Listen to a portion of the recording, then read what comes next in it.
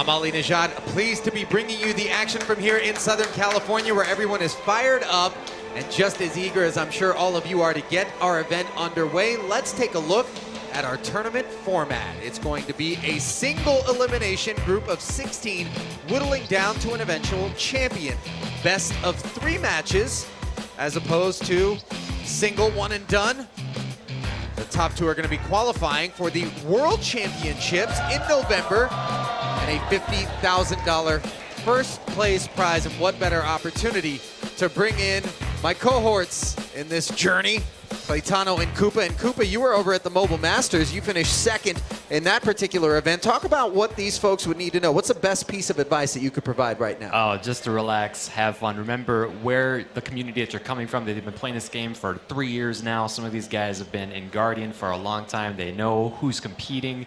And the most important thing is just remember why you're here. And you're playing a game that they've all loved. And they're all excited, and we can't wait to see who takes this tournament to finals. Also, I don't think it's an overstatement to say that these guys are literally some of the best in the world, Claytano. Yeah, there's been a huge process going over how to pick the top 16 players that are here today. And most of them have finished G3 last season. That's the top 100 players in the entire world throughout any server that is in Summoner's War. And to have them facing off head-to-head is something that I'm super excited to see myself. Yep, and the players are upstairs in the green room, eagerly awaiting this moment, the bracket draw. Let's take a look. They're finding out just as we are right now who they're going to be playing and what jumps off the board. Archer and Puzzle right off at the top. Chaos and Barian.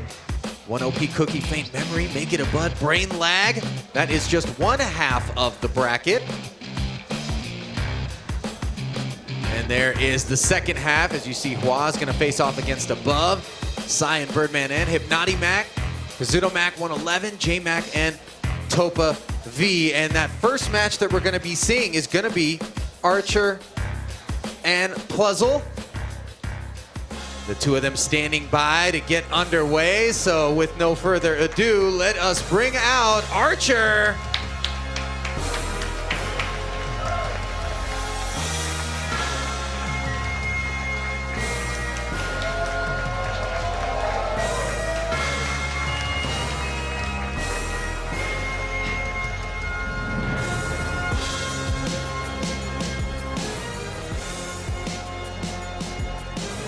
Archer and from LA, homegrown. My wife is Anna, and we just had a baby, and the baby's six weeks now, and it's just been crazy. You know, a lot of friends tell you like you lose sleep when you have a baby and things like that, but it's so much more than losing sleep. I wish there was more hours in the day, but yeah, this baby's just been 24/7, just like the game. But now my only hobby is the baby. Yeah, it's just the baby, and my wife, of course.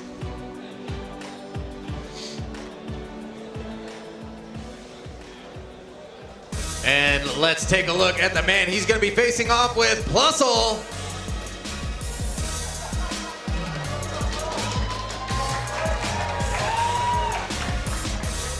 Plusle from Richmond, British Columbia, 24 years of age, currently a student. But when it comes to Summoner's War, he's more of a teacher. My name is Felix Wong, and my Summoner's War name is Plusle, and I'm from Vancouver.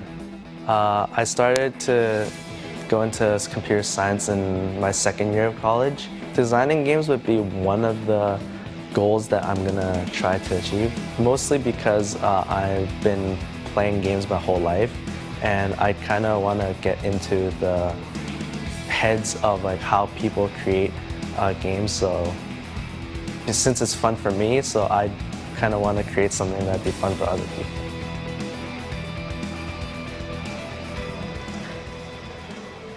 All right, while the players take their places, what better time to bring in the fourth member of our broadcast team, Maria Ho. Maria. Are both excited and nervous about facing off against the best in front of the live audience that's here today. The bracket has just been revealed, so no doubt they're scrambling to get together a game plan, but ready or not, it's go time. Famous words, everybody's got a game plan until they get proverbially punched in the face. And that's certainly something that is always a danger when you're facing off against these G3 best in the world Summoner's War players. Goodwill, and what is it? So it's LAR. Cooper, you got any thoughts on what we're about to see here? Between these two guys, I'm not sure if they know each other's units. I'm sure these guys have done their homework. I think a big part of RTA at this level is that you know thy opponent. So You know, a lot of these guys, there's not that many of them. It's a small world. Like Claytano had said earlier, most of them have been in the G3, which is top 100. You know, it's not that many people. Sorry, And what was so what drafting is going to be a really big part of this, picking units. Kind of like understanding what kind of strategy they're going to be using. And so yeah, I'm really curious to see pick ban at this level, because where I'm used to playing at like lower in the Guardian tier, G1, G2, this is completely different. So really excited to see what these guys bring. Psychological element. It is. It's huge. It's almost more psychological than even like let's say technically from like your runes that you have. Even though you might have better runes, maybe you just kind of you draft something a little bit different, but they know you have other units, and so that can play a huge part of the gameplay at this level. It's the curveball factor. It is. Yeah. And you're always going to have a game plan going in, but as soon as they pick that first monster, everything can change from there, and you got to be quick on your feet to adjust accordingly. No doubt about it. Let's get down to Plusle and Archer standing by for match 1. All right. I'm peacing out. You can accept the battle. Oh, okay.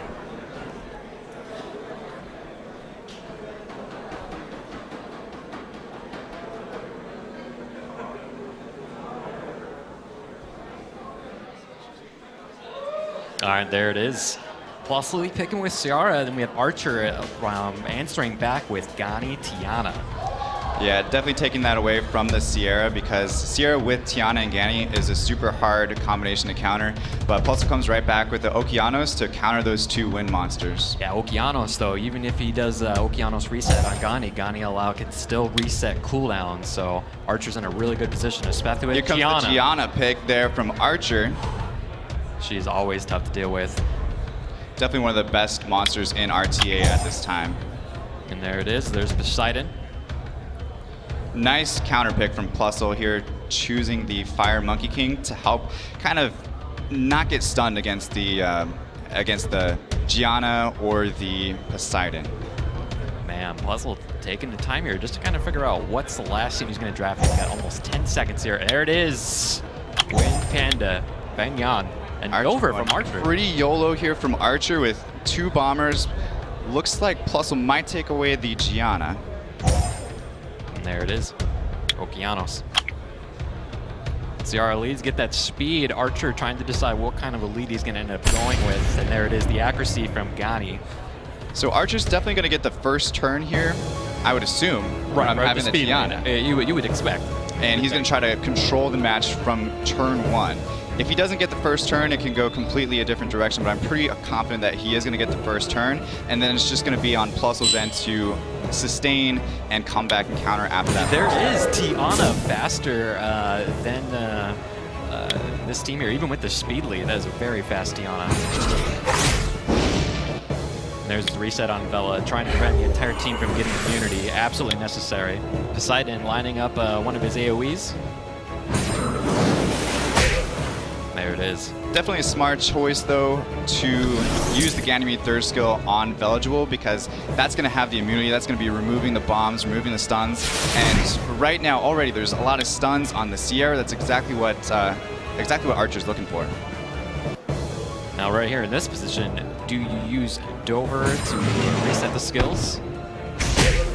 And he decides, and he gets the stun on Fang Yan. Even more stuns. So even if Velajuel procs out of that stun, he's going to get bombed and he's going to get stunned again. So that's a great position for Archer to be in right now. The only thing that's going to provide him a little bit of a problem is going to be that Fire Monkey King, because he's not going to be stunned, but I don't think it's going to have enough HP to withstand a bomb and a couple other hits. Right, especially since it ignores defense. No matter how tanky that monkey is, he's going to need a lot of HP to be able to have enough sustain to make it through this match. And with the reduced cooldowns on Dover will now be able to throw another round of bombs on his next turn. And it looks like his attack bar is already filled up. Not as much damage as I thought it was going to happen on that Fire Monkey King, but a nice violent proc from the Wind Panda there. That's going to be another big monster for Plusle to come back in Especially this match. with Panda resisting the bomb from Dover right there.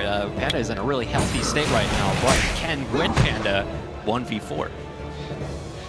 It's going to be tough for him to 1v4. I don't want to count out Fire Monkey King just yet. There's not too much sustainability on this team, though. There's not going to be something that's going to be healing the Fire Monkey King aside from himself. I'm not sure if he's on a vampire build, but he's still going to gain HP from that second skill. There it is, one bomb out of Ciara on the Dover. Next turn, Dover should go down. Vela, once Vela, the Fire Archangel, takes a turn, that should be dead with 2 one-turn bombs. There's not really much we're going to see out of Vela for the rest of this match. There's I would assume recovery. Assume that Fire Monkey King is going to be dying the next turn here after he gets another turn after that 2 bomb. Belgial also going to be down this turn as well. All All right. right, down goes Fire Monkey King from the water. Poseidon there, or Poseidon rather. Sorry, Feng Yan still has a chance. We've seen Feng Yans before win matches single-handedly. I've seen a few of the players here at this Guardian level with Win Panda where they've been able to like go 1v3, and right now Belgial stays alive. just barely with that recovery buff from Feng Yan, Win Panda. It's not going to do too much with the No, Belgial staying unfortunately alive, but not. this Wind Panda can definitely come back against these 3 monsters because there's not a whole lot of damage coming out of any of those. So Archer's got to be really careful here in how he plays this. No magic. And there it is, that revenge proc doing a lot of damage to this defense. Broken Wind Fairy King. Smart decision with Tiana to remove the revenge buff. And that's the main thing from the Wind Panda is that revenge buff. If he starts revenging, getting those defense breaks on all those monsters, it's going to be really tough for him to survive the rest of these couple hits. Wind Panda resisting the defense break from Tiana. Additional turn, Bio proc taking down Takes down the County. enemy. That's going to be huge for Plusle. Turning point in the match, no doubt. Plusle earlier on looked like he felt it was a foregone conclusion, and this The is how stun he there, ended the coming in clutch from And the the Poseidon. defense break. And the defense break, throwing it right back on the Wind Panda there, Feng Yan. Need I to think proc here for Calm Mind. No he's Bio still proc in the out of game, buff. though. Feng Yan is still in the game, but Tiana got the skill up just in time to remove that revenge and heal, so this one might be in the favor of Archer. Definitely an exciting first match, though, to watch. How is this Panda not dying? Oh my goodness. Oh my goodness. And there's the There's a violent proc. proc. Is it going to help him, though? And this looks like the end for Plusle. Well done by Archer, able to take down the Panda.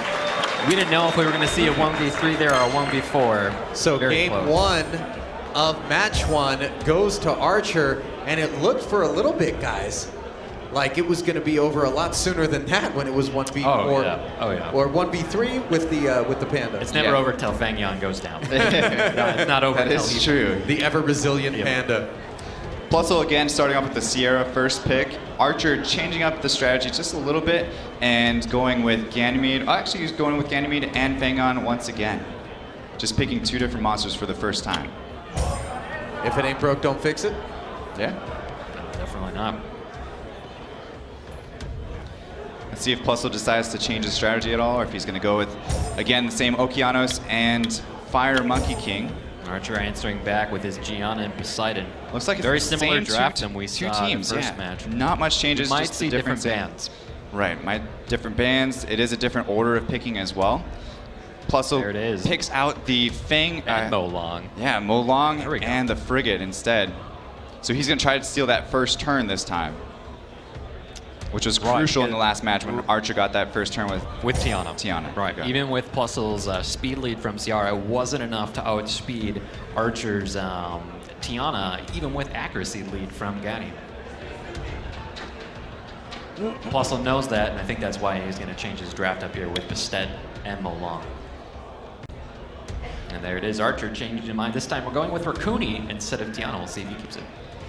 Yeah, and I believe Plusle's picking that Sierra first because he knows Archer has Gianna, and having Gianna and Sierra together is a very dangerous devastating. combination. Very So a lot of times you'd see a Ganymede first pick or maybe that Molong first pick as well, but that Sierra first pick is definitely a strategic decision to focus against Archer himself. And there's Archer banning the Bastet, trying to prevent Plusle from getting first turn with Ciara's speed lead, and Plusle answering banning that Gianna does not want his entire team stripped and stunned.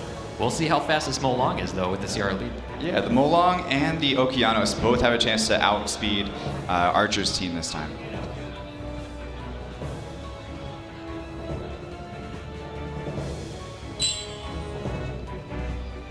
So there it is. Okeanos does get the first turn. He's going straight after the Ganymede, gets the removal of the immunity and increases the skill cooldown. Decides to go with the second skill from Molong instead of trying to nuke down one of the monsters. Which is actually really smart because he landed the stun on Ganny, and Ganny now can't reset his own cooldown or have like a dangerous proc into Violent to be able to reset the attack bar of his entire team.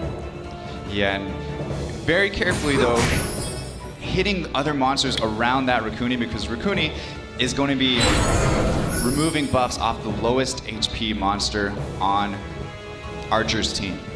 Right, so having that bomb on Raccoony at full HP, Raccoony's not going to be able to dispel that bomb. Very smart. The Fang Yan, though, looking really healthy, already getting immunity for the entire team. Rain of Stones from Okeanos. Personal favorite of mine. It's the triple stun. Archer looks like he's having a little bit of a complication.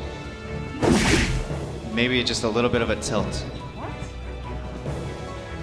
You see it on his face, he's looking around. And there's Molong. Molong takes out Poseidon. Poseidon. Doesn't even take too much damage himself. This one's definitely in the favor of Puzzle this match. Taking out the Ganymede probably next. Throwing some bombs down on Fang Yan and Raccoony. Fang Yan's already played for recovery. I don't know if Fang Yan's going to be able to self-cleanse off that bomb, especially with having a lot of HP. Raccoony's going to be dispelling himself. If you're in Archer's position, Koopa, what would you be strategizing? What monster would you go for first? Oh gosh, in this situation, it's a pretty tough one. You got to kind of hope for getting a couple violent procs from his Panda, as well as maybe from his Fairy King. Well, guys, Archer talks about Raccoony being his least favorite monster, so it might be something personal if he targets her. And there it is, Raccoony goes down. Ciara looking at this Gani, leaving the Panda for last. However, Panda's going to be going into a stun with this one-turn bomb ready. Nice violent proc from Fire Monkey King. Decides to land the defense break on Fang Yan instead. Gets a double stun from Okeanos, exactly what he needs, and it's game over from there. The score is now 1-1. So Plusle leveling the playing field with his back against the wall there to induce this third and final game in match number 1. Archer did get the first pick this time, so he's going straight for the Sierra. Again, because he has that Gianna in his back pocket, pairing Sierra and Gianna together is extremely, extremely hard to deal with. So Plusle coming back a little bit with a different strategy because he knows he's going to pull out the Tiana, the Ganymede, and the Gianna will probably come in next from Archer. And Plusle's probably going to come a little bit more defensively. I mean, Still both players are going going to play a lot differently. Now that they've seen each other's units, they kind of have an idea of an understanding of like what type of strategy they're going to be using, where their best runes are at, and so this is going to be just a completely different match from the first two that we've previously seen. Archer describes his playing style as YOLO. His highlight of his career was when he summoned Gianna. Definitely is YOLO, and you can definitely YOLO with a Gianna Sierra comp. It gives you plenty of options to YOLO. Plusle, meanwhile, just says he's an aggressive and methodical player. His favorite character, Gianna.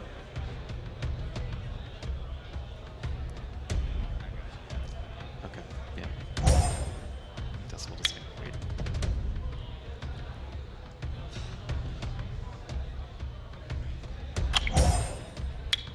Did you get that?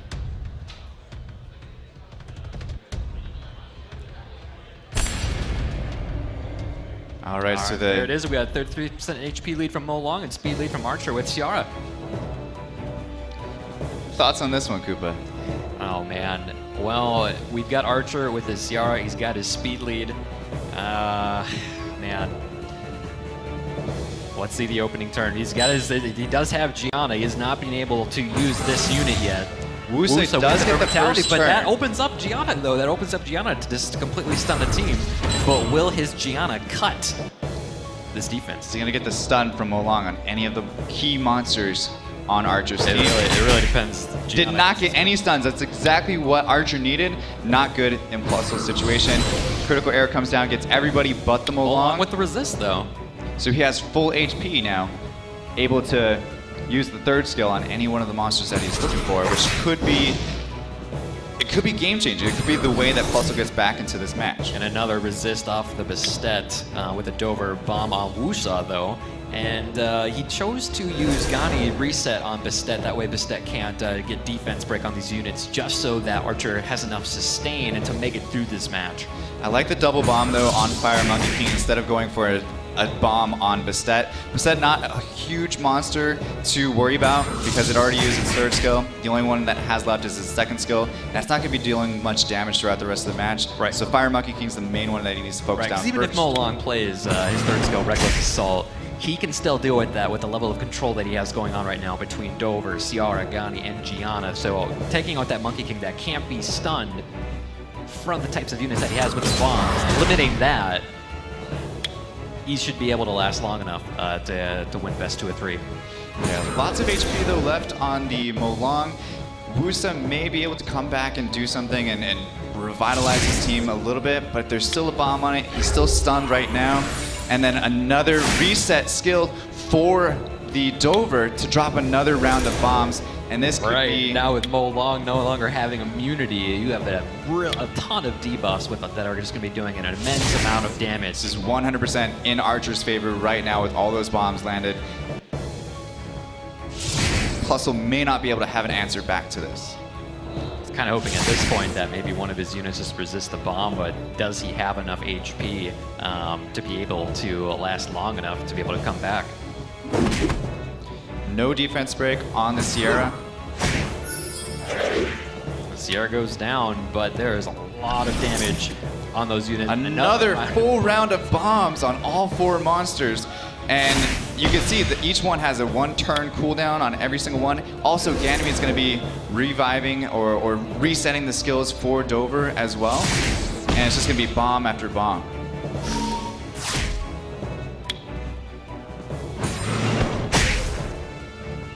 And the flash bomb too from Dover, just decreasing that attack bar is a huge thing as well with running a control team that Archer is running. There it is, the reset on Wusa, no longer having a chance at getting immunity or that shield or any sort of sustain, and another round of bombs. Just adding insult to injury. That shows you how just threatening that combination is. 2 More monsters bombs, down and then more a bombs. third for Puzzle. Takes it out. And there it is, Archer with the victory. Yeah, Archer is going to be the winner in match 1. This Puzzle fought hard. And in doing so, Archer is going to advance to the quarterfinals. Guys, were you a little bit surprised at how Puzzle approached that third game in the match? Oh my god. It was a little hard for him to come at that third match because Archer got the first pick that time, so he was able to take the Ciara, and that was Puzzle's main strategy throughout the 2 matches previously. He was taking the Ciara so that way he couldn't pair Ciara and Gianna together. But with Archer getting the first pick, he was able to grab his Ciara because he knows that Puzzle probably does not have Gianna to take that away from him. And we talked about in this G3 tier, Koopa, how beyond just the banning that's inherent in the game, your draft up top as the lead pick really can put your opponent behind the 8 ball and serve as a ban in itself. game 2, or if you make it to game 3, where if you know they're using certain units, you can just pick that unit. You can use it into your own team, and in a sense, you're banning it from them. And if their team compositions rely so heavily upon that unit, like let's say Gianna or Tiana, where those are your units you're using to remove that immunity, to have a level of control where what we saw from Archer, where we had 4 bombs on some units, when that happens, there's not much you can really do to get out of it. Yeah, it really does handcuff you. What do you guys expect to see now that we know that 14 other players out there have had an opportunity to take a look at the very first match? Was there anything that caught you off guard, by surprise? Perhaps a particular unit that was employed that you didn't anticipate being drafted? I don't think there's too much surprises. A lot of these players did research before the tournament, so I'm pretty sure 100% of the players here know that Archer has Gianna. Again, that's why Puzzle was taking that Ciara first, but I don't think there's going to be too much more strategizing for Archer, for the players that might potentially face Archer in the future. It's just going to be figuring out, okay, what if he does get the first turn? What if he does get Ciara? What's my counter back to it? Right. So really just a matter of setting yourself up on the if and when, whether or not you get the first turn, if you don't get the first turn, and then hope for the best. And obviously adjustments are going to be important as we move forward. It is time now to get the second match underway as Archer Punch his ticket already, and two eager hopefuls standing by. The first, Chaos. From Fresno, California, 25 years of age, a paralegal when he isn't busy, playing 3 hours a day of Summoner's War.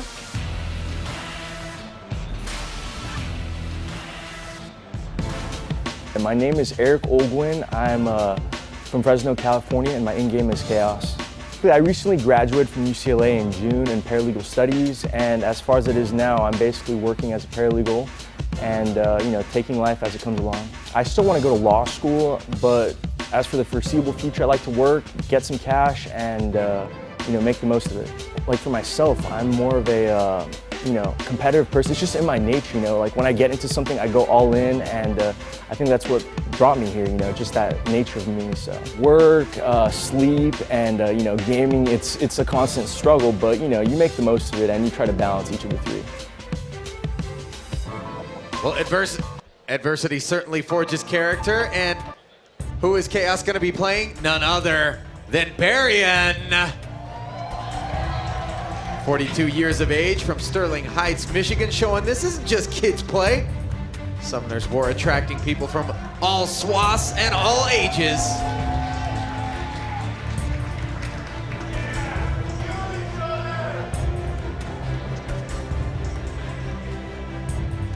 I'm Boon Hong Nam.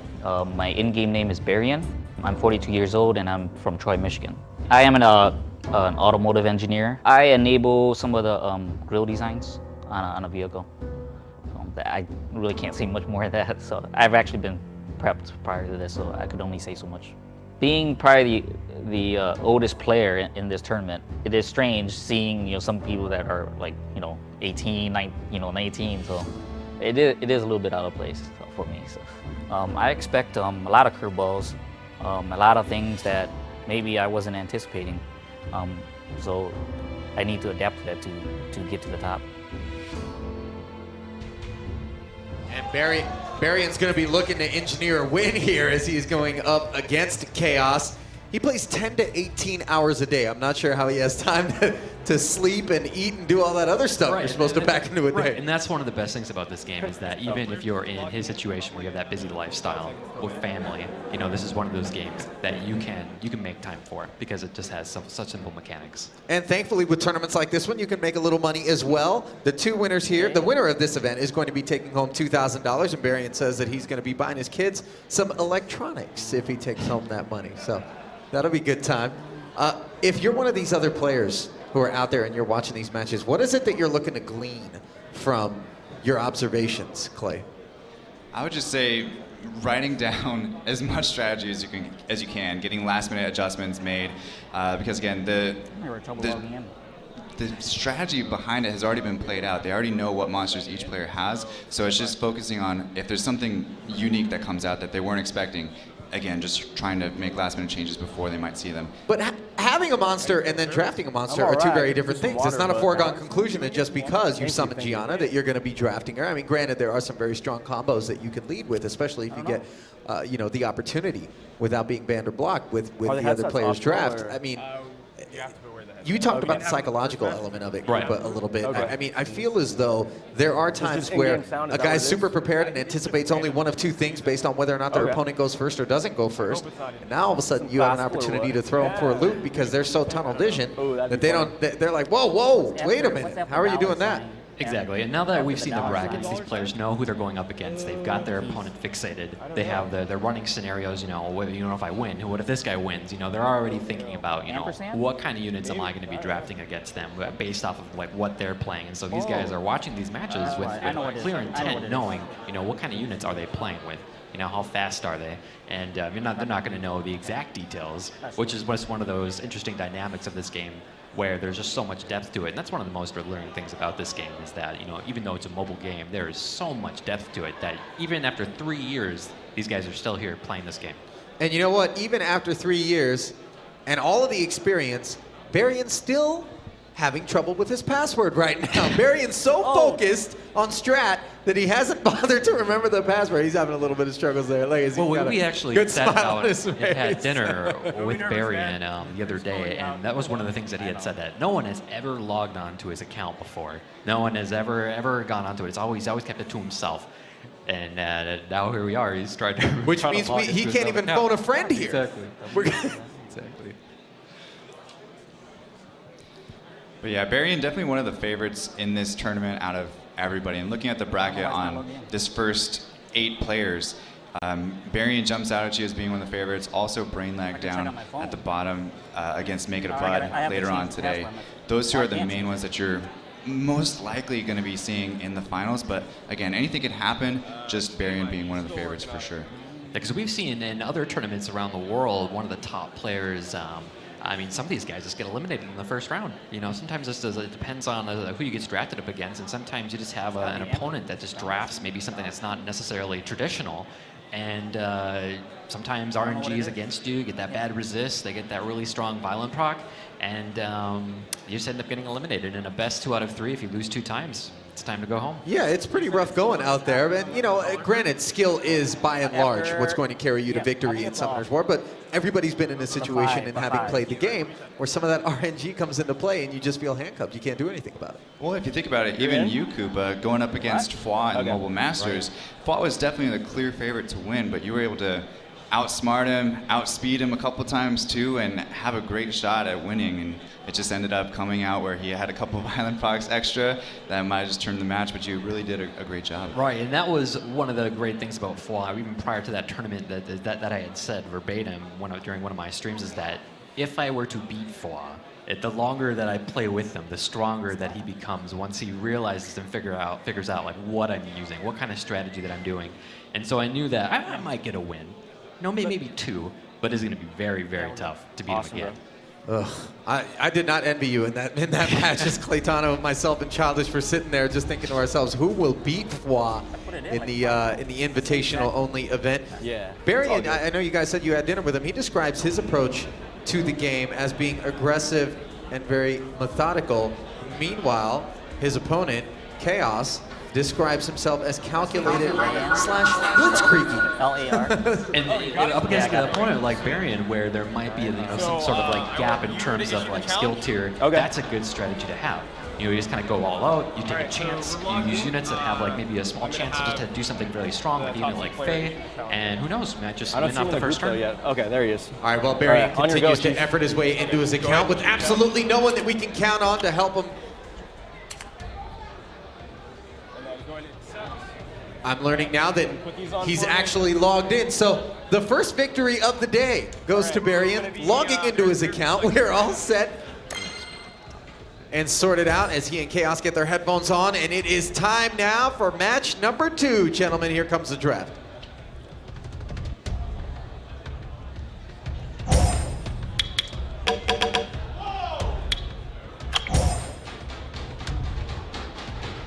All right, there it is, Barian versus Chaos. First pick goes to Barian.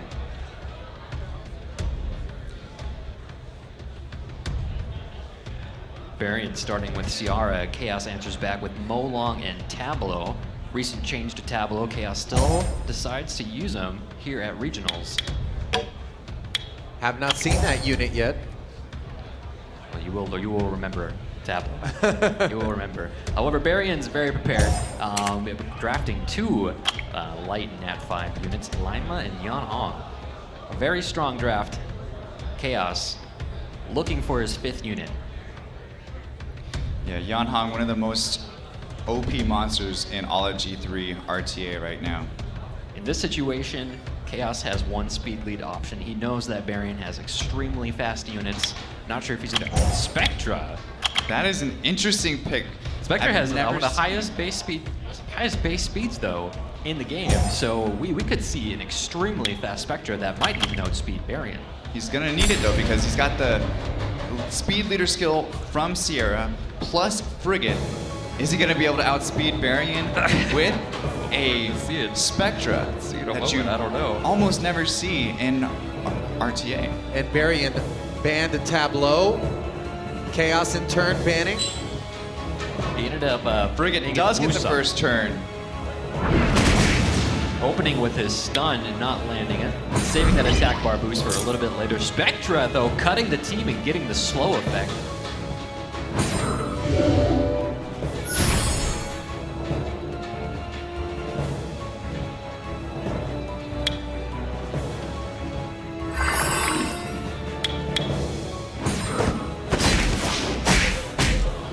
Mo Long getting the stun on Lima.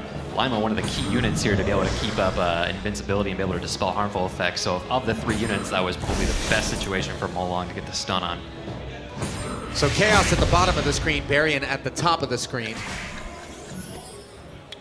Correct. They are switched around just right now, so just keep that in mind. Varian is with the Sierra, Frigate, Lima, Yonhong, and Chaos with Mo Long, Beta, Spectra, and Camila.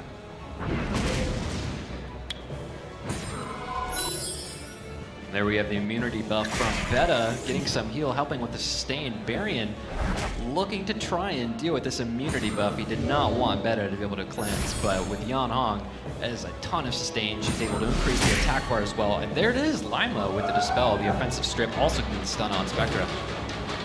Mo Long with the resist, still having immunity.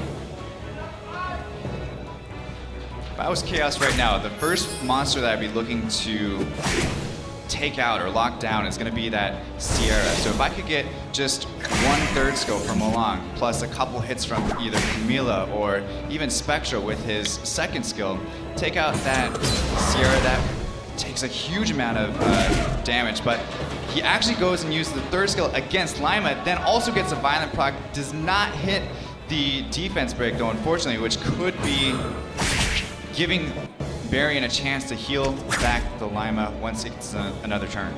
Right, with one of the things with Varian Ciara is that he knew that his Ciara was very tanky, and so making the run at the Lima I think is very smart. With Mo Long down, there's not much that Chaos is actually going to be able to do to come back in this game, and then down goes Beta as well. Good see Camilla. The 1-2 punch. She's pretty strong, Camilla here, but as the match does continue, her overall HP will go down. Although her attack will go up. Huge heal.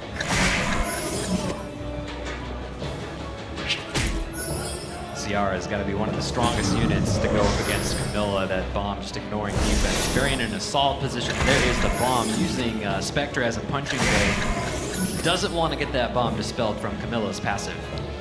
Camila has been known to have some miracles, but it's going to take more than a miracle for Chaos to get back into this one.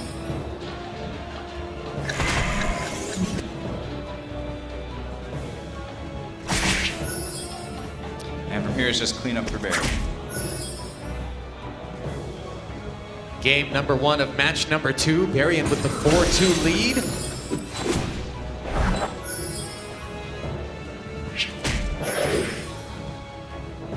Spectra can make it a 4-1 lead. Misses the bomb. That's okay though. Able to detonate it here with Sierra's 3rd skill. Not a whole lot of HP left on that Camila as we get farther into the match.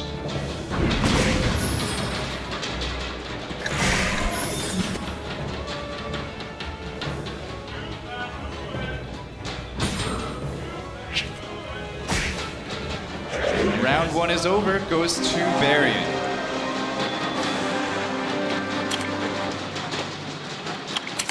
Varian did have the first pick in that last draft.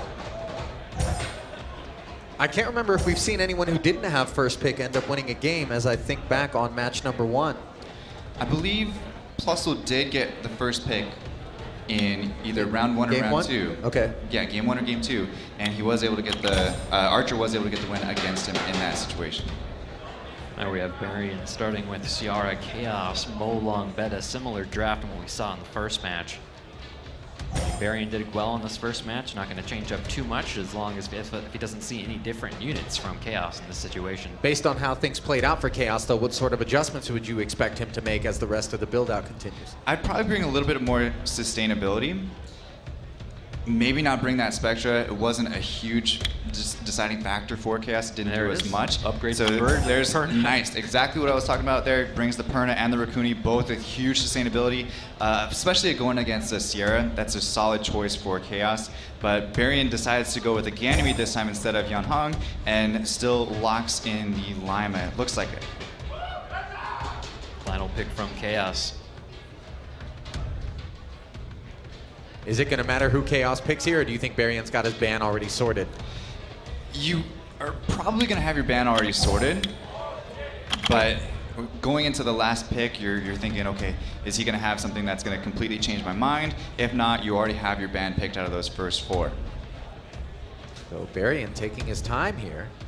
As they both are trying to figure out what units they wanna take out here to make this 4v4.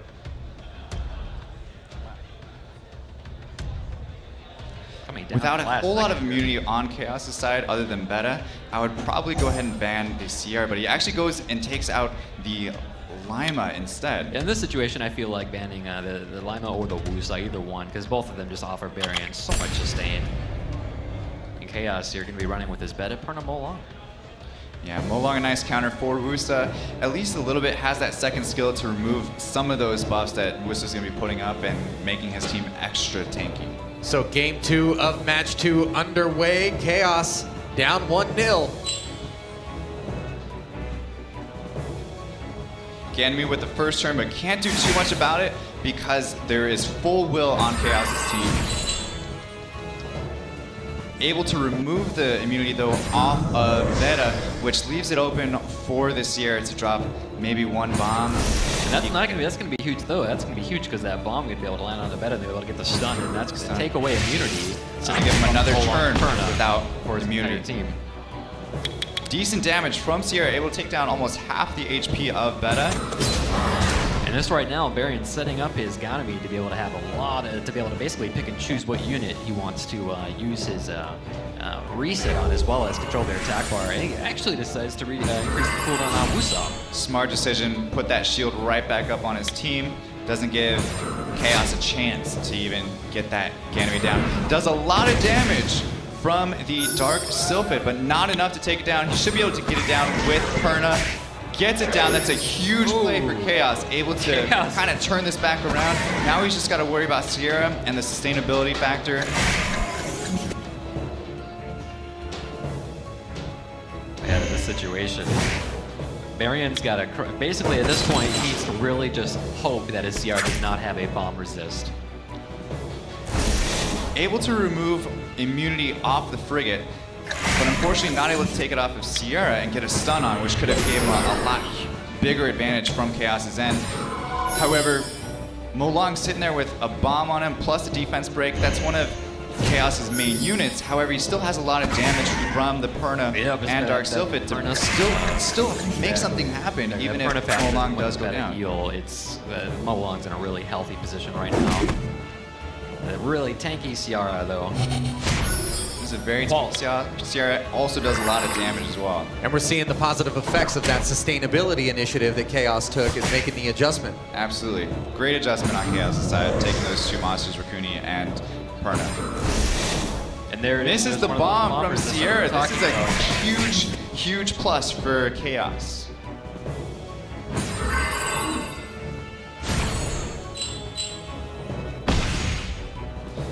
Push of Immortality back up from the Wusa to add that immunity and shield, which is taking a lot of the damage. It's absorbing a lot of the damage from that Perna. Oh yeah, even without Lima, the Wusa still offers a ton of sustain between Wish of Immortality and his second skill to get that heal. He still will be able to go toe-to-toe with this team. He just has to try and prevent that Beta from applying immunity to the entire team.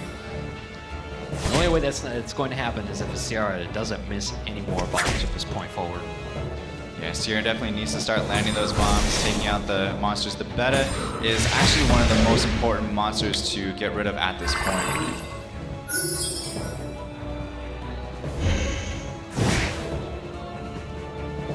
Was able to take down the Molong, but Beta revives it right back.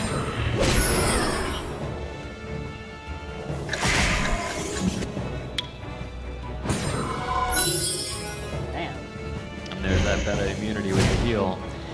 a lot, but Varian's hanging in there, even with only 3 units versus 4. Wusa is keeping up with Witch of Mentality, and a big part of that is with Frigate. When he does his attack bar boost, he's reducing the cooldown on Wusa, and he's able to keep that immunity going. But now as we get further into the match, we're having a huge attack buff to this Perna, and to all the rest of his units, so he can take a lot Down of goes Sierra. There you go. This is hugely in Chaos's favor now. Just need to take down that Frigate next, and this could be game over. In Varian's position, he doesn't have one of his damage dealer primarily was Yara. I mean, Frigate and Wusa, he could hang in there for a little bit, but the Perna is just going to scale so much better from the attack buff than any of Varian's units currently on the board. Yeah, and that Wusa shield is going to keep taking less damage. It's not going to be as effective as the match goes on.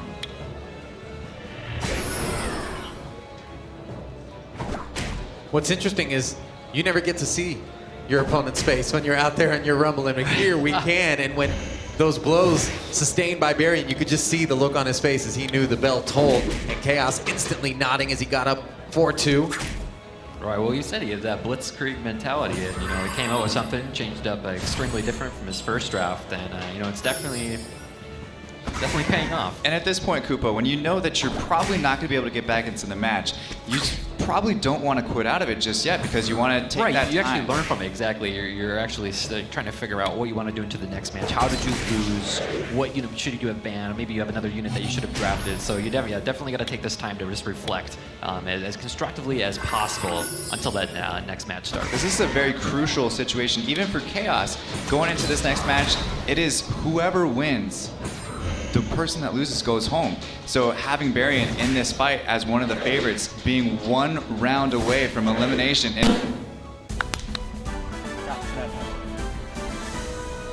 And so Chaos finishes the job and levels the score at 1 apiece in match number 2. Impressive adjustment, I think, is the takeaway in that particular match, gentlemen. That sustainability initiative that we saw him employ, choosing the different units.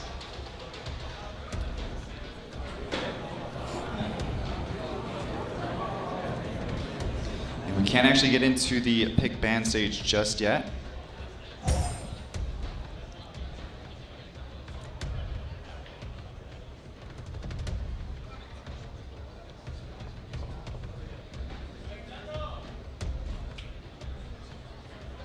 Had a little power surge come through the arena. Trying to get the pick band stage up on our tablet so we can bring you the developments as we move toward game 3.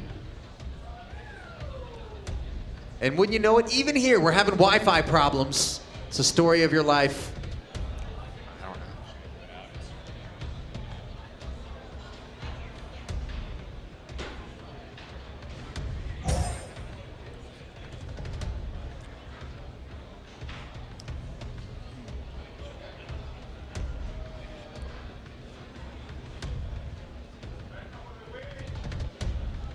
So I'm being told that to ensure that we are able to bring you this third and pivotal game in match number 2, we are waiting for an official ruling. We're going to perhaps hold or force a restart of game 3, even though the pick ban stage is well underway.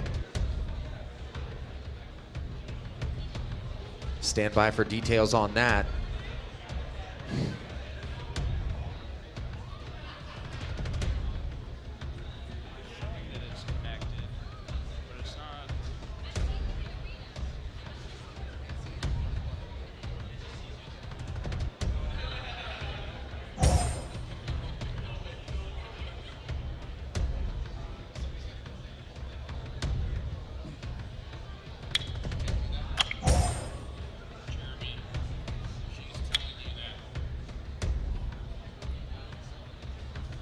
All right, so we got everything back now, and it looks like we have Chaos with a Sierra, Beta, and pretty much the same team that I had last time with a Veligil instead of Rakuni. And what sort of adjustments did Varian make there, as I didn't get a chance to look up and see the units he drafted? I didn't actually get a chance to see the units he drafted. Oh, we'll find out in a We'll find moment. out very, very soon.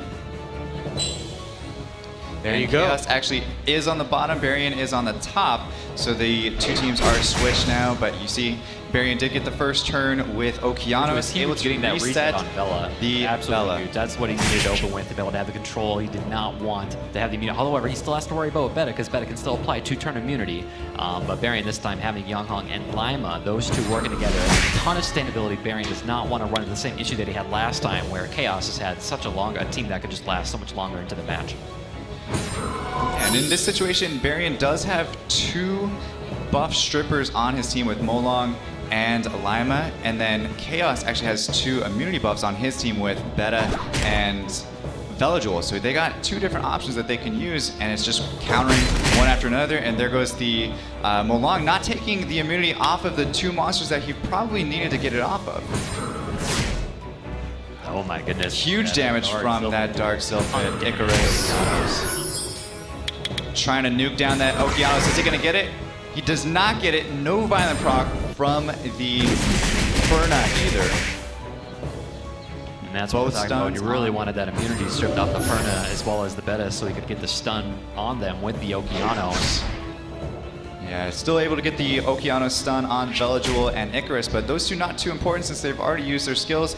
Also, the reset was already happening on Velajuel, so not the 2 most important monsters that you're looking at stunning down, but having that Perna still with immunity and glancing buffs on him as well, he's in a good position right now. Misstep in the targeting there? Not in the targeting, he just didn't hit the skills that he needed on his Molong, didn't remove the immunity, more of just an RNG factor that wasn't able to remove the buffs on the key units that he was looking for. And you can see that Reckless Assault from Varian definitely has that Beta in his sights right now. Resistance from the Perna, that is huge for Chaos because now he has a whole nother life out of Perna. So even though it's got full health, he's got another life coming back after it. Unless that Okeanos is able to get back in there, get his skills around, get his skills up again where he can reset that Perna once more. But it looks like Beta goes down. That's a huge portion of Chaos's sustainability. Varian obviously looking to make the adjustment after that sustainability played such a huge role in his loss in game 2. And this is what Okeanos does best, controlling the team, landing the stun on the Vela, which was probably the best case scenario. That way Vela can't put up the immunity back for his team. Now that Beta is done, Okeanos is in a really dangerous unit, and that was one of the reasons why Chaos was trying to take out Okeanos right from the beginning of the match. Yeah, it could have just came down to that one violent block from Perna. If he would have gotten that, Okeanos would have been down, but now this is actually much more in favor of Varian, where I thought that Chaos actually had the upper hand at first, but now tides are kind of turning and Varian's coming back, able to take down the Velajuel as well, and it's going to be really hard for the Icarus and Perna to come back and hit these two. So this one, I don't know, it's looking like it's almost over in Varian's favor. And this was one of the things that Varian definitely did after that last loss. You know, he analytically just broke it down. You know, what were my mistakes? What units did I not bring that I should have brought? And then that's one of the strong things about all these players that are at this tournament, not just these two, is that they are in that top 100 because they're fast learners. And you know, when they go further into these matches in the second match, or in this case in the third, this is when it gets really, this is when it gets super competitive. The mind games amplify even higher. Is he going to use the same team that he used last time? What's my choice going to be? Or should I use something that I think he's going to be countering against my team instead? And having that sustainability from Yanghong there is just a huge factor. You almost have to bring more sustainability with a Molong because he's going to be just using his own HP, killing himself. As you can see, a Reckless Assault. Looks like it is on Vampire though, so he's gaining some of his HP back as he's using it. So it's a great build for Molong because he does get the HP back when he uses his Reckless Assault. Here you can see Varian looking to take this final unit down, going a little bit farther in this regionals. And sure enough, Varian completes the 2-1 victory over Chaos. And we talked about how Varian was one of the early favorites, gentlemen. You feel like just winning one game is a pretty decent result up against a guy like that for Chaos? I think Chaos played really well. I think the match could have gone in his favor just like I said, one violent proc from Perna to be able to take down the Okeanos, that would have been it. Barian could have potentially lost right then if there was one violent proc. Unfortunately, he didn't get it, but it was a very well played out match by Chaos, and pretty proud of how he played. Right, I think that match was actually a good example to the rest of these players that are watching that, you might have like these really big opponents, these guys that are like really big names, or they're favored to win, but anyone can lose. It doesn't matter how long they've been playing or how well they understand the game. He could have easily have lost that match right away, right in the beginning. Barian would have to go home. And like we've said, once you get to that G3 level, you've got the monster box. It's just a matter of a little bit of the RNG, but it's also about putting yourself in a position to exploit that RNG when you are given the opportunity and make sure that you're using it effectively. Like what Barian did, for example, with the sustainability, when he saw the adjustment out of Chaos in the second game, he clearly realized that's what I want to target going into game 3. I don't want to let that play, as he got rid of the beta early, I believe it was. Yeah, got rid of the beta early. He also brought more sustainability with his team last time because he got out-sustained on the second match when Chaos won. So bringing that Yan Hong back, the light Skydancer, definitely was a huge factor for Barian in that third match as well. All right. It was in the first match. And Barian is standing by right now with our Maria Ho. Maria. Barian, congratulations on making it to the next round. What is it like to play in front of a live audience? It's quite a bit different. It's a little scary, but it's also exciting at the same time. Well, you seem to fare well under the pressure. What are you going to be doing until your next matchup? Are you going to be scouting, watching all the other games? Oh, I will be watching everybody else for sure. So I'm trying to get a little bit of an advantage here and there, right? So. All right. Well, best of luck in the next round. All right. Thank you, Maria. And as we continue to work toward that next round, it is time for match 3. First up, One Op Cookie. 29 years of age, from China, a waiter by trade.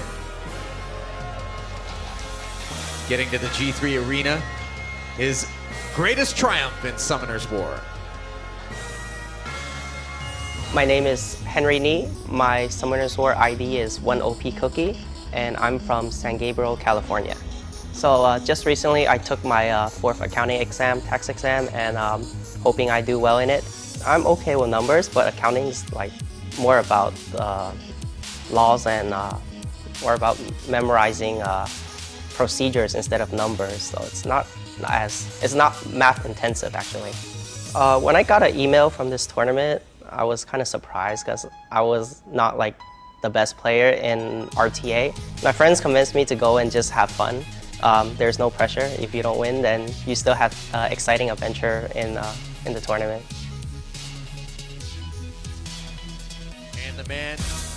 And the man that Cookie will be facing in this third match in the first round, Faint Memory.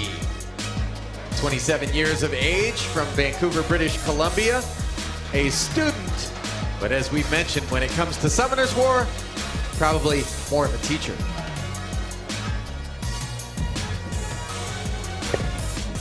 My name is Josh Sang. My Summoner's ID is Faint Memory, and I'm from Vancouver. I started playing table tennis when I was 13.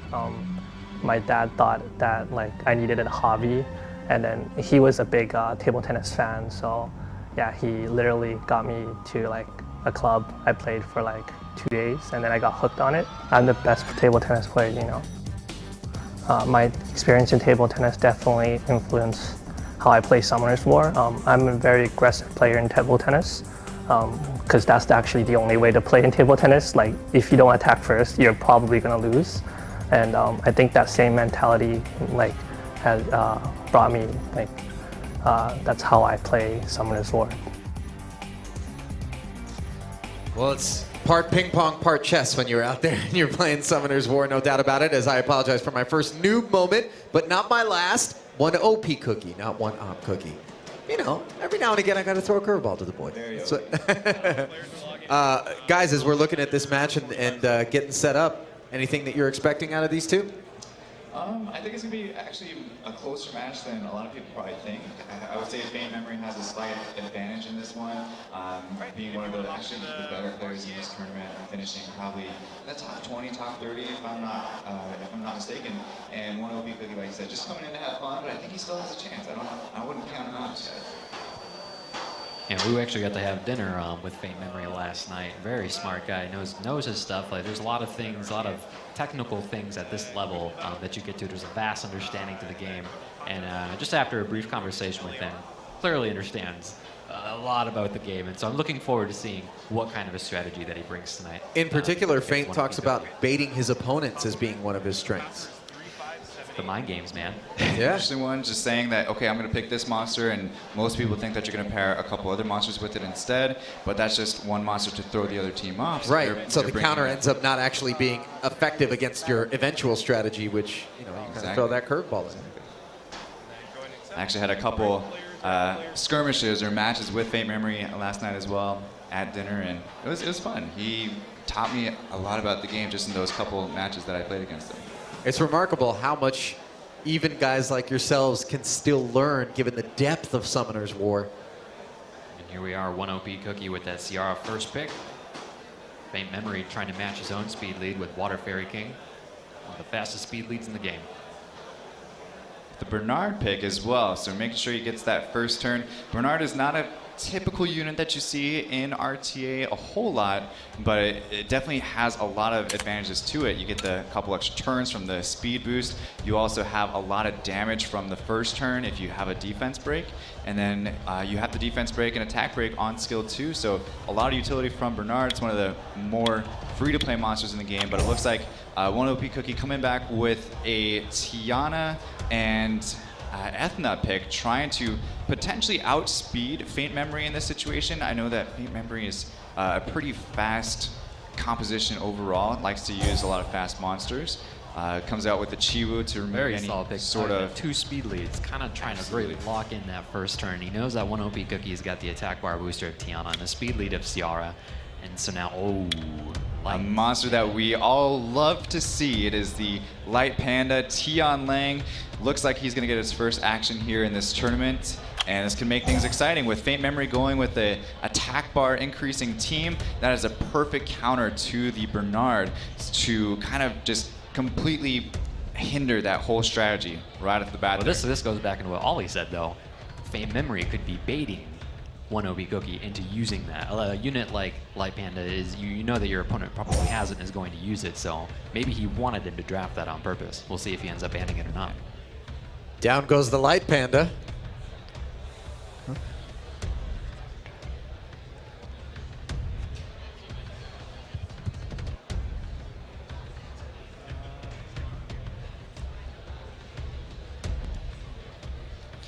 And it looks like 1OP Cookie's still taking a second to choose his bans. There it is. The Thorids within Light Panda with the bans. We had 33% speed lead from Faint Memory, looking to lock in first turn up against 1OP Cookie. Both using their speed leads, though, with Water Fairy King and Ciara.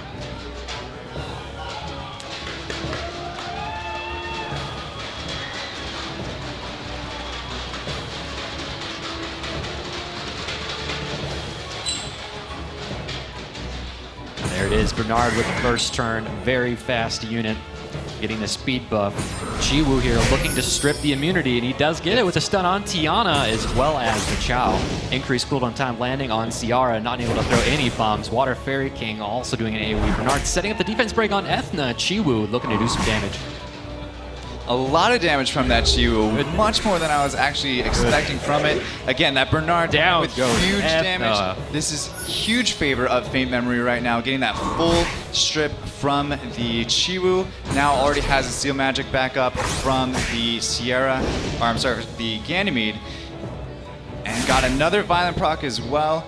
Another This Bernard speed buff, man. boost He's just going from through Bernard. turns left and right. That speed boost is just getting tons of ticks here. This position, 1OP Cookie looking to try and just do whatever he can. Chow is a very strong unit. When he does lose units, Justice, the second skill on Chow will hit hard, but will hit hard enough, and does he have enough sustain to last up against this team? And with that HP already going down on Chow, that's one of the huge things for Chow.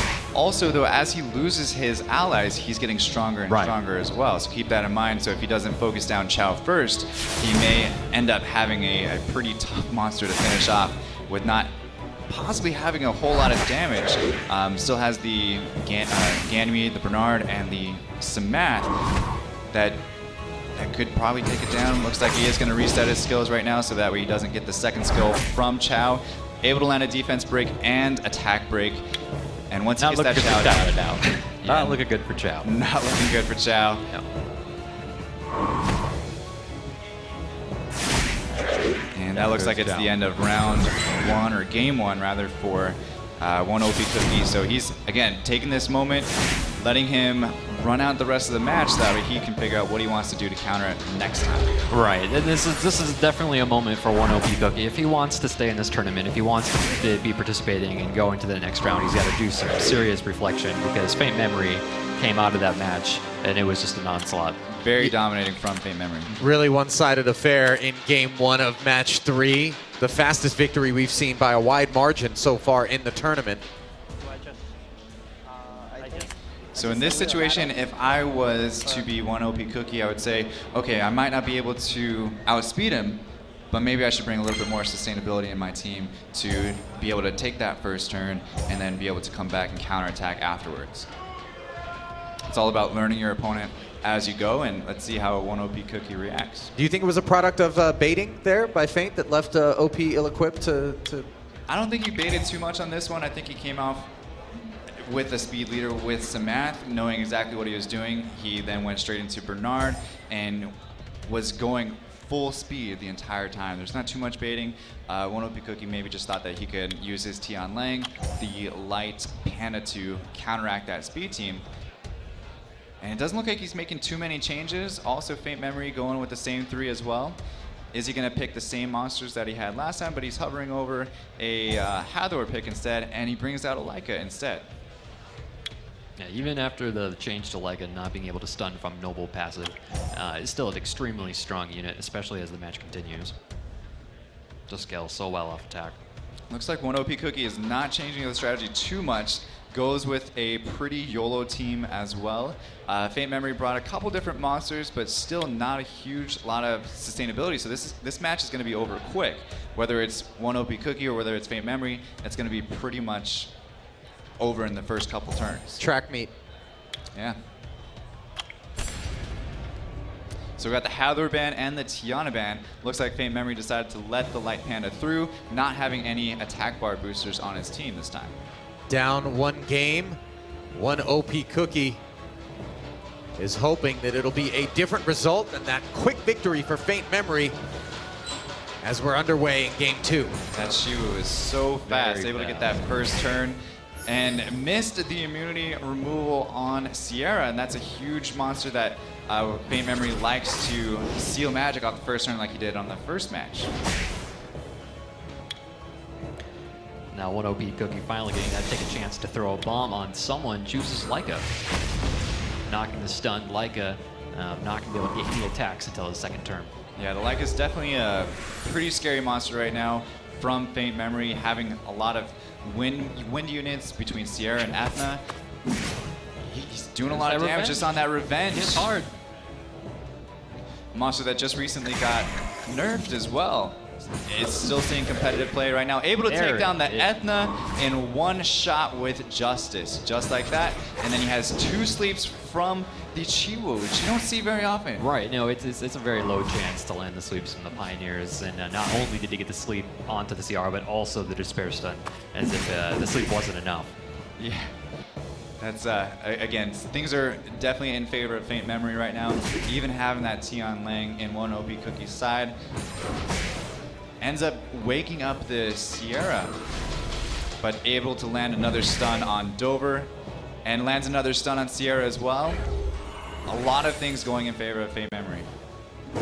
Yeah, so having really fast units and having the 2 speed lead options with his Chiwu and Water Fairy King just sets up Faint Memory to just be in a position where he's taking a lot of turns, he gets to take turns first, and he just locks down the control right from the get-go, even up against an adversary such as Tian Lang.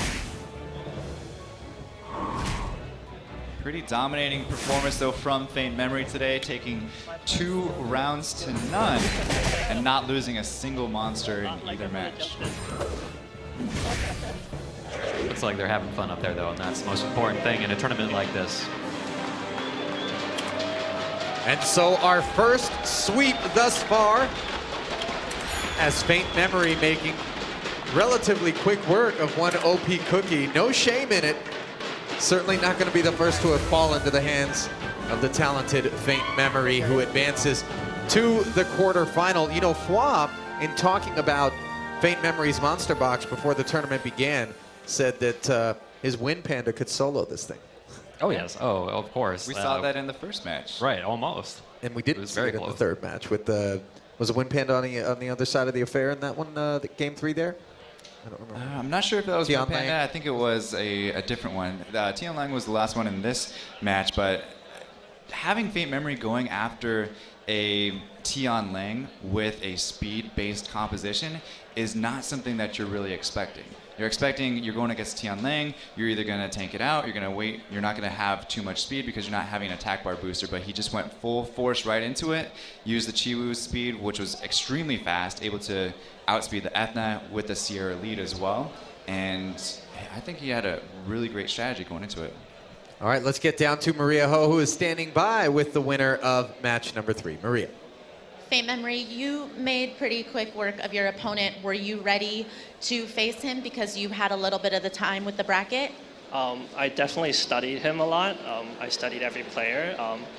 I knew like he had a Tian Lang, so my strategy was to not bring any attack bar manipulation for me, like more attack bar manipulation for him. So his Tian Lang is basically like there's no use for it. When he picks it, like it's just like an empty slot. Yeah. Is it fun to interact with your opponent right on stage? I saw you guys kind of laughing at some moments. Yeah, like we're friends off stage too, right? So it's really fun playing here. Definitely. The crowds are very nerve-wracking. All right, well, have fun in the meantime, and good luck in your next round. All right, so Faint Memory, ever the student of the game, studied his opponent going into it. If you're sitting in the ranks right now and you know that if you punch your ticket to the quarterfinal, you may have to face Faint Memory at some point as you continue to advance. What's your takeaway from that particular match? I mean, it was dominant. I would say one of the biggest takeaways from that match is that Faint Memory was drafting double speed lead.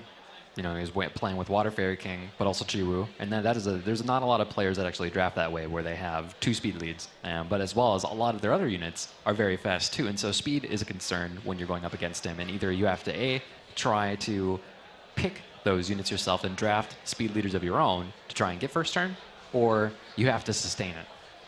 So you have 2 choices. Well, beating him in his own game seems like it's a dangerous proposition. Especially when he studied you and he one. knows what you use, so he's done his homework. No doubt about it. Yeah, and the 2 speed leaders that he used aren't traditional monsters that you'd see in competitive RTA play. I mean, Chiwu is a great monster a lot in Arena, but normally in RTA you'll see more of the Sierra leads instead. Samantha is actually a really good monster for RTA as well, but not having the Sierra instead, it's interesting to see different monsters being used from Faint Memory and having pretty good success with it as well. You got to make it work with what you've got. Yeah, no doubt about it. And what we got right now is match number 4. It's going to be the 5th on the brackets that we showed you earlier. And the 2 players standing by eagerly. First, let's welcome Hwa.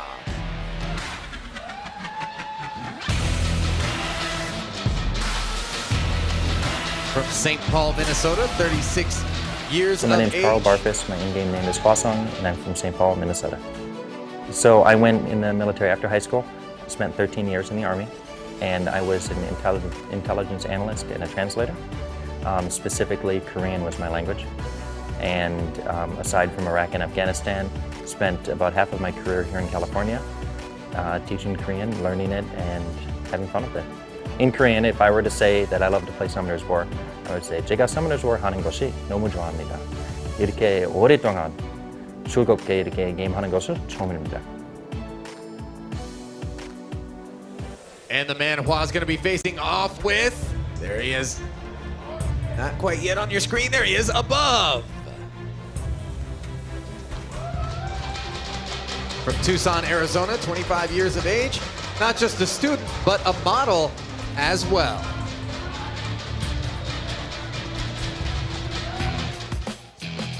My name is Gabriel Mariscal, and my screen name's Above. I'm from Tucson, Arizona. I first started modeling was 4 years ago. The most interesting thing for modeling I've done was for Abercrombie & Fitch, also for Hollister. It was the photo shoot for a cover. When I got invited for this event, I got really excited. I've been playing Summoner's War for 2 years now, and I really like the competitive aspect. So when I got invited to this, I really wanted to try out to do my best. All right, guys, as these two get ready to do battle, what are you expecting out of this matchup? I have high expectations from Hua because he's a fellow Minnesotan. Okay, all right. You're playing for the home team. I see what Koopa's angle is here, Clay. Yes. What about you? You got anything that you think we should be looking out for, given their boxes? Not too much that I can really speak on myself. Both kind of under the radar a little bit. You don't hear too much about them, but I think both of them are able to, he's in Europe, right? have a great match and show us a good match either way. Hold on, stand by 1 sec. And Jamar, our tournament official, is working He with didn't above. change the server, so we're gonna have to play through the tutorial.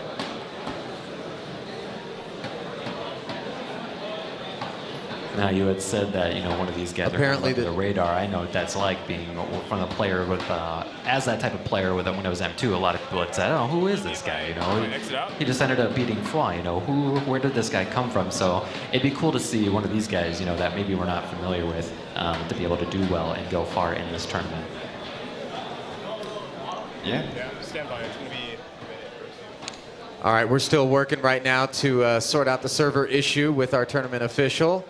As above, apparently they're going to have to play through the tutorial side of Oh yeah, it's the best part of the game. I was gonna say it's never fun when you log into the game and it's on a server that you're not actually a player on, and it actually puts you through the tutorial, and it takes a few minutes to do some of those quests, and then switch back over to the server that you're actually on. When is the last time that you were guilty of that?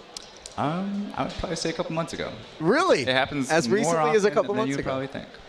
Look at Koopa's quiet over there. I feel like it happened earlier today. Sometimes we do that with our on our broadcasts or on the content that we do. We do things with our viewers, and sometimes we do summons for the people that we are friends. We try and have moments together, because when you're summoning in a game like Summoner's War, and you're finding some of these Nat 5s, some of these really rare units. It's what keeps this game very personal to you. When you get let's say a Water Chimera or an LD Nat 5, that is a moment that you're probably never going to forget. And it's one of the reasons why you might play Summoner's War long term, and why you maybe it just means so much to you, is because your account is not the same to the guy next to you. Like Laetano's account and my account, we're very different. We've played a ton, but that's what just keeps it personal.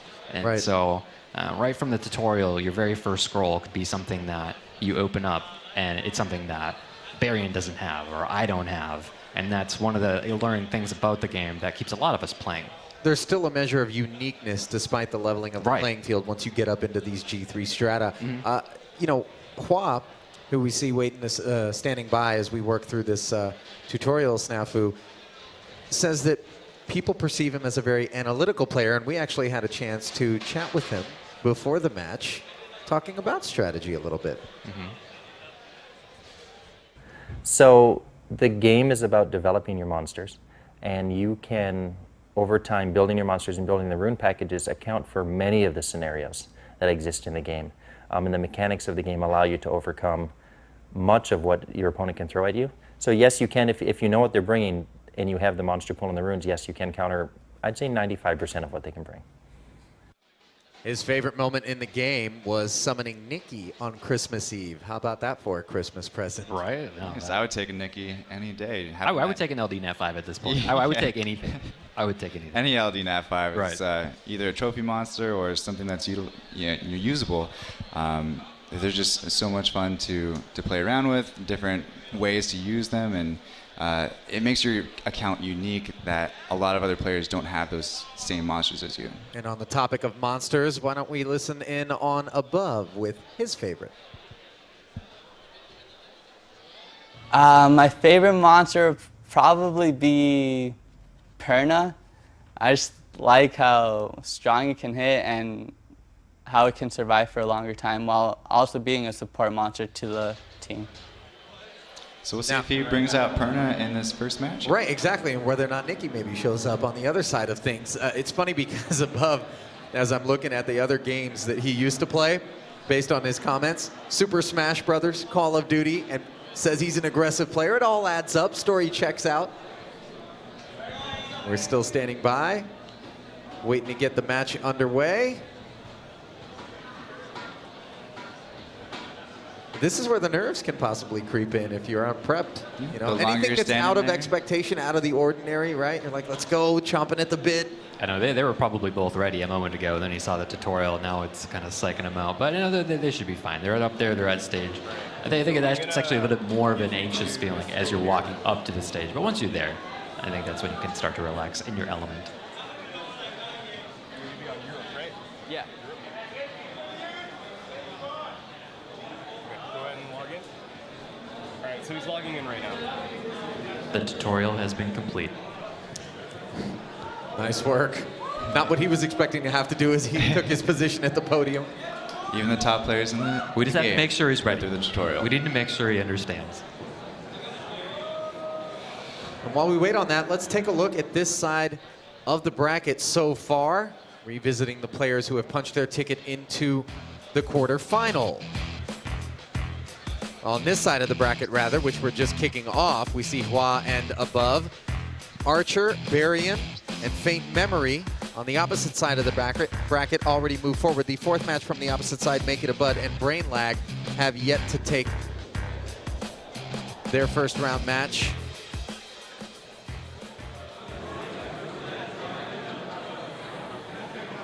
Yeah, so like I said before, like once the match is over, just jump right into the next Right, game. right. You don't have to wait for any of us or anything like that.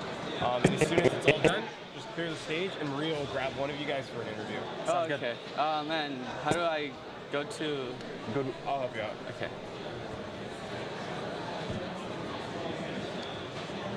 Go ahead and here.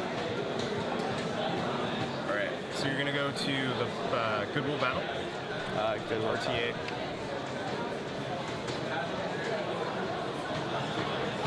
And then Goodwill Battle, and then Goodwill Contest, and then the room is LAR. LAR. Yep. And then go ahead and hit. Oh, that's it? Oh, sorry. Yeah, I thought no it was- worries. Search. That's gonna be the top one there. And then the password's 3578. 3578. Did we just divulge a password on the stream? I think we may have. No. These are not the droids you're looking for. No, absolutely not. You didn't hear anything. Like that movie from with the zoo, with the penguin. You didn't see anything. Oh, right. The penguins, the Madagascar No, you didn't. penguins. No, none at all. Got a couple people look like they're entering the room. And That's okay. I'm told we are ready to get this match underway at long last. Hua and above. Our thanks to all of you for your patience, and let's get drafting.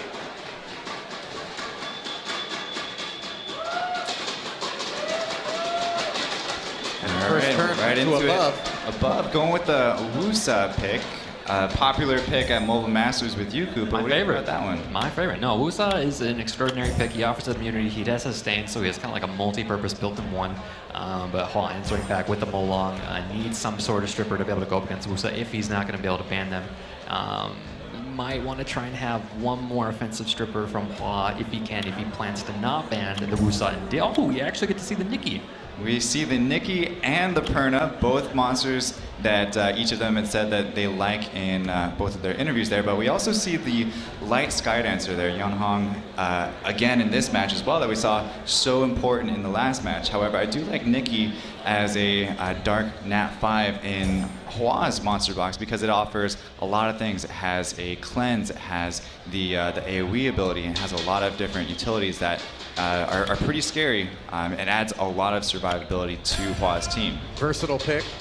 Absolutely. We have an accuracy lead from Hua, which is going to be very important going against the resist lead that was chosen from above.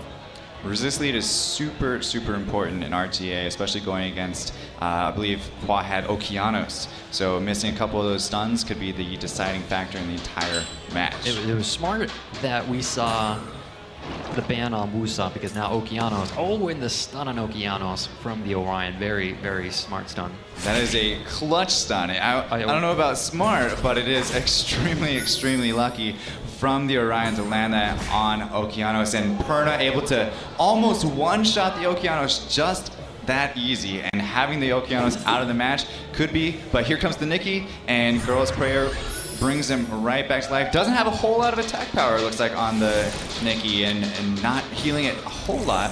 Smart choice, stunning the big Yanni, unable to reset cooldowns. Did not resist the stun. And decides to use skill 2 from Orion. Not something you see a whole lot, but gonna set up offering this that Perna. defense break Perna's doing for solid damage. Absolutely, there goes, and able to take down Okeanos with the and almost a single turn, able to take down Okeanos and Sierra, completely hindering Above in this match, or I'm sorry, that's Hua in this match. This Perna hits harder than any unit I have. Yes, It's extremely hard. It's rare to see a unit hit that hard within the first couple turns of a match with no scaling, no attack scaling. Absolutely. So to see a unit hit that hard up against units that have a lot of HP relatively. You see some of these units like Ciara, variant Ciara, you see it's actually really, really tanky and built with a lot of effective life to be able to sustain multiple hits from a Perna, sometimes even with a defense break. Yeah, absolutely. And you saw as well, the only hope that I think Hua had to get back in this match was to land maybe a full team stun or just one player or one unit on Above's team, but did not land a single stun from his second skill. And that's, again, you don't see things going in Hua's favor right now, even with him being behind in this match. I think with part of with Hua was thinking that maybe his Okeanos was going to get that first turn with Ciara's speed lead, and so he may have been caught off guard by how fast that Orion was, and he was able to get that lucky stun on the Okeanos. Yeah. And that right there could be one of the big takeaways, is now he knows that Orion is very fast. Even with the speed lead from the Ciara's, Okeanos isn't fast enough to be able to get the cooldown reset or even have the option to stun. So we should see a little bit of a different draft from both of them. My takeaway is I'm glad I never had to play Above in Super Smash Brothers. That looked aggressive. Looks like Hua went with a different strategy here. Well, actually, he's getting the first pick this time, so he goes with Ganymede, and then Above going with the same Wusa and Sierra this time from Above. He is changing his strategy. He was able to take away Above's favorite monster, Perna, and giving his team a little bit of survivability. I like the two Rakuni and Perna picks together. They offer a whole lot of support to the Ganymede. But it looks like Above is answering back now with a couple water monsters. He has the Wusa that he picked already, but now he is really hovering over Molong, and there goes the Orion once again. Now, Hua knows this. He knows his Orion is fast, so either he has a choice. He needs to get a speed lead, or he has to get something that's faster. Because at this point, he's at that, he could have that chance where Harmless Prank comes in and he could get that stun. And there it is, Ragdoll Iris. A very, very nice choice from Hua. We like to see those rare monsters, and Ragdoll is definitely one of them, and a extremely powerful monster Look at all in those RTA. passives on Hua's team. Will we see? Yeah, 4 passives. I know, 4 passives. I don't know. Are we going to see a certain monster? What do you think? Is he looking for it right now? I would be. There's Water Fairy King speed lead. Setting up Above, getting 2 speed leads. He's going to it pretty much locks in to get first turn up against Hua. He has Ciara, he has Water Fairy King. He knows his Orion is fast. So Hua is trying to design a team that can have the sustainability to survive that.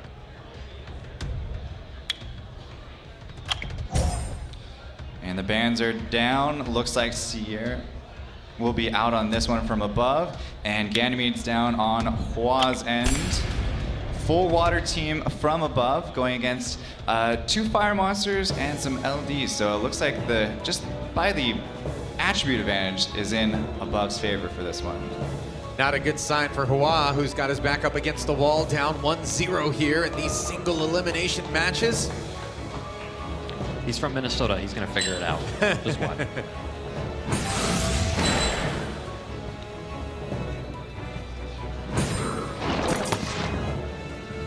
Oh wow, another clutch stun from that Orion, able to lock down the Iris on the right-hand side to let his buffs last a little bit longer now with the immunity.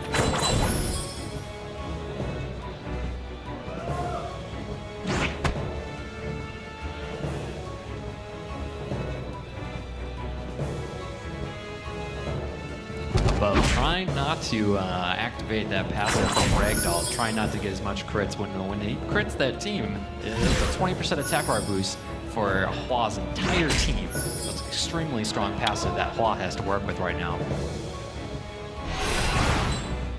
And you can see the amount of damage that Perna was able to put on the Molong. Not a whole lot at that because of the attribute advantage from Molong, and we'll see if this plays out a little bit more in Above's advantage in this one.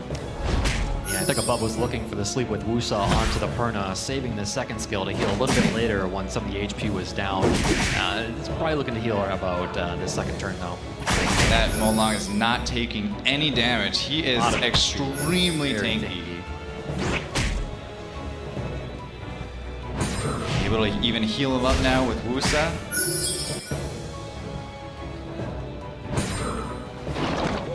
See if he gets another lucky stun.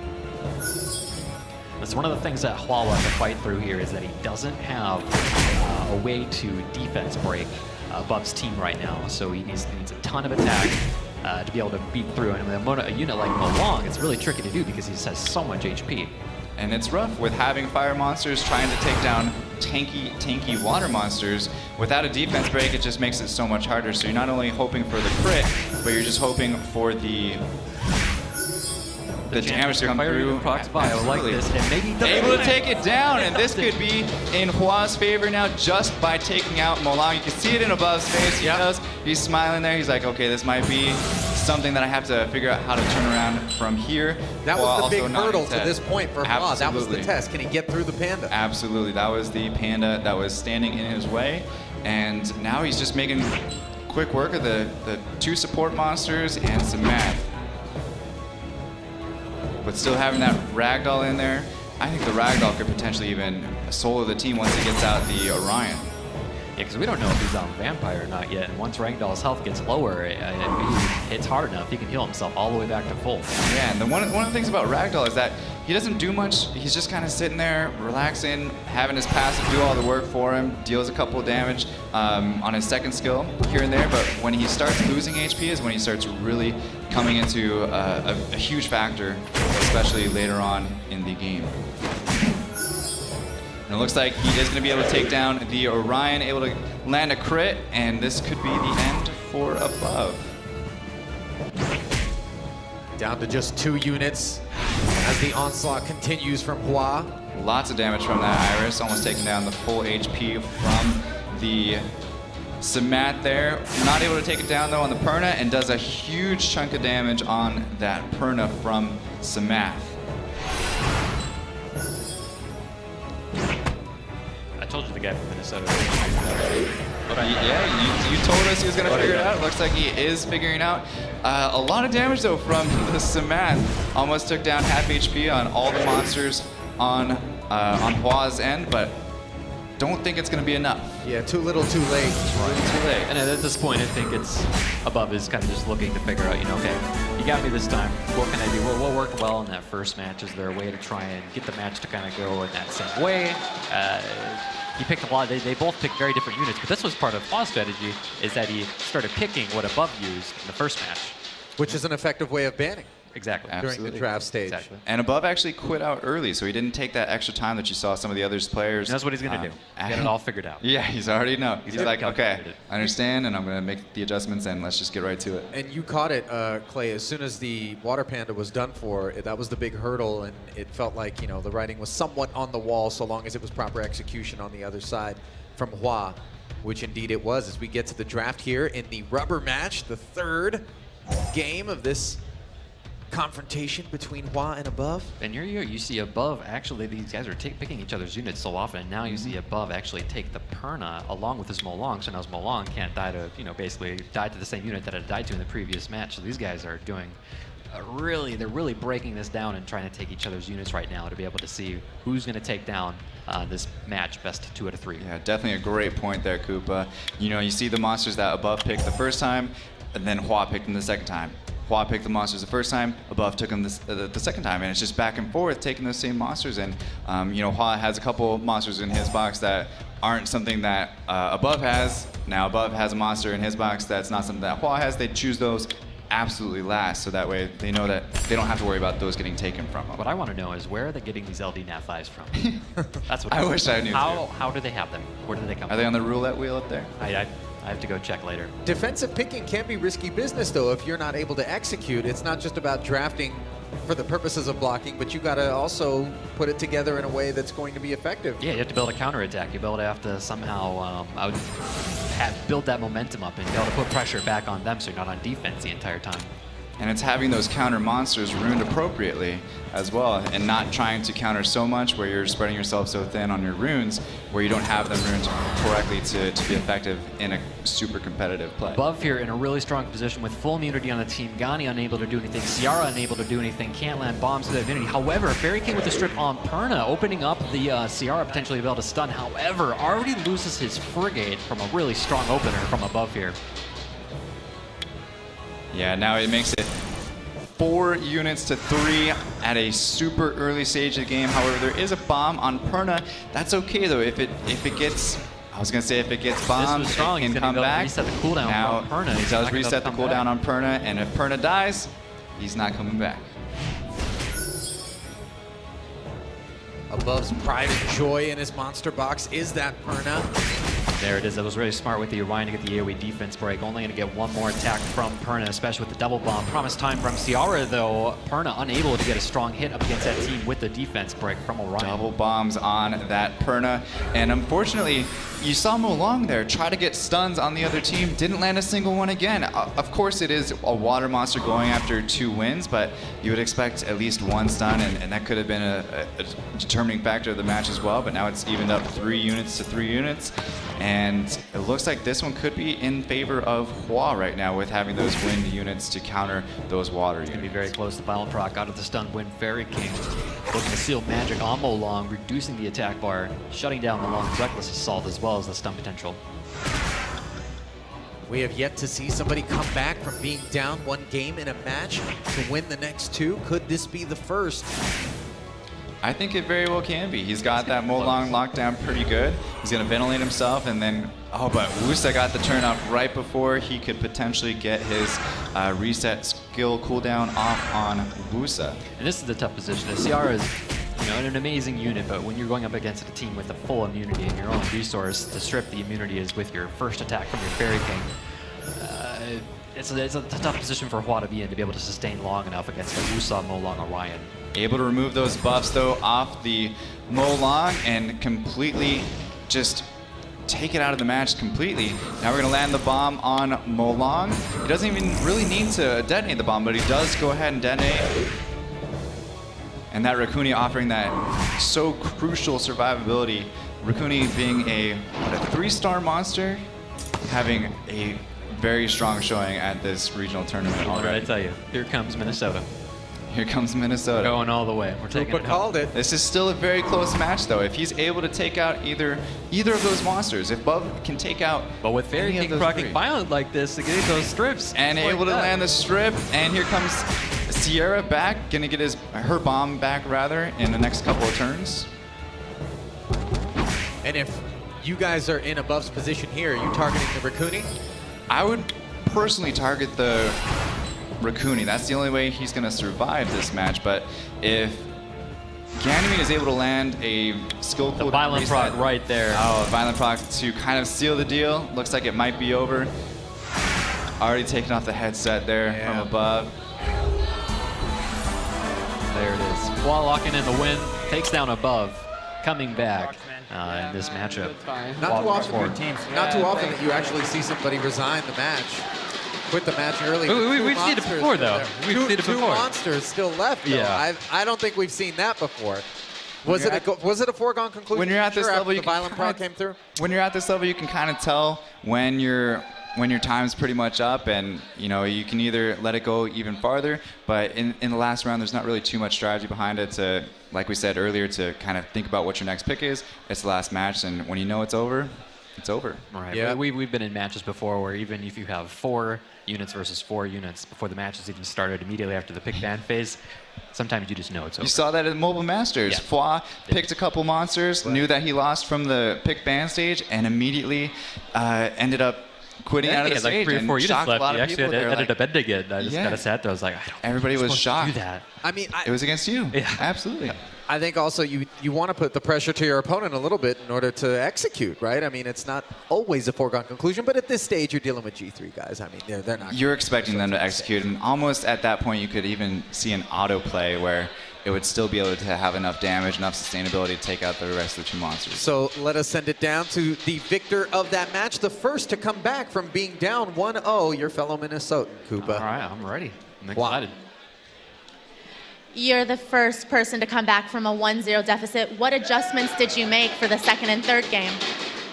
Well, when your opponent comes at you in such an aggressive style, you really need to find some place to recover. Ragdoll and Rukuni, Iris, perfect counters to that sort of a comp when you play against it. There you get so many turns and just had to make that switch. Sounds like you have a few fans and friends in the audience. Is it fun to be able to compete in front of them? It is great to have the people that I know from game come out here to LA today. It's been a great opportunity. It's nice to have them here. All right, awesome. We'll see you in the next round. Thanks. All right, so we are halfway through the field of 16. 3 out of the 4 matches that were on the left side of the bracket are down. The right side of the bracket, we had to move to match 5, which was Hwa and above. What are you gentlemen's takeaways so far from everything that we've seen? I would say that 3 out of the 4 matches went to round 3, so we've been seeing a lot of competitive play. But here's another look at the bracket. We have Archer versus Barian, and then Faint Memory hasn't had his teammate or his opponent play yet. And we saw the other match from Hwa and above on the other bracket. But between Archer and Barian, what do you think about that one, Koopa? Well, I mean, we saw in that first match with Barian versus Chaos that, Chaos almost was able to take him down, with like that really aggressive strategy. And so it's anyone's game. That third game in that match was a little bit of the RNG. Right. Yeah, so it could fair. be anyone's game. It could be Archer over Barian. It could be Barian over Archer. We could have seen Barian lost in the very first match. No doubt about it. And it could be halftime for us as we are going to step aside briefly, but we will be back with the remaining groups. However, we need to finish out round 1, half of the bracket complete, and those 2 guys right there ready to get it kicked off with match number 6. Doesn't They look are like any excited. pressure on the face of the man they call Sai. 28-year-old Korean student who estimates he plays on average 18 hours a day. Last time I checked, there's only 24 hours in a day. Hi, my name is Q, and my in-game name is Sai, and I'm from Korea. Do you know the Gangnam Style guy?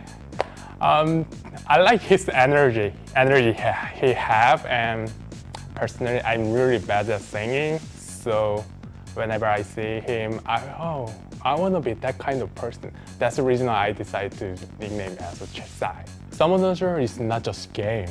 It became a strong connection between me and friend. Super excited to be here, honored to be here. I don't know how do I describe my feeling. Sai finished second in RTA Season 1, no stranger to the community, and the man he's going to be up against, Birdman. 29 years of age, a cashier from Canton, China, has been playing Summoner's War for about 2.5 years.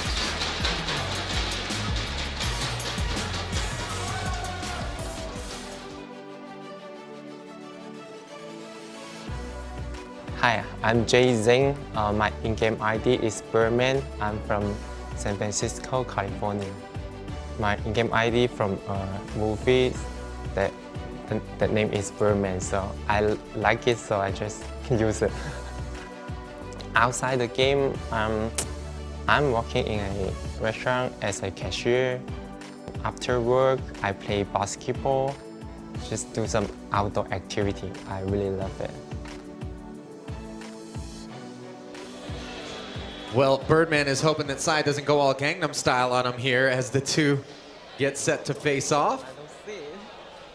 And Psy, as I mentioned earlier, you know, the community no strangers to him after his performance in RTA Season 1. One of the favorites, I think, in the pre-tournament favorites? Absolutely, one of the favorites on this bracket as well. So, I mean, if we took a look at the first bracket, we had Barian and maybe one other contestant, Brainlag, that we haven't seen yet. But on this bracket, we definitely want to keep our eye on Psy, one of the favorites to win. And it's going to be tough for Birdman to get through. But again, don't count anybody out. RNG can happen. Again, Barian almost lost on that first game, you know, and same thing can happen with Psy. So. Psy, though, has a huge monster box, a lot of different monsters that he can pull out and ways to counter him. Tableau, he says, is one of his favorites, Koopa. Well, Tableau did get changed in one of the most recent changes, so I don't know if we'll still see Tableau today from him. Although I would be surprised that if we did, because he just is such a strong player in terms of adaptability. You know, even if they change a unit and make him less stronger, when you do see a draft, you know, your opponent might not expect that because of the change to that unit. So when they might see them, it might actually catch them off guard. They might not know what to do. So. Well, we did see Tableau one time in this. And I believe he was banned. I believe it was banned. He was banned. Yeah, we didn't even get to see even him with the play nerf from of it. Tableau, he was still banned. They did not want to deal with the speed lead, but as well as the potential of the Tableau going first. So the two standing by to get the draft underway. Either way, the winner of this game, they're going to have a tough match next. They got to go up against Mr. Minnesota. I feel like you're a little bit biased against Hua there. Koopa's being a homer. We get it. No. In case you didn't already know, Koopa's the governor of Minnesota.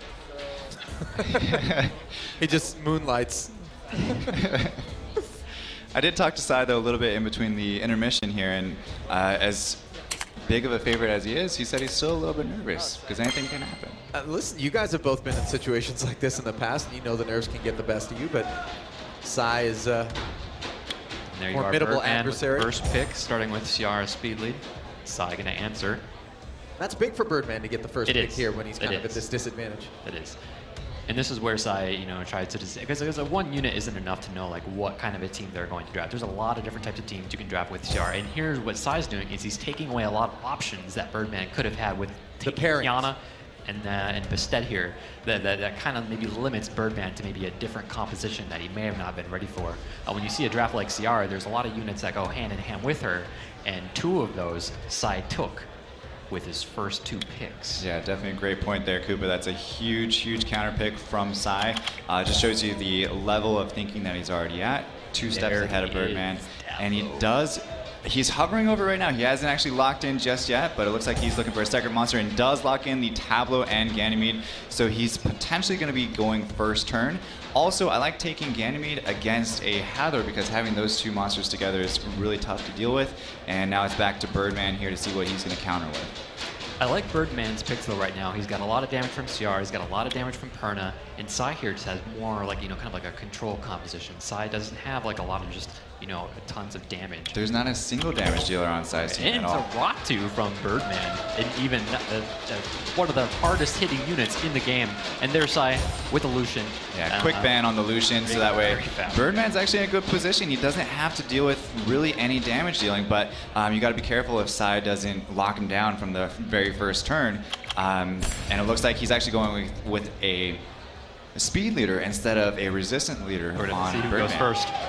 We are going to see who goes first. The Perna ban, though, limits his ability to inflict damage. It does, it does. Perna's a huge damage dealing monster, but he still has some sort of compensation with Ciara as well, so you can still land those bombs and deal a decent amount of damage. So here we go, Psy and Birdman in game one of this 5th of 8 round 1 matches. Tiana first turn, removing the immunity, opening it up for Bastet here to apply the defense break. And Gani gonna use the controlling cooldowns and to see how he chooses to use it.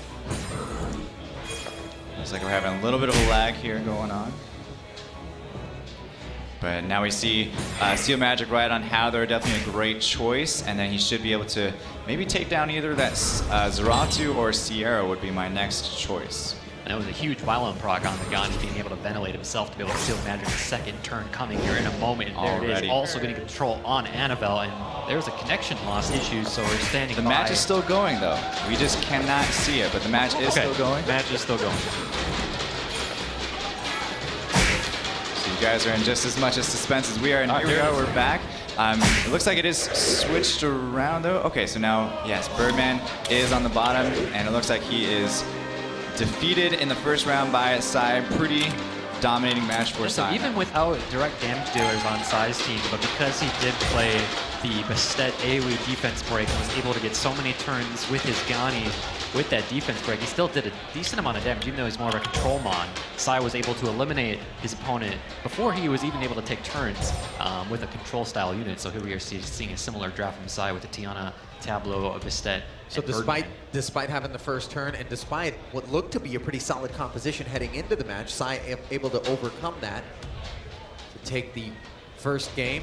Reminded me of a murder mystery there when the lights went out. We came back and all of a sudden Birdman was up on the ropes. And it was, yeah, pretty much done from there. But Sai looks like he's, feeling a little bit more comfortable after that first match, maybe able to shake off the nerves.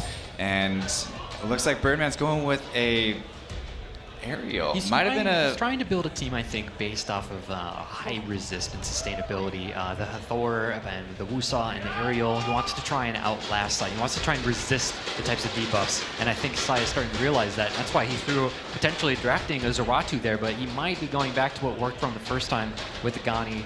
And he only has 5 seconds to make a commitment on this last pick. But do you really think the aerial was what he was meaning to do, or do you think it might have been a mistake? He might have just ran out of time. I feel like Birdman's initial picks were the way that he wanted to go, but he just was unsure of, what types, how fast were Sai's units going to be, and he got a taste of that. He saw Sai, his whole team was super fast with that Tableau speed lead, and then the Wind Fairy King Violent proc, Auto Steel Magic, the Torrent himself. That's what really threw Birdman behind. So I would almost kind of expect Birdman to possibly ban Wind Fairy King here.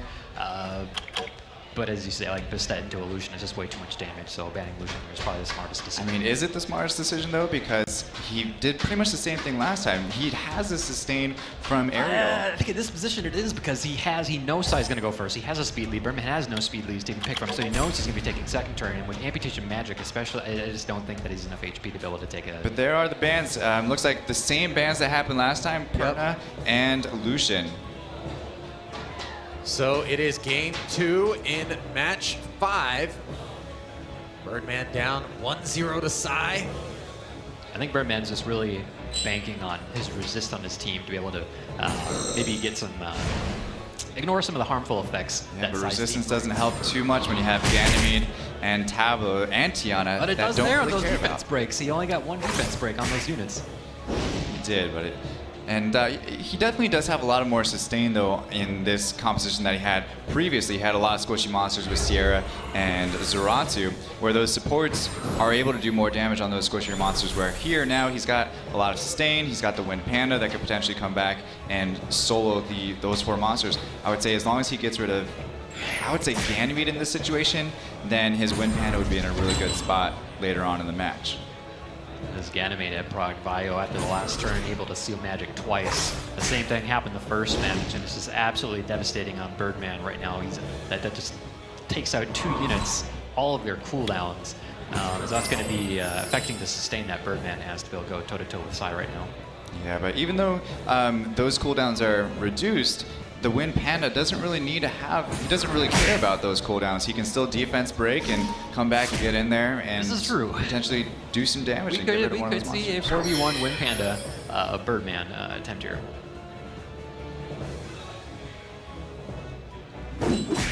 He ends up going for the defense break instead of putting up the revenge buff on himself. I think that he knows that Sai's not going to be going for his Wind Panda anytime soon. I think he wants to eliminate the aerial and possibly the Wusa second. So maybe not placing the revenge, especially since a big stun there from Tableau, taking down all 4 monsters, and down goes Aerial. That's a huge, huge sustainability monster for Birdman, and Sai's got to be feeling really good in this one. Looks like he's going for Thor's second here. With Ariel out of the picture, Birdman down to just 3 units. Again, like we said, don't count out that Wind Panda though just yet. As long as he takes down maybe 1 or 2 of the other monsters, that Wind Panda can scale tremendously going into the late game. Sai's got the right idea though. He just decreased the cooldown. Wind Panda's not going to get the revenge buff up anytime soon unless he gets a wild rock.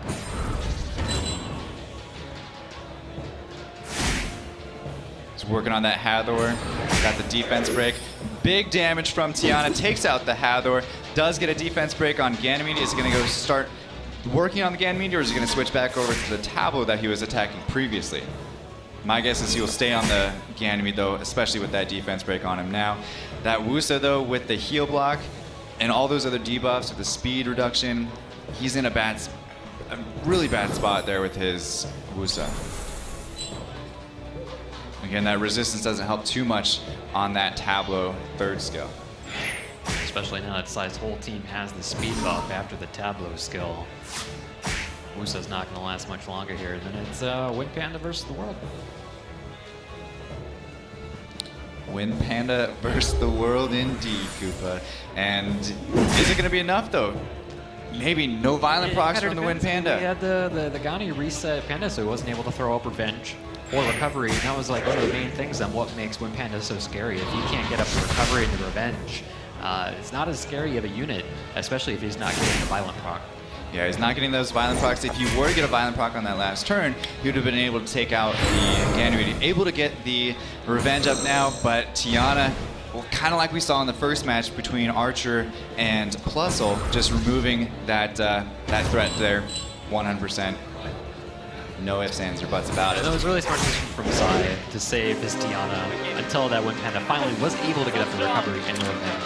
And so that's Sai taking the match 2-0. Well played from both players. Sai will advance to the quarterfinal. Certainly seemed to be what many of the experts, and by experts I mean you two, would have predicted going into this one. Noble effort from Birdman. What went wrong in that second one? I would say that he tried to change up his strategy. He brought a little bit more sustainability, but I'm not sure if the aerial pick was actually something that he wanted to do, or if it was he just ran out of time and it auto-picked a monster for him. I would actually like to hear his thoughts on it if it was something that he was planning on doing, but Sai, not really too many surprises with it. He was supposed to be the winner, and he definitely had a good showing and did exactly what he needed to do. And for those people that do that, they earn themselves a date Where's with my our team? Maria Ho. Maria. So you were picked as a big favorite coming into this. Is that more pressure for you? To be honest, if I lose, yeah, actually there is huge pressure for me. So yes, and that's the reason I'm so nervous and my hand is just shaking right now. Okay, well, it's hard to play in front of a live crowd. You did a great job. See you in the quarterfinal. Thank you. Sai, incredible. That dominant and yet still super nervous. You guys have both been there. It's different than just sitting in the comfort of your own home. No, it really is. It's one of those, nothing can prepare you for it. You can stream for 3 years, you can do this, and when you're up there on stage and you're going up against someone that you've been following for a long time, you've got literally have some of the most competitive players in a game that's been around for a while now, and it's exciting to see, and it's nerve-wracking. Nothing can prepare you for that. Sai, like you said, he's been playing for 18 hours a day, and still, you never know what can happen. It's a lack of sleep. That's why he's nervous. And there are the two players waiting up for match 7. Let's bring them to the stage. Hypnotimac. No shortage of swag. 26 years of age, from Honolulu, Hawaii, engineering student. My name is Nick Samara. My in-game name is Hypnotimac, and I'm from Honolulu, Hawaii. I found myself competing in one of the local YMCA Raw Bench Press tournaments, and I think like 3 years in a row. I currently hold the record in the Raw bench press. So it can be applied to like video games. Personally, I feel like I'm an underdog, but I think once the competition starts rolling around and I start focusing on the game, I'll do fine. He doesn't look intimidated at all, and the man that he's going to be facing, Kazuto Mac 111. 20 years of age, from Vancouver, British Columbia, a student as well.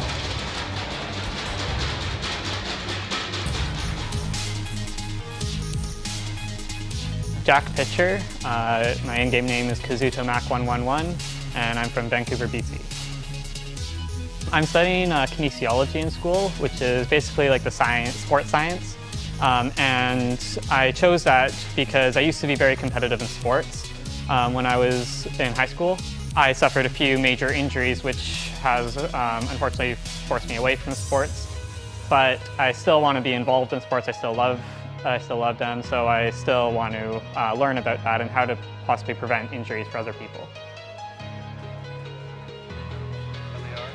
Well, some would argue that this is blood sport here in the Summoners War Championship Series, as we're just one step away from getting to the World Championships and that $50,000 prize. But first things first, Kazuto Mac's got to get through Hypnoti Mac. We are standing by to get the draft underway. Anything that you guys are expecting out of this clash? I think this is going to be a fun one. You can Mac kind on of Mac tell violence. by the names that these players know each other very well, and they probably play against each other a lot, and now it's just down to those mind games again, like we talked about earlier, and maybe having some fun before the match, saying, oh yeah, I'm going to bring this monster, I'm going to bring that monster, Right. and throwing them off as much as possible. Wonder how much time Hypnoti Mac, given that he's from Honolulu, has spent maybe with Island Grown, one of the well-known casters in Summoners War. They do know each other. Island Grown did say that he knows Hypnoti Mac a little bit, not a whole lot, but he does know him, absolutely. It's kind of interesting with these two players that are going toe-to-toe. You've got Hypnoti Mac, you know, this guy that's huge physically, competes at bench press competitions, and you've got Kazuto Mac that, you know, unable to, you know, physically perform like that, but yet they're still extremely competitive, and now they're able to go up against something where they're equals, regardless of their physical attributes. So it's kind of exciting to see two players go against each other at this tournament in their current state. Well, there is the MMA round, losers bracket. No, we're not doing that. As you got After show. As you got a peek earlier at the players still in. And what's this? A little rock, paper, scissors? It looks like paper beat rock in that one. Well, we said that they do know each other, and so I don't know if that's like an inside joke or... Just having some fun, getting some of the nerves out as well. I would say just between the two matchups, I would probably give this one in Kazuto's favor a little bit, but as you can see here, they're both in the same guild. Kazuto goes with the first pick as Sierra. We've seen that a lot in this tournament so far. We have speed lead, you can build her tanky, she ignores defense with her bombs, it offers control. There's a lot of things that she can offer to a team. And the answer from Hypnoti Mac? It's an interesting pick, seeing Tessarian pick first before you even pick up unit with passive. So he's really banking on his Rakuni, I think, more than anything. And one of the reasons he's playing Tessarian so early along with Rakuni is because he doesn't want to offer Kazuto a chance to pick the Tessarian. And so I could expect Hypnoti Mac building a team that's heavily dependent upon passives. Now, Kazuto Mac knows that, and so maybe he's going to try and take some of those units as well. That's a good point. Taking that Tessarian before Kazuto can take it from him to remove it. But it looks like the Fire Lich is down. Again, another monster we have not seen yet in this tournament. It's going to be a fun one to see how that plays out. These players must know each other a lot better than we do because they're pulling out some interesting units. So now we have Hypnoti Mac actually picking away from something that's passive-based and goes to Esma. There's another passive monster with Perna, like you said there, Koopa.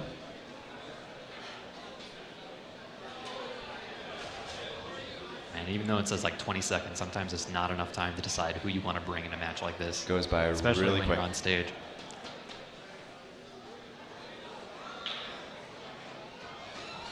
You can see Kazuto's face already looking at the monsters and deciding who he's already planning on picking, who he's planning on banning. We have no immunity buffers on either team.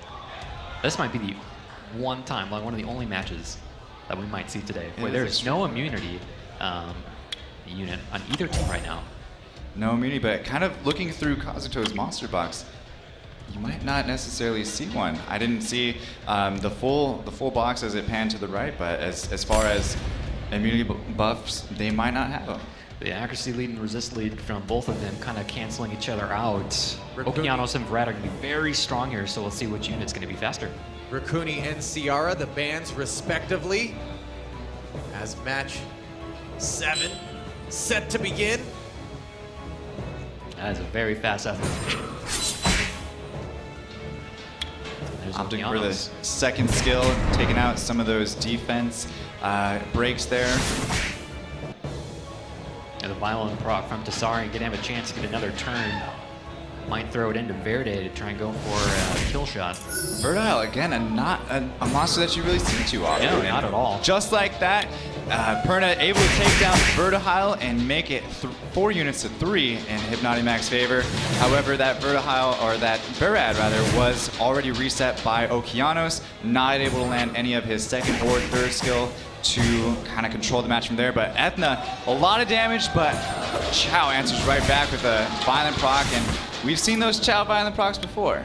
Yes, we have. And here is Rolling Stones from Okeanos. He chose to not play that initially. He went with skill 2 Okeanos to reset Verad, but it put him in this position where he actually ended up losing one of these units because he didn't go with the stun on the opener. So it was a really interesting choice from Kazuto Mac to not take that stun option because none of Hypnotimac's units had immunity, were on will. And so it's kind of a risk that he took. Yeah, but then he's able to land this full team stun there from Okeanos. However, the violent procs came back. We're able to bring the Perna out of that stun and do a lot of damage. And now I don't think that that Fire Lich isn't going to last much longer. And we'll see though if the Okeanos is going to get a chance to throw that defense break back on. And yeah, and that's one of the other risks that you take running Fire Lich like that is kind of banking on one of those procs where you get an attack mid-turn and to try and get those stuns. And unfortunately he didn't get that, so Hypnotic Mac taking the first win. Looking pretty dominant comfortable. fashion, by the way. Dominant fashion in a weird fashion as well. Like we said, it was an interesting sort of pick ban stage, and on both sides as well. Seeing monsters that you don't normally see with the Fire Lich, and then also Vertihile as well. And what I love about that is it demonstrates that there's, not just one way to approach things. As we see, there's so many common builds that people will pair out. And we get Now we the actually see the reverse effect. We've got Hypnotimac taking starting with Ciara and Kazuto starting with Tessa Raccoon, the complete opposite of what we just saw. And Hypnotimac taking the Fire Lich as switching well. Units. It's an exact flip-flop so far? Exact flip-flop so far. However, Hypnotimac now has Perna, which he had last time as well, but he was able to take the Fire Lich from Kazuto. Whether or not that's a monster that they think is going to be super important to them or not, it just adds a little bit of an RNG factor to their both their teams, actually. Yeah, I like the choice with Kazuto here to bring the Water Fairy King to potentially get his Okeanos to go first because he knows Hypnotimac has a really fast Ethna. However, he does not know how fast his Malong is. Yeah, looks like Hypnotimac opting out of the Ethna. Hasn't locked in just yet. Goes with Wusa instead of Molong, having a little bit more sustain, having that immunity buff this time where he was lacking it last time against the Okeanos. But I know both of them did. Hypnotimac had the Verad option too, so none of them had immunity. So does Kazuto Mac choose to go with some kind of immunity buffer? Or? Well, he's got that option for a resist lead if he wants to go that route. He's got the resist lead, which can be completely important, but he already had Tessarian in there for the resist lead. I would say that Hathor is still a really good option. And here comes the bans, though. Looks like they're in, and he's able to take down the Wusa, which is the main counter to Hathor, really, in this match, and is allowing him to get through and potentially lock down the enemy. I think Kazuto Mac's in a really strong situation right now because he's going to be able to open up with his Okeanos. I think his units are going to be a little bit faster than Hypnotimac, and Hypnotimac is now in the position where he's relying and banking on Fire Lich to get the interrupt to potentially stop the momentum. Well, being in a good position, as we've seen, doesn't always guarantee victory in any given game, nor does drawing the first turn. Nadi looked real good in game 1. This game 2, and Kazuto needs to pick up a W here.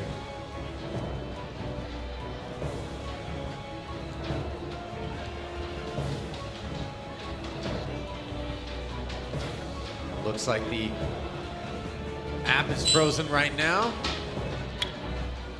And there it is, Okeanos getting the first turn, even past CR speed lead, and chooses to go with the reset on Annabelle. Now both players kind of looking at each other and shrugging here. I'm not sure that they're at the controls. Yeah, I don't think they can see what their monsters are doing, so we might have to reset this one. Yeah, indeed, we are going to reset it as our tournament officials come over and debrief with the players. Mulligan. And that's going to allow them to Go ahead and just exit out. approach the draft differently potentially here. This is kind of Yeah, like... this was one of the things that we talked about yesterday, that when technical difficulties do happen, there will be officials that are on standby, and they do have a chance to, like, if something bad does happen, like, we just have to reset everything, and that's just one of the risks that I think that everyone is aware of, that when there are technical difficulties like this, there's app crashes, there's lag, they're under the impression that there might be, you know, some kind of disclosed pre-draft, and they might have to learn from that. They might actually constructively have to learn from it. We might see that again later today, so it's just one of the things that in a tournament like this that you'll have to deal with. The beauties of the live stream, really. Sure, It comes down and to. it's no one person benefits or suffers from that. It's, you know, obviously the luck of the draw, but it's not skewed in favor of anybody. While we're waiting on the app to get sorted out, we had a chance to chat with Hypnotic Mac, who we saw make some unorthodox drafts in the first game. He talked about his favorite units.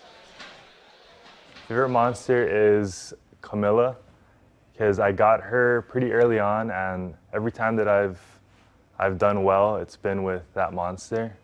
And she's been there with me through thick and thin, through all the different metas, and can't live without her. You know, it's funny when Hypnotic was asked what his style of play is. Pray to RNG. I think that's being a little bit facetious, but RNG is certainly something that nobody's going to say no to at any given moment. Kazuto's favorite monster, by the way, is Raccoon. So interesting that he did not choose Raccoon. I don't think. No, it's funny that Hypnotic Max said that his favorite monster is Camilla, because that's actually my least favorite monster of his when I fight against him. I do not like fighting against Hypnotic Max Camilla when I'm going against him personally. It's extremely well ruined, and it's scary. He has, I think, 2 or 3 of them, like you said, and it's interesting to see like which one he's going to use, which one he has in. At the time, it's all those mind games in between. Well, Kazuto, given that he's part of that Mac guild, we asked him about the man he's facing off with, Hypnotic Mac, as they're preparing to do battle. And I think we're ready to go, so we'll put a pin in that soundbite for you. My guess is it'll be nothing but respect. See, this time we get to see Kazuto Mac playing his favorite unit, Tessarian and Raccoon. Yeah, it looks like it's a exact same mirror of what they were doing last time. However, Hypnotic Mac is actually going to change his strategy on the second pick phase No Fire for him. Lich. No Not yet. Fire Lich. Well, again, he did change it at the last second. He's showing them along right now. Goes Molong and Wusa this time.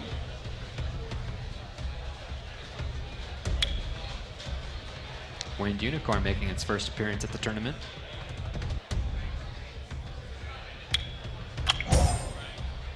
Heather again very strong, and at this point, again from Hypnotic Mac having that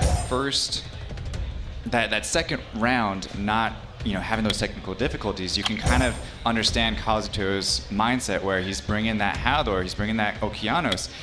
He may be looking to ban that Wusa again, and But Hypnotic Mac now in a really solid position with the CR speed lead and also choosing Frigate. He does not want to get outsped by Kazuto Mac's Okeanos. He does not have his Ethna, which was a really fast unit that he brought in round 1.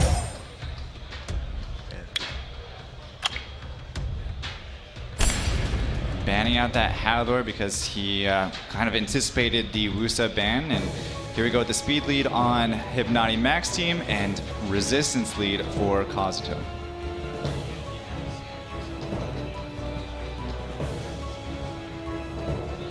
We'll cross our fingers for no app crash. There it is. Welcome to the match. 1-0 lead for Hypnotic Mac going into game 2. Defense break right onto the Wind Unicorn. He opts not to use third skill, but almost one hit. And here drops the bomb down on Wind Unicorn. And that Wind Unicorn did not last very long. We didn't see too much play out of that, didn't we? Unfortunately, not. However, Kazuto Max still has a strong team. He has a rolling into a double stun and can still eliminate some of the passives, going for that Perna. If he gets a Vital Proc, that passive though, that Tsarion doing a lot of damage. That Wind Unicorn giving us a glimpse of perhaps why it is one of the lesser chosen units. Naughty Mac had an extremely strong opener. Almost tough for any unit to survive. Extremely tough opener, but he has not used a single skill on his Molong yet. He's just defense breaking and defense breaking. He's not using a second skill, he's not using a third skill. So having those two skills still up and ready is a little bit scary. And for Kazuto Mac to not having gotten that kill on the Perna with his Tsarion, the Perna just living by a sliver, it is not making it any easier. That Perna needed to die on that attack. And there you see Raccoony just getting the single target attack on the Perna to take it down, but comes back to life with full HP. Finally seeing some skills now from the Molong, able to grab 2 stuns on Okeanos and on Tsarion as well, one of the stronger monsters that are, more important monsters rather, for Kazuto's team.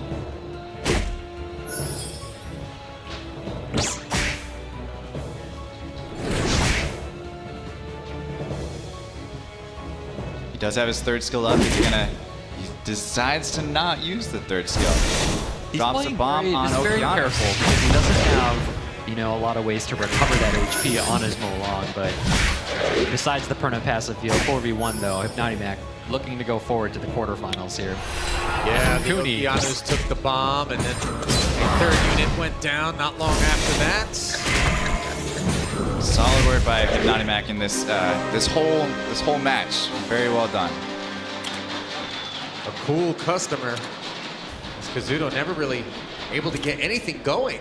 Getting swept there by Hypnoti. What do you think is to blame for that inability to ever kind of put himself in a favorable position? It was interesting to see on Kazuto. He never picked a immunity buffing monster.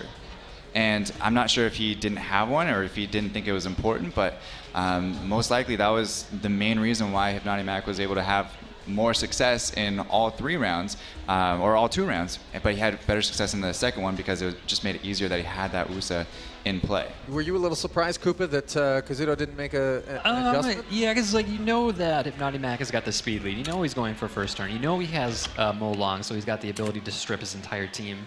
And so to try and sustain through that with not even making an attempt to go first.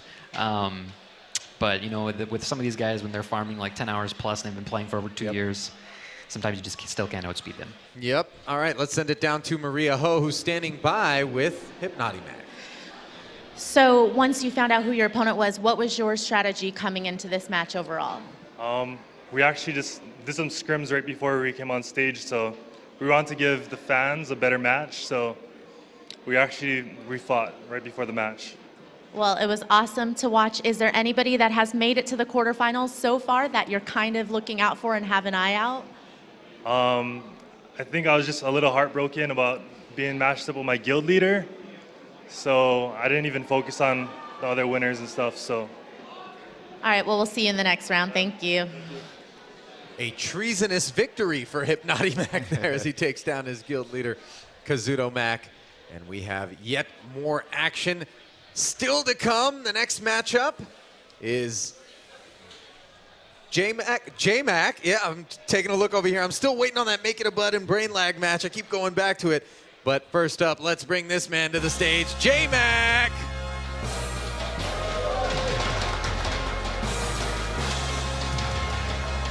"26 years of age from Vancouver." My name is Jeff Mack. I'm from Vancouver, Canada, and my in-game name is J-Mac. So I love speed. I've always loved speed, even in cars and stuff like that. But after I got into motorcycles, the speed, even going 60 kilometers an hour on a bike feels like you're going 130. And the adrenaline from that, and especially on the track when you're going down a fast straight road doing 200 plus and you're hard braking into a corner, and that's where the adrenaline is. And each time you go around, you can see the limit where you can push the bike, where you go even faster. and that's when I think it's the best. And the man that J-Mac is going to be facing off with, Topa V. Just 16 years old from San Jose. My name is Tommy Virtanen. My in-game name is Topa V, and I'm from San Jose. I became a soccer referee because I was always involved in the sport ever since I was a kid, but then due to some unfortunate foot problems, I had to quit the sport, but I still wanted to obviously be involved, so that is why I chose soccer refereeing. It's been pretty important being a referee, as you know, obviously I get to get the first-hand experience of the sport and control the game in a way, and also obviously I make a little bit of money from that, so that's a nice side bonus. You just gotta keep cool and trust your own judgment. You know, you are the referee, you have the ultimate power in the field, and you just gotta assert that power. Well, Topa may be young in years, but definitely not young in experience. He plays on average 10 hours a day, he says. And foot injuries won't stop you from playing Summoner's War. That's the good news. No, not at all. We get to see some of his experience. He shares that with everyone, with his viewers on Twitch. He streams. I even got a chance to meet him and his family last night when they arrived at the hotel, and I got to ask his dad, you know, what do you think about your son streaming on Twitch? You know, he's this younger guy. And his dad has nothing but respect for it, you know. He's like, you know, it's a very different day and age for kids his age. And they made the drive with him all the way down from San. It was like a 7-hour drive that they made last night. So it's nice to see his family supporting him, being here with him, because you know he is the youngest contestant here. Yep. And it's just it's good to see that. Sort of allows him to be as dedicated as he is. One of the interesting storylines is that J-Mac and Topa both share Zoiros as a favorite unit. Well, let's see who gets to pick first. Yeah, Zero's not typically a monster that you'll see, though, too much in RTA. He's mainly used a lot in PvE and maybe regular arena aspects, but not too much in RTA. We'll see, though. Surprise, surprise, Ciara would pick one. Topa getting that chance to pick first. Again, another Ciara first pick. We've seen that almost every single match this tournament, at least one time, Ciara has been the first pick. But she does feel like the right pick as far as the balance that she has, and it sort of puts your opponent on the draft defensive right away. Yeah, a lot of different things that you can build from Ciara. You can either build a speed burst team, you can build more supportive and not go like super YOLO right into it, and you can kind of just adjust your team according to your opponent's picks afterwards. Topa describes his approach to the game as methodical, while J-Mac describes his as aggressive.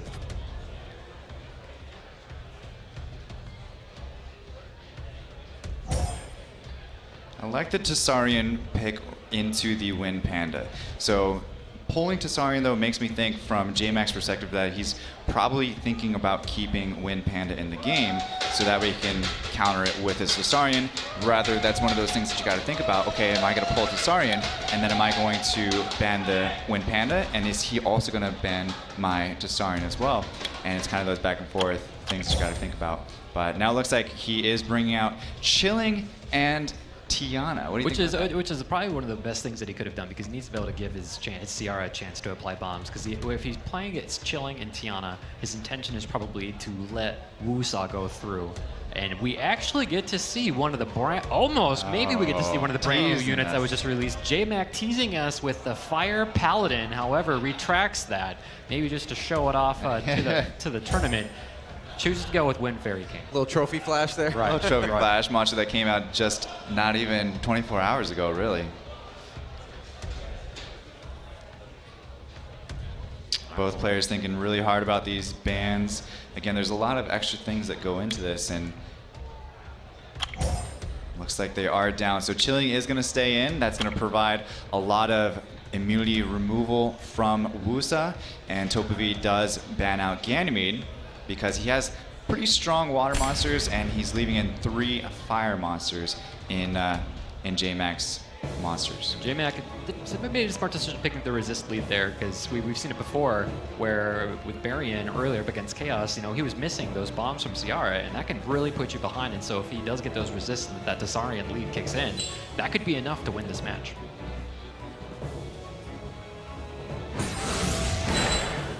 I'm thinking Chilling's going to be the MVP in this one, though.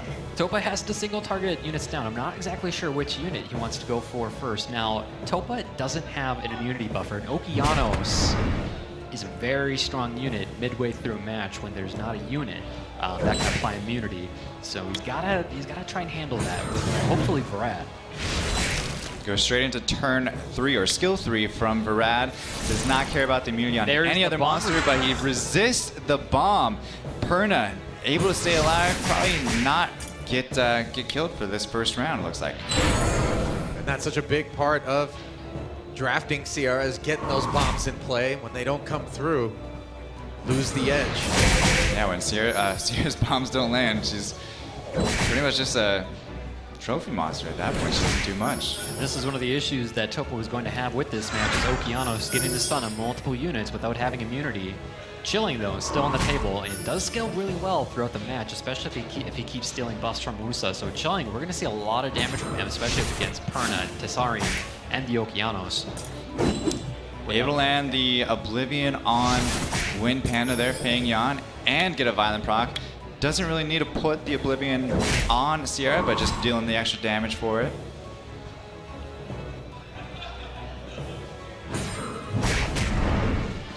Smart play, resetting cooldowns on Sierra, so she's unable to apply the bomb, so that is Wusa will be able to original mortality up here in a moment. And a revenge proc into a sleep from Wusa. That was a very lucky revenge proc. But also the sleep effect being applied, that is very, very lucky.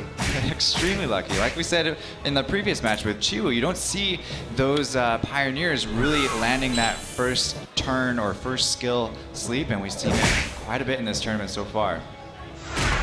Able to take down the first life of the Perna there, but comes back, takes out Sierra, leaving just Feng Yan, Varad, and Chilling left from Topa V's end.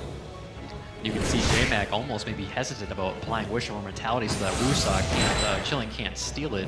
However, he did decide to play Wish of Immortality, giving the whole team immunity. That way Varad can't wake up to potentially lock down his entire. Topa's still in a really strong position though with Wind Panda. A triple stun from Okeanos, and I don't know, I think this match is going in JMac's favor. As long as he's able to take down those two water monsters, he doesn't really have to worry too much about the Wind Panda when it comes to... Chilling's gonna do a lot of damage though. If he kills that Perna, Chilling is gonna scale really well, and if he keeps stealing the immunity and the shield from Wusa, I don't know, you could see a lot of damage from Chilling here within the final moments. Able to land the skill reset on Varad as well. Keeps landing those Oblivions on Feng Yan there. Gets the buff from Chilling. He really needs to take down that Perna quick before he gets his revive back. For a defense break out of his Wind Panda here. So if he were to apply defense break, there's no doubt that Chilling would be able to get the kill on Perna. He could very well get it right here though. There it is, almost close. Very, very close, taking out that Perna. And just barely living by a sliver is the Feng Yan, able to take it down now from Wusa.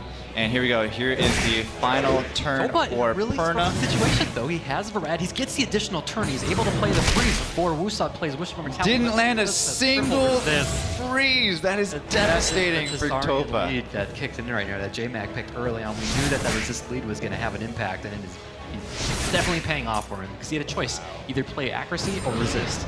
And he chose resist. Resistance lead is so important in RTA, and you can see why right here.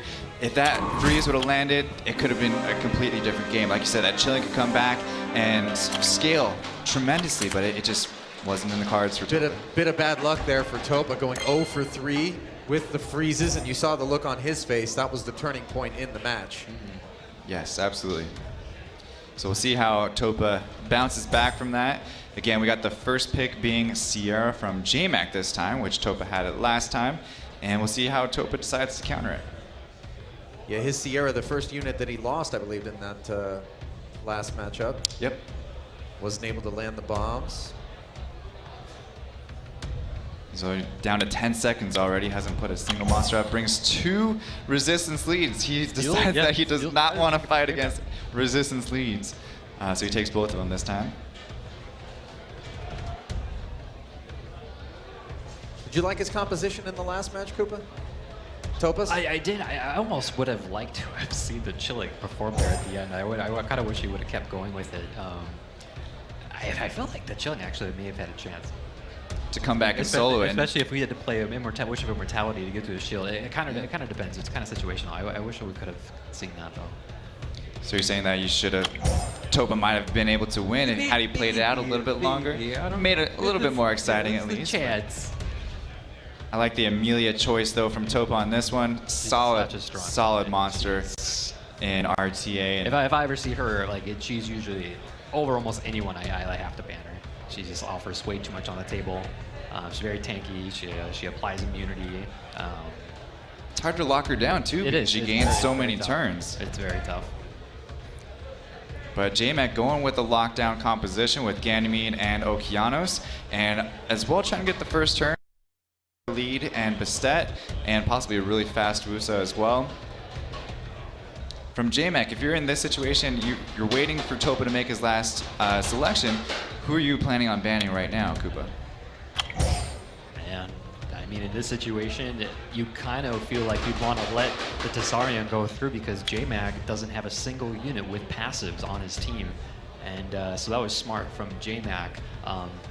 Even though Topa picked it with the Thor, Topa has guaranteed resist lead, but unfortunately Tessarion's not going to be able to, effectively use Oblivion up against anything in this match. Right, and I think it's interesting though on JMac's side, having a double resist lead showing on Topa's side, that he still decides that he wants to go with a lockdown composition.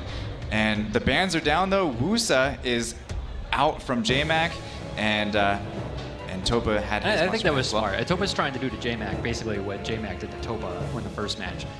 So JMac no longer has his immunity buff. He no longer has resist lead. Topa in the position with the resist lead.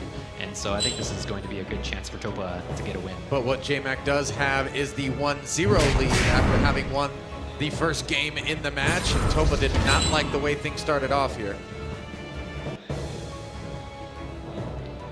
So here we go, we have Ganymede up, of course. Did you see that? He actually used the third skill on Tessarion. That was a complete 100% miscue. He leaves Hathor with, he had the Okeanos. He had no other reason why, but I would say keep that skill, keep that third skill, so that way you can use it on Varad maybe next time. This may be a level of strategy we'll just never understand. Maybe a level of strategy we don't understand. Topa not looking to play recovery for his team, just trying to go as hard onto the Ciara as possible because he does not have an immunity buffer for his team. He does not want the Ciara to tee off on his team. With the Violent proc, possibly able to throw a bomb, JMac now choosing who do I pick, and he throws it on Varad. There's Promise Time, Varad taking the stun. Sweet Dreams and the resist from the Fairy King. JMac, even though he chose a speed lead, still must have a ton of just resist on the runes with these units.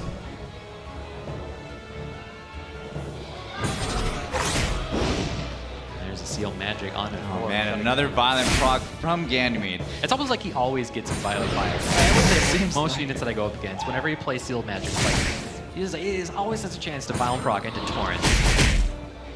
I feel with having Okeanos and Ganymede both on the same team, having those skill reduction skills, it's super strong. Not Torrent, Ventilate. I said the wrong skill.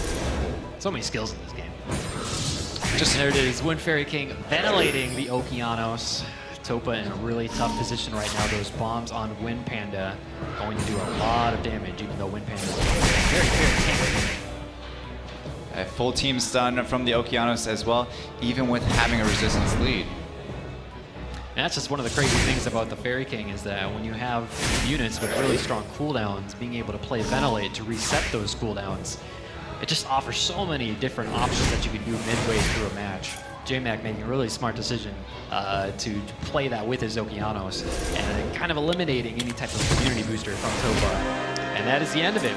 JMac will go forward to the quarterfinals. And face off against Hypnotibac. What do you know? Two other guildmates going head to head. Probably not what they planned on, but that's the way it's going to be.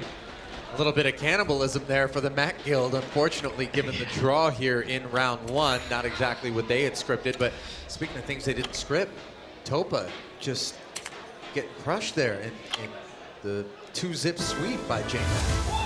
Yeah, I don't think it was necessarily Topa's fault 100%. He did have a little bit of a bad luck. The with 0 for 3 on the freeze. Yeah, the freeze. That could have won him the first round at least, and then brought it into 3 rounds total, and that could have given him a chance. But J-Mac did actually play pretty solid throughout both rounds, actually. So definitely somebody to see to give Hypnotic a solid performance in the round 2 here. Yeah, he's headed into the round of 8. Do you feel as though composition-wise that might be in part to attribute Topa's uphill struggle kind of throughout that match? Like, was it a riskier approach that he took? I mean, they were taking each other's units, and so sometimes it's really tough no matter what when someone's picking your units. It's sometimes tough to get out of that situation based on who's picking first. All right, let's send it down to Maria, who's standing by with the winner of that match, J-Mac.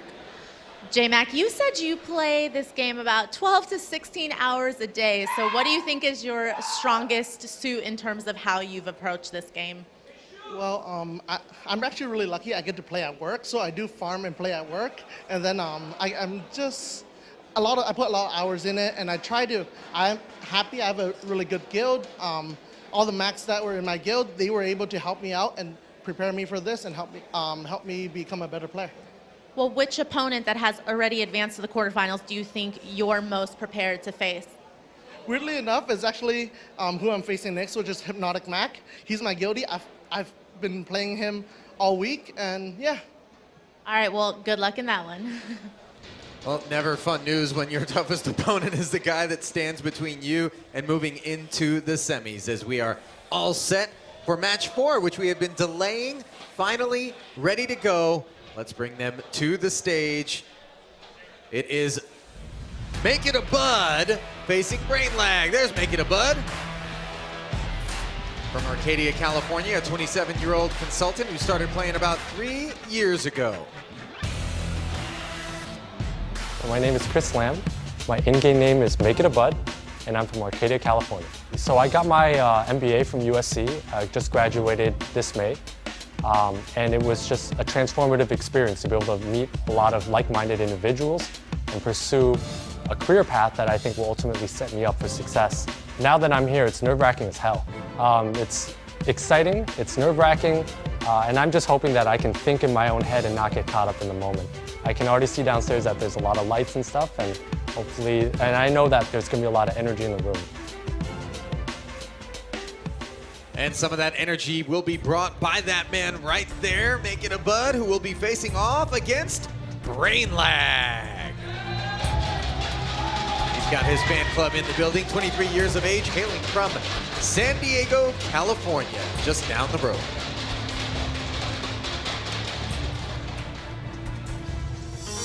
My name is Tongo, and my in-game name is Brain Lag. I'm come from Vietnam. I have been here for 8 years.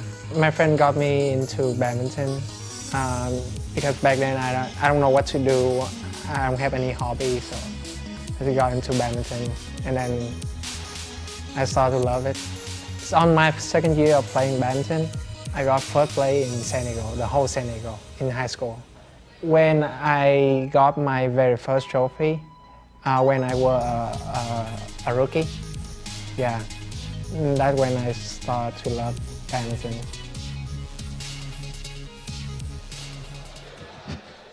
So the two players taking their places at the podium. Gentlemen, any early nod?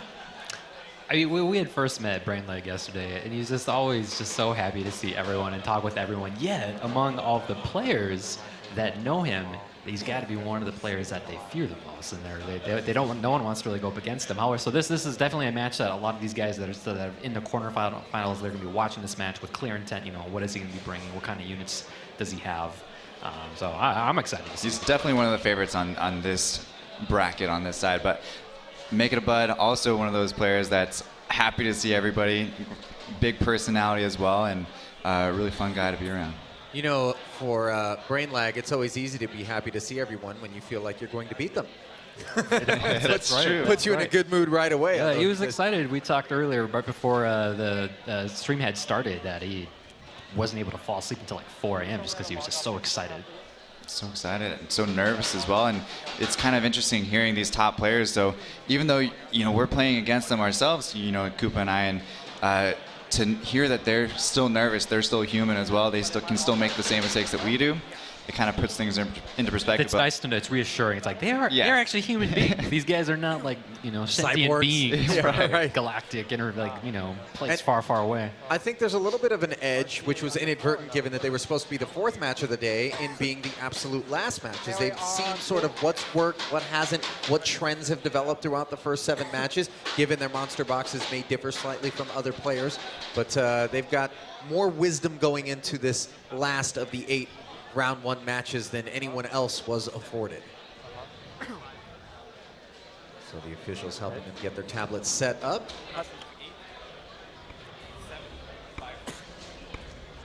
So we can get the draft underway. Favorite characters? Ganymede for Make It a Bud, and Sylvia for Brainlag.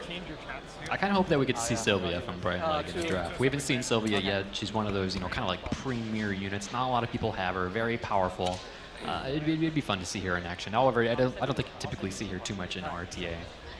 I actually think the exact opposite. Sylvia is a extremely strong monster in competitive RTA. You don't see her that often because a lot of people don't have her. She's an LD Nat 5, Dark Nat 5, and between Brainlag and another guy that I have in my guild, they both use Sylvia a lot. Brainlag actually able to finish almost in the top 10 of RTA last season using a Sylvia comp. So the question comes back: how do these guys summon LD Nat 5s? How do they do this? Where do these come from? I'm not sure. I don't get those scrolls. It's the 8th wonder of the world.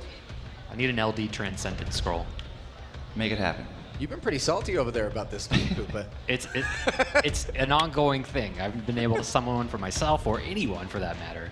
Salty McScrollerstein over there can't get himself an There LD5. she is, Sylvia, being drafted right away from Brainlag, along with Wind Panda. Make It a Bud starting with Gani. Not going to be a traditional match for Make It a Bud.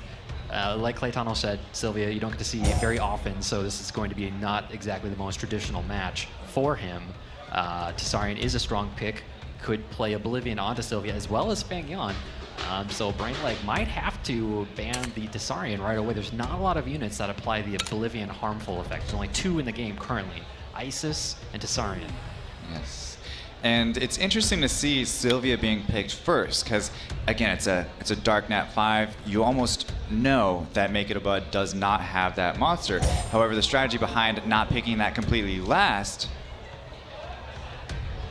and I'm not sure if that was a mistake. I don't think there. it is, because Ryok here also attacks with other units, and Sylvia kind of functions the same. We could see a lot of units synergizing, where you get tons of attacks from a lot of different, a lot of attacks before Make It a Bud even gets a chance to react. I like that as well. He's got that defense break on skill 1 from Roke there.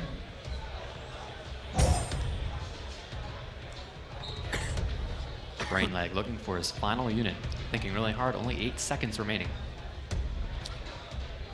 But to go back to my point that I was saying earlier with picking Sylvia first, it kind of hides the rest of your team throughout the rest of the match, where you can kind of...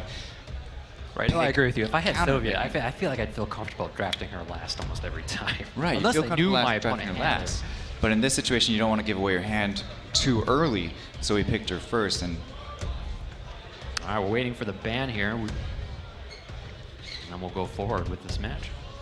Both players looking super intense right now, thinking extremely hard Down of to what the they're last doing. second, both of them unsure of who to ban, and there it is. Tessarion taken out, very smart choice, as well as Leica. Yeah, that Tessarion would have countered pretty much every single monster in Brainlag's team right now. And you see accuracy lead from both players. Sometimes landing that one harmful effect can end up getting you a win in these matches. So here we go, Make It a Bud against Brainlag. The final of our 8 first-round matches begins. Wishful Mortality, Wusa going faster than the Ganymede. However, Molong, we'll see if he gets strips. No stuns, only the Wind Panda was cleared there. Not a monster that you really need to reset with Ganymede. So He ventilates the Mo Long That's to smart get choice. another strip. I That's like smart that choice. play a lot. He does get a violent proc as well, so he's going to start. I told you. You get it. You get guaranteed Mile proc after ventilate. He is. It's almost a guaranteed violent. It feels like it sometimes, for sure. And that leaves Iris here in a good position to pick which monster she wants to go after. Gets a couple nice more strips there from the Sylvia. Takes out the Ryuk the first time here. Single-shotted by Perna. It almost looks like there were no runes on that Inugami. It almost seemed like that as well. And Sylvia now stunned. But still pairs well with when Panda that they can come back this and still deathmatch win it. definitely is not over. Definitely not. Banging on Wusa, Sylvia. Very strong units. Saves the heal for the next turn.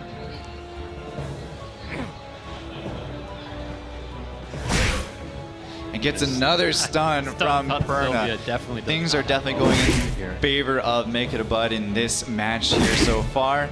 Able to land a defense break and get a violent proc from Feng Yan here. Things turning back into Brainlag's favor now, getting a couple pieces of luck on his end as well. That's a smart choice playing the recovery there for Sylvia. She's going to need a lot of sustain to make it through this match, especially with a 2-turn defense break. Especially with that Perna doing so much damage as Needs to it get is. Wusa asleep here.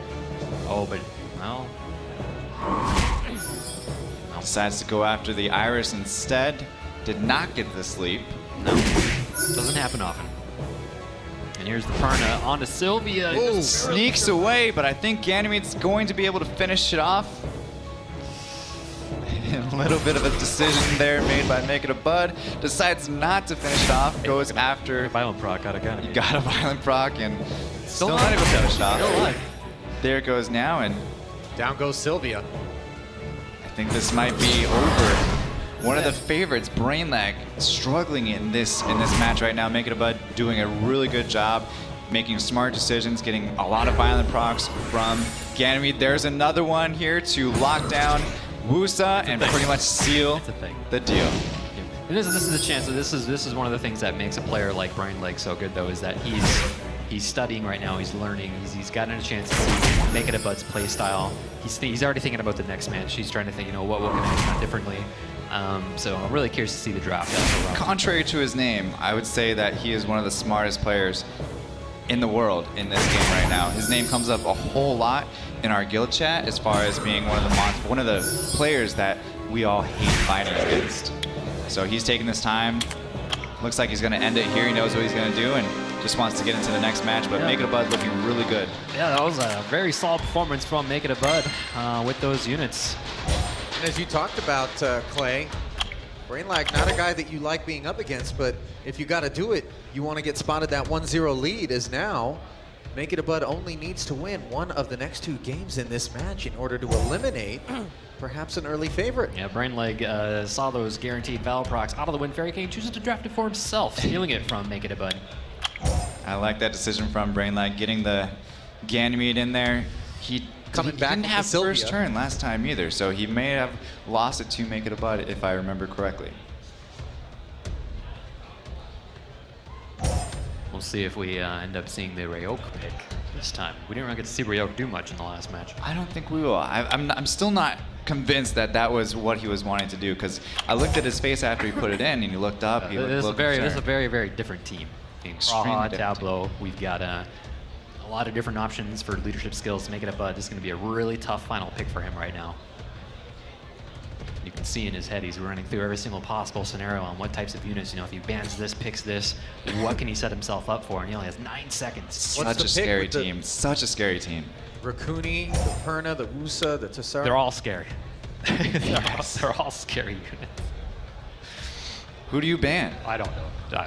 Who do you ban? This team, if I'm Make It a Bud, who do I ban? If I was in this situation, I mean, it's really tough because the Brawl has the option to strip his Wusa. He has the Ganymede in there. That was the MVP. I probably last closed my match. eyes and just randomly pick something.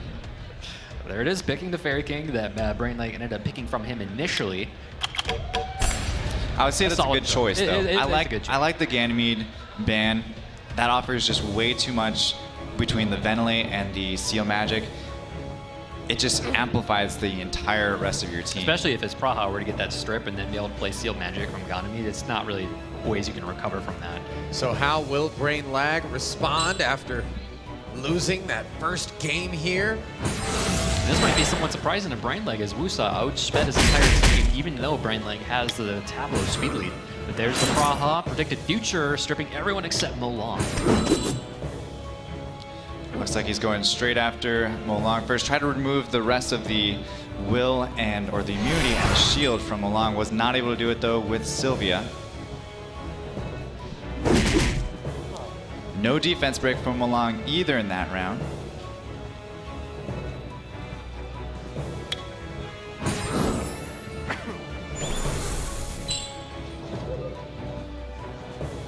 That was one of the changes to Tableau in the recent nerf, is now he's a guaranteed stunned after his third skill is played.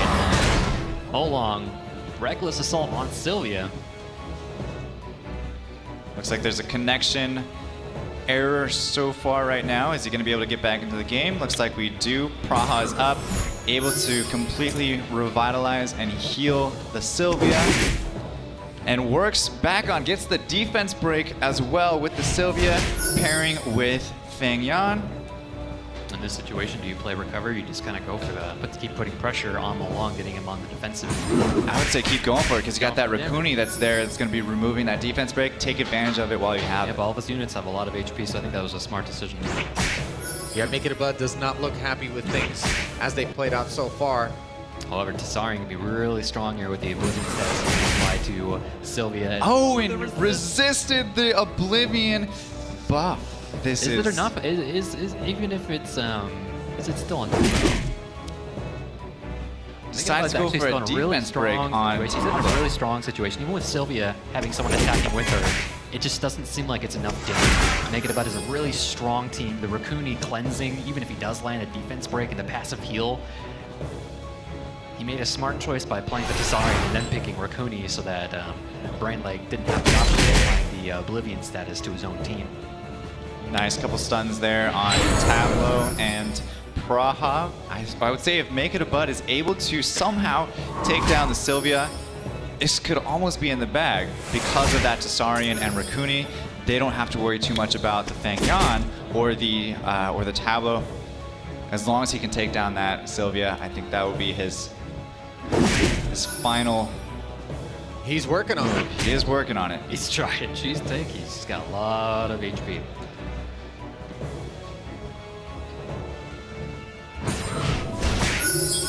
Still alive. Hoping for some good stuns here. The additional turn. No stuns from the Tableau. Did not get what Brain Lag needed. This is not a good situation for Brain Lag to be in, because that Sylvia is going down, and he's not able to take down the Molong before that Rakuni. Most likely. Reminds me a little bit of that moment with Topa where he went 0 for 3 trying to get the chill. RNG not in his favor. Could that have been the turning point in this match, going 0 for 4 on the stun? It very well may have. He needs to have some sort of luck in his favor, and it looks like everything's just going in Make It a Bud's favor right now. That Rakuni doing so much heal, so much sustainability. Again, a 3-star monster that we've seen a lot of play with today. Sylvia on Vapors here. I think she's going to be down from the Rakuni, takes it down. I believe Praha had her second skill up, but did not use it. He might try to save it in line with one of his other skills. I'm not sure. Either way, really tough situation for Brain Lag to be in right now. Especially with Tessarian on the other side that takes a lot away from Wind Panda. Is he going to need some help from the RNG down 3-4 with this comp? I don't know if he's going to be able to do it. I don't see a way for Brain Lag to get out of this right now.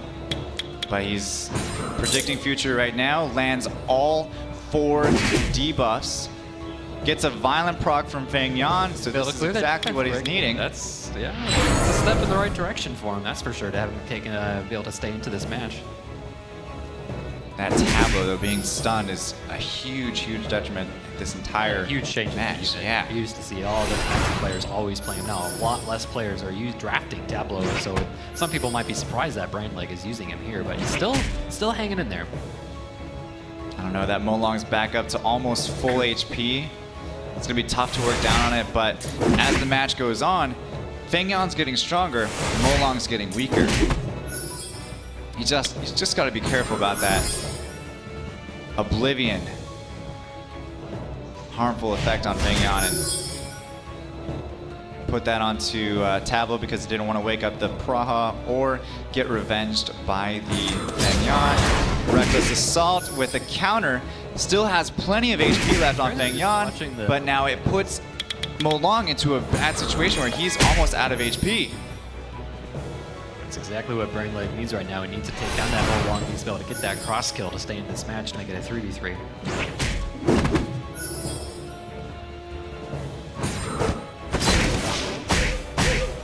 He needed to remove the revenge from Fengyan, did not get it though. Unfortunately, Fengyan didn't defense break on Molong. But I think Fengyan's just about done. That is on Thessarian, from Thessarian that's really killing him. He's not getting that attack bar boost every time that he's tacked. There it is, they got the Vivo proc, able to get the revenge buff back applied, clears Oblivion, and then has recovery, but is that enough? Really low HP. One attack from Thessarian could kill Panda. There it is. And you see Brainlag shaking his head, kind of knew the end was near. He fought hard though. Yes, he when did. he was down 3-4. Looked like he might have had the Water Panda up on the ropes and level things off and maybe come back. Bit of a surprise, gentlemen? I would say that's a huge surprise. Huge surprise. Huge surprise. Brainlag, again, like we said, one of the favorites to win this entire thing. Taken out by Make It a Bud in this first match. It's pretty impressive, I would say, on Make It a Bud, and I would say that Faint Memory that he's going to be playing out next is going to be taking note on what he's doing. Breathing a sigh of relief, perhaps, that he didn't have to face Brainlag as we go down to Maria Ho, who is standing by with our winner. Okay, so it seems like people felt like it was a bit of a surprise for you to beat your opponent. Did you feel very prepared coming into this? I would say so. I mean, we've scrimmed a bit on and off, but he has a wide range of units similar to mine, so as prepared as I was trying to be, there's only so much you can prepare for walking in. Okay, so do you feel like playing in front of a live audience makes situations like this a little bit more nerve-wracking, or there's more adrenaline and it's exciting for you? Oh, definitely nerve-wracking. Heck yeah, so online there's like 18,000 people I think watching, so every mistake I make or he makes is gonna be screamed out in chat, so absolutely nerve-wracking. Okay, well the crowd seems to love you here, so good luck in the quarters. Thank you. All right, it is time for the quarters, gentlemen. Let's take a look at that bracket and see if there are any matches that jump off the page to the two of you. I see a look on your face, Koopa. I still can't get over the last match that we just watched, but I mean, we have so many good players on the match. We've got Faint Memory versus Make a Bud that they just played. We have Hua versus Sai, Hypnotimac versus J-Mac, and Barian versus Archer. I'm excited about all these players. Yeah. I'm still sticking with Mr. Minnesota, though. That's your man, Hua, all the way through? All the way. What about you, all the way. Clay? I don't know. Barian's got a tough opponent. Again, one of the favorites on the left side here. But here we go. We have Sai versus Hua. Do you think your boy from Minnesota is going to be tough? We're going to hope. Sai. You know, winter's coming, right? Negative 60 degrees. We'll see how Sai handles the winter. And then there's Hypnotimac versus J-Mac. Kind of a battle of the Macs down there on the left side of your screen. It's going to be interesting to see whether Hypnotimac is going to be feeling bad if he beats J-Mac again. All right. So we are just a few minutes away from setting up the round of 8. We'll take a quick break and be back with more from Los Angeles after this. Claytano and Koopa Troopa and a new face. There he is, giving the hang loose. Island Grown joins us in the booth for this round of 8. And Island, you were out there, you were watching. You chatted with some of these guys both before and after their matches. How do you feel about what you've seen so far? Incredible. Actually, I was very interested in some of these matchups that came out, and it was very nice to see different players get into the groove of the matches, and it's very interesting to see the people that came on top. In particular, though, I do have a favorite that I think I would like to win. My favorite would be Hypnotic Nick. Somebody from Hawaii. So I'm definitely rooting for him. Yeah. So you're playing hometown favorite. Koopa is already picking Hua based on Minnesota. Oh. I can't. What's with these favorites, guys? I mean, what's going on? I don't know, Remember? but As we look at the bracket here, 8 players remaining. Archer and Berrien are going to be on deck. And Island, is there any matchup out of these 4 that you're staring at that you circle as the one to pay attention to? Hypnotic Mac and J-Mac.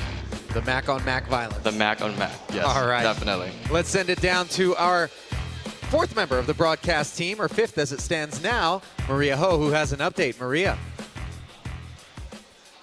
Into the quarterfinals, feel more comfortable and a bit settled in with the pressures that come with the single elimination format.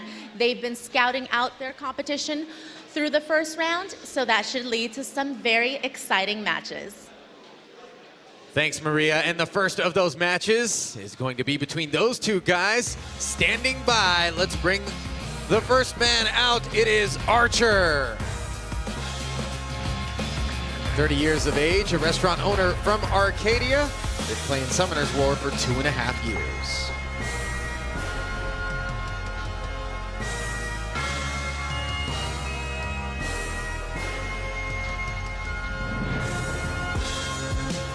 I have no strengths. I guess my strength is I play a lot. I literally play at work. I play every single second of the day. When I'm eating, I have it on, and my lovely wife lets me play all the time, and she's always like, "Oh, you don't listen to me." Well, it's probably because I'm playing the game while she's talking to me. Sounds like a keeper, boys. I know, right? Obviously, it's important to have support.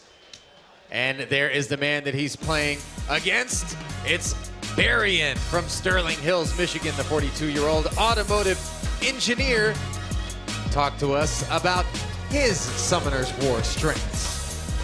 I think my strengths are my ability to dissect the information, and analyze the units, the system into simpler components, and then analyze those thoroughly and compare them to within each other. Basically finding a very niche or very strong units within a big pool of units. I don't know. Well, the good news is for Berrien, he doesn't need to nail the interview. He just needs to nail the match, and he's going to be up against Archer. Guys, we've seen both of these two already take down an opponent. And based on what we saw there, do you expect more of the same? What is it that you anticipate? I expect to see more Gianna play from Archer, and I think Berrien's been paying close attention to that first match when Archer was playing Plusle, and he's already developed a strategy where he knows where he's either going to let that Gianna through or he's planning on banning it, but I would assume that Archer is going to come out with some more Gianna play. Ironically enough, Berrien's least favorite character, Island, Gianna. I know, right? I actually had an opportunity to talk to Archer backstage a little bit earlier, and yeah, a lot of people, he says, a lot of people knows what he likes to bring. He knows people, know he brings a Gianna. Right. So I'm very curious to see if potentially he might bring out a surprise pick, potentially against Berrien, who will just, maybe he won't be able to analyze everything and you just miss it, right? Koopa, if you know that a guy is in love with a particular character, brings it every single time, do you tend to lean on banning it? Or you bait them into taking it, knowing that you can counter it. Now with Berrien, this guy has been playing for a long time. He's been putting a ton of hours into it. He's got really fast units that are tightly tuned, and so it kind of depends if he can get the first turn. If he can take and have his units move to get momentum going before maybe Archer, let's say, can even play Gianna, that might be a way that he can kind of just counter that unit, but not giving it a chance to even take a turn. Would we expect anything less than tightly tuned units from an automotive engineer, gentlemen? Definitely not. Definitely not. So our tournament official up at the podium as we stand by and prepare for the draft. Things will come into focus, and we'll see what happens with Gianna. She seems to be the storyline in this particular matchup. Static.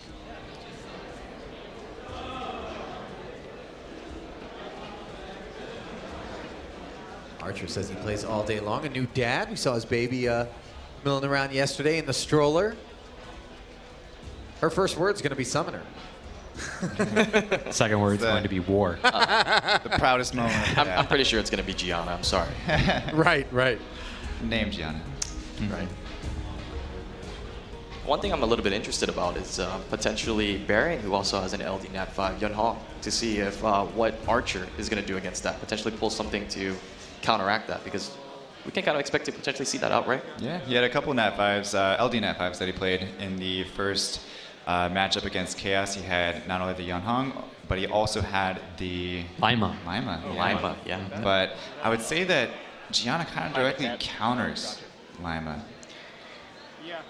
to an extent. She really, she can, yeah. It kind of depends which unit is like going first. You know, if Lima goes first and Gianna's maybe a little bit slower than his Oracle, then that would, you know, definitely be put Varian at a disadvantage. But then it kind of depends, you know, if both of these players use a unit like Gami, you know, because these players both are relying on certain units that are part of their compositions, but there's a few units that they share. And so I think that's going to be a big part of this matchup is who gets to pick that unit first, and there it is. Speaking of from Gani. Archer, first pick. So now Varian has to deal.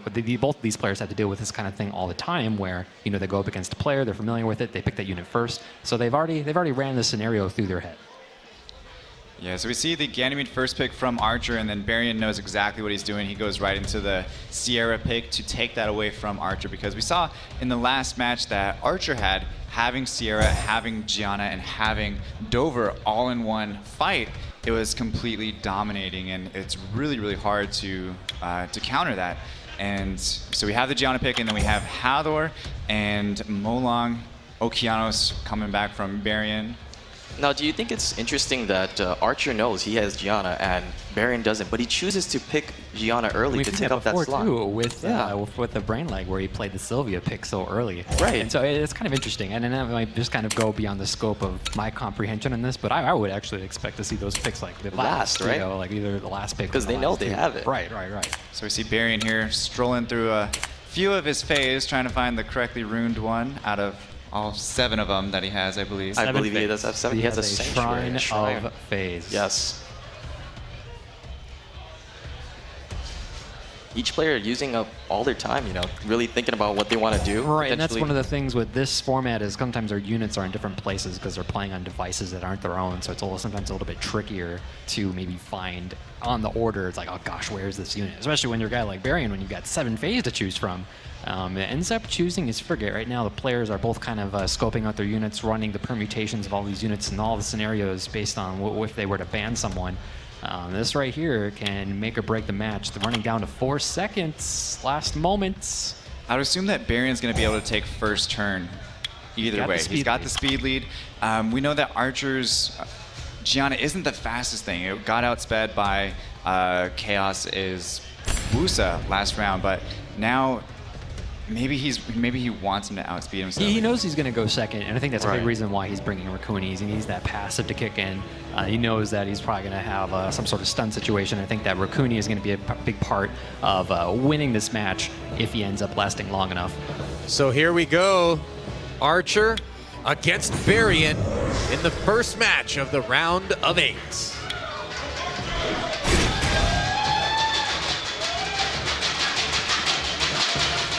Couldn't see it, but it looks like Okeanos did get the first turn. We can't. And there it is, Molong going so for CR, already getting bombed into Thomas time Gianna. There's Gianna. And that's what I'm talking about. He ends up taking out Gianna before she even gets to play or make a move. Varian wasn't kidding when he said No, he was like not her. kidding. I believe Okeanos did reset Ganymede's skills, but maybe not. So Maybe he got resistance. Comes straight through. Yeah. But as we know, you know, Feng Yan, never to be underestimated, definitely can take an entire team out. Until he's dead. Exactly. Yeah. Especially with having Raccoon there as well. That gives him so much survivability and support. Are we going to see those violent procs again? I was looking Ganymede? for it. I was looking for it. It didn't happen. Stun coming in on Feng Yan there. Lots of control on Varian's team as well, having Okeanos and Frigate resetting those skills and lowering those skill cooldowns on Varian's side. Like you said, the benefit of having Raccoon immediately goes for the bomb right on Raccoon.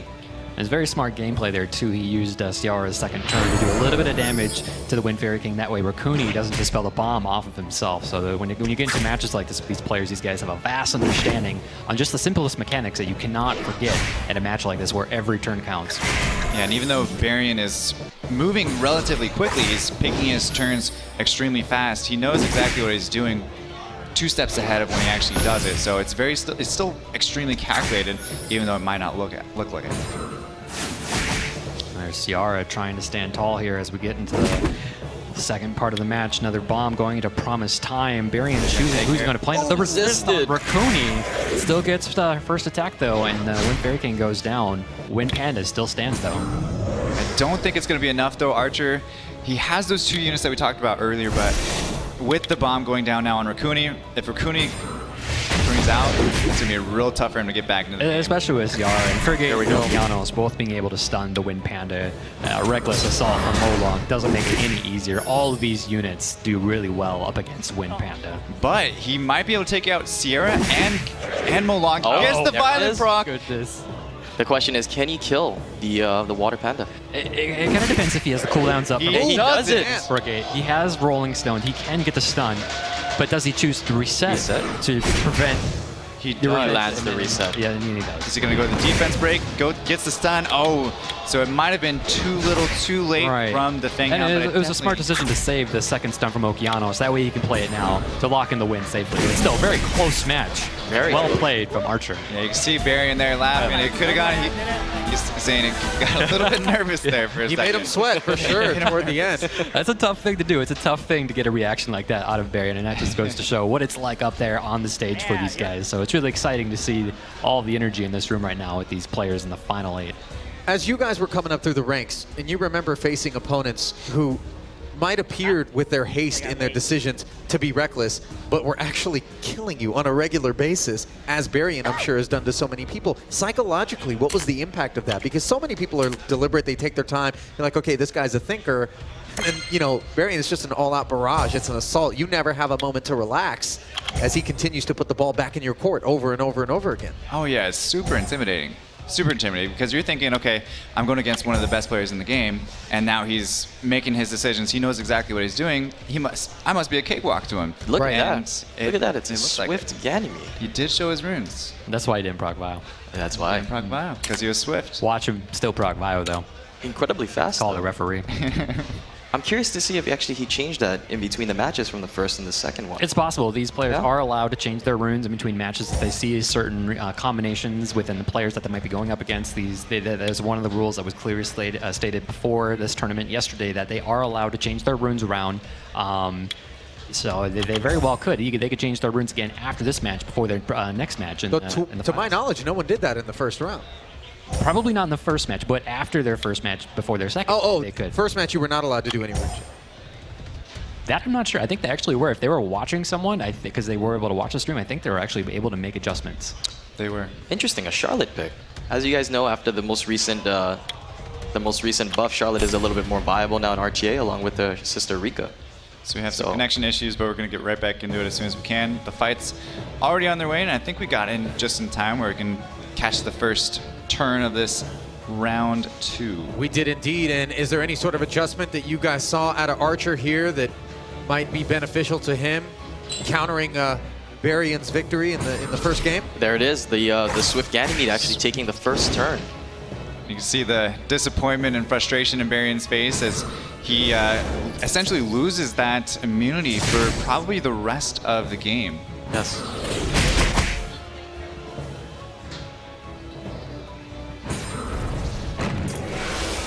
Down goes Hather there. I was super surprised to see that he only slept Raccoon out of all of them. Of course, the Fire Monkey King can't be slept, but did miss it on both the Wusa and Okeanos. Kind of seeing a little change here, a little bit more control on Archer's side, it seems, at the very beginning here. Yeah, Varian just needs to try and keep his Fire Monkey King alive as long as possible. It's going to be a lot of his damage. I think as soon as he loses his Fire Monkey King, that's going to put Archer at a really advantageous position. But without able to have Wusa immunity on his units, it's going to be tricky. Looks like it's a Despair Gianna, though, because he did get a stun off on that Wusa. It is. Earlier, Gianna actually stunned Okeanos with her first skill. Did not expect that. Very nice. Reducing the attack bar of Rakuni there to potentially keep those bombs onto the Fire Monkey King and the Okeanos there. Okeanos could potentially throw that bomb right back to Archer, though. But one on turn the left. one turn, it's going to go immediately to a stun. True. I thought that too, wow. Another bomb miss. That was huge for He Baron. needed that. Absolutely. Archer definitely needed that. But he still might be working on that Okeanos. You can see why Barian dislikes Gianna so much. Yeah.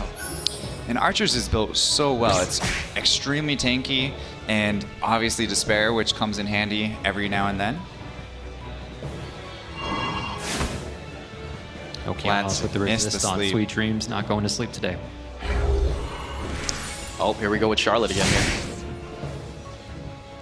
Okeanos did not want to go night-night there. And we have Charlotte coming back now with the full AoE. Did get the stun This is a on tough decision because there's so Wusa. many powerful skills that Archer's team has right now. So it's Chooses tough to for go with Barry Gianna. to even choose who he wants to reset, and he chooses Gianna.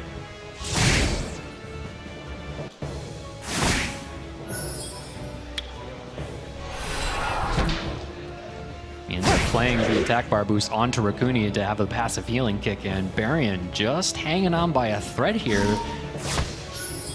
Just like the first round, going ahead and focusing on Gianna, that main target to get rid With of that Gianna right away. down, and with this far into the match, with Wang's passive immunity going up, he's going to be hitting really hard, especially with the attack buff from the arena kicking in. Wang is going to hit really hard. Archer needed a stun there from Charlotte. really did did. not get a single one again. And Well, you're definitely not going to get a stun on Mehu Wang because he is immune to all stuns, and that's one of the strong things about him up against a team like this. No matter how hard Archer tries, he's not going to be able to stun that Fire Monkey King. unless he And of gets- course, it's 3 fire monsters against a wind monster that's trying to stun them as well, so it may have glanced. No Bioproc now. Taking down the 12 Charlotte, hits gets without the violent defense proc break. from Meho Wang. Like you said, the Meow Wang is now gaining a lot of damage. Oh yeah, it does a lot. With that damage, the skill 2 healing himself up, that's a lot of sustainability he's got on his side. Yeah, Meho Wang scales tremendously in late game in RTA. The look on Archer's face kind of says it all here. Yeah, there's not much he's going to be able to do in this position. The Fire Monkey King is just in such a... He's not going to go down here anytime soon. He's just only going to be doing more damage the longer this match goes on. So he's hoping to get the kill on Okeanos, but I just don't know if it's going to be enough for him to sustain long enough to be able to last through this match. He might be reconsidering his build of Swift onto Ganymede now, especially now that we know he won't be able to get any procs. It worked out. It did work out. Opportunity at the It did beginning, what yeah. it needed to do, but like you said, if he would have let the Ganymede not be on Swift, he let the Wusa go, then he would have been able to use critical error from Gianna, remove the will, remove the immunity and the shield, and stun when he didn't have that chance. Well, instead, that Swift Ganny unable to bring it home for Archer as he falls 2-0 to Barian, the winner of the first in our 4 matches in the round of 8. And Barian has been looking really strong, guys. Really strong. Oh, Really strong. Yeah, as expected, though, there's no real surprises there. Like we said before, Barian's probably one of the favorites to win this entire thing. And we had a little bit of a scare in the first round against Chaos, but he is... As the tournament goes on, he's learning more and more about the players. So I think that has a huge advantage for him because he's so analytical, like you said in his interview. Yeah, a little bit of an RNG nod that helped him escape, early on in the first round against Chaos. And, Brain Lag was certainly somebody who fell victim when we thought perhaps he would be in a similar situation. Right, well, these Barry. guys have done their homework. I mean, have you seen Barian's spreadsheet? Have you seen it? Did it Oh, show it to my. you? I don't. My hard drive's not big enough for that. Oh, yeah. Barian has a spreadsheet where he's done research on all these guys. He knows their unit stats. He knows their speeds. He breaks it down the same way he does his work. And so he showed up prepared. And you can see it in these matches. And that's the difference between the guys who kind of approach this at the highest of levels and the ones who are maybe lagging a touch behind, isn't it, Island? Yes, definitely. It's good to see. I mean, it's very interesting to see Barian go ahead and making it through this round right here. I can only imagine more analyzation from Barian. I was very surprised he didn't bring out the Yun Hong. I really wanted to see him use it there, but I guess he analyzed it to the sense where he didn't need it. for this match. Yeah, kept it in the hip pocket as we send it down to Maria Ho, who is standing by with Berrien. Maria. Berrien, another well-played match. You know, people say that you're very aggressive. That showed in your game. Do you think that that's just something you want to continue throughout, or are you going to maybe mix it up now? I think the best strategy is always to mix it up. Never give your opponent a predictive way to counter you. So earlier in the second match, you looked slightly flustered at one moment. Do you feel like mentally it's really important to be able to regroup right away? Oh yeah, very important. Like last match, the second one really hit me. But it's important sometimes just to step back and regroup even for a split second. All right, well, congrats and good luck in the semis. Thank you. Well, it doesn't seem like luck is something that Berrien needs a whole lot of. He has been looking very good as we take a look at the remaining bracket. And up next, we've got the other half of his wing, which is going to pit these two gentlemen against one another. Let's bring them out. First up, it's Faint Memory. The 27-year-old student from Vancouver, who's been playing since October 2015, and talk to us a little bit about watching the competition. I have most of the players playing here favorited, and I look for their matches. Unfortunately, they're pretty quick at deleting their practice matches. And same for me, I delete mine when after I skirm. And I skirm Fwa a lot. And he's has no answer to my Wind Panda, but. Oh, the coveted Wind Panda. Round of 16, Faint Memory got rid of one OP Cookie 2-0, and he's gonna be facing Make It a Bud. Bud upsetting Brain Lag in the first round, the 27-year-old consultant from Arcadia, California, who got his start 3 years ago and talked about it with us before the match. Yeah, so I actually started a long time ago, probably about 2.5 years ago, quit for about a year, and then started playing hardcore for about 1.5 years. I really liked the random element of it and the strategic element of it. So I'm a person that likes strategy games, so that naturally just kind of drew me in, and it's what keeps me there. And also what's kept him here, that good-looking defeat of Brain Lag, which I think all of us kind of were amazed by. It was dominant, his performance. Yeah, I really liked his performance against Brain Lag. Again, Brain Lag being one of the favorites to win the entire thing as well.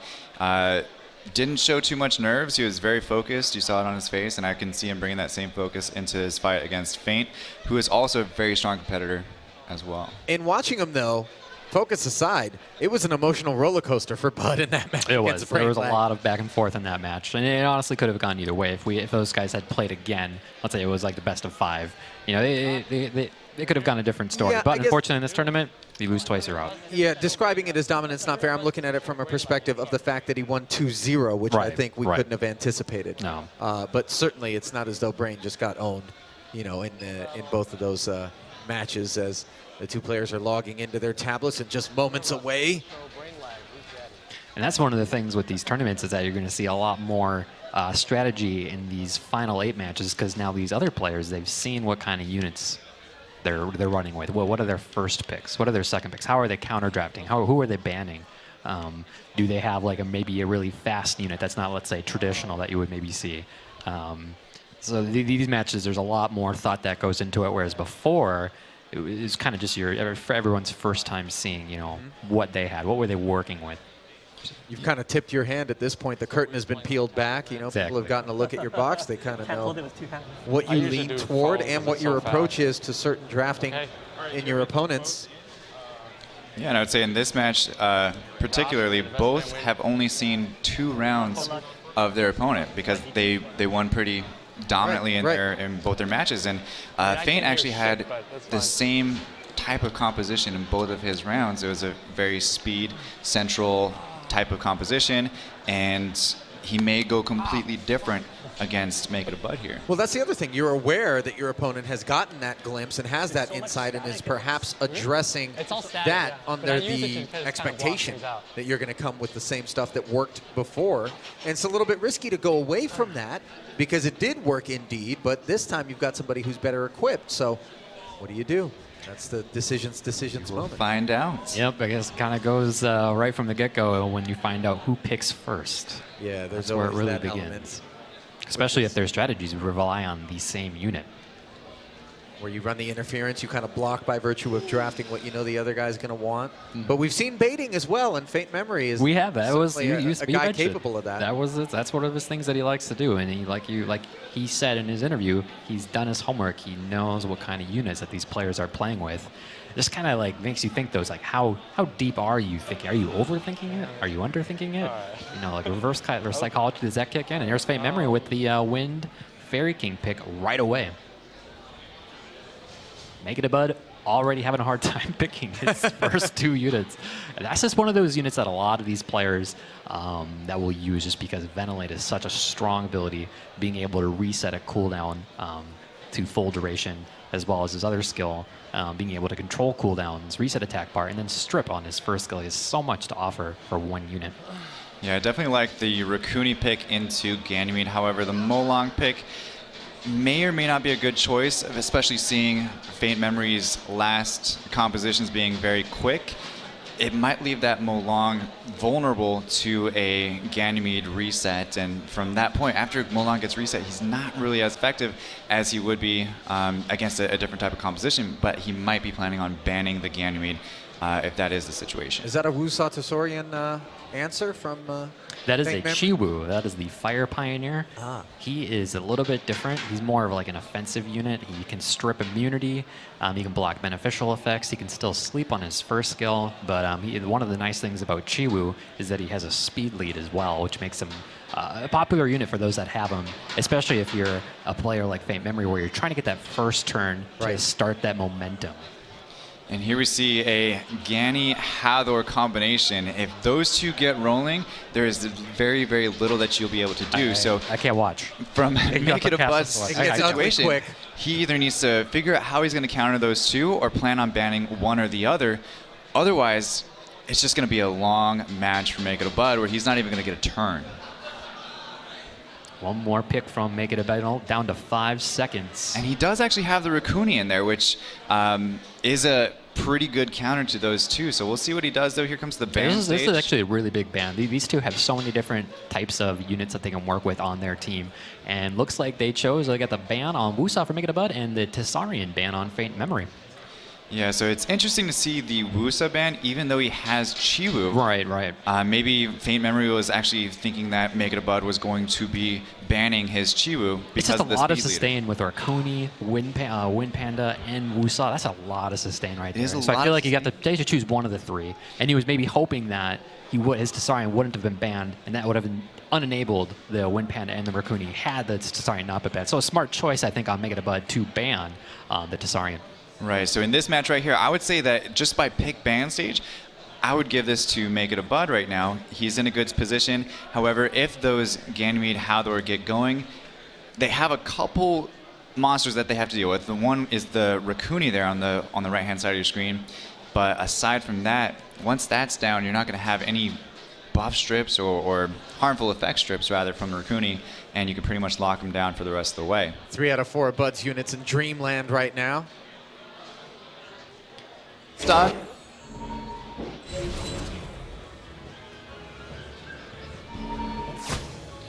All right, and as we see, he's going after the Raccoon first up. He wants to keep the Sierra,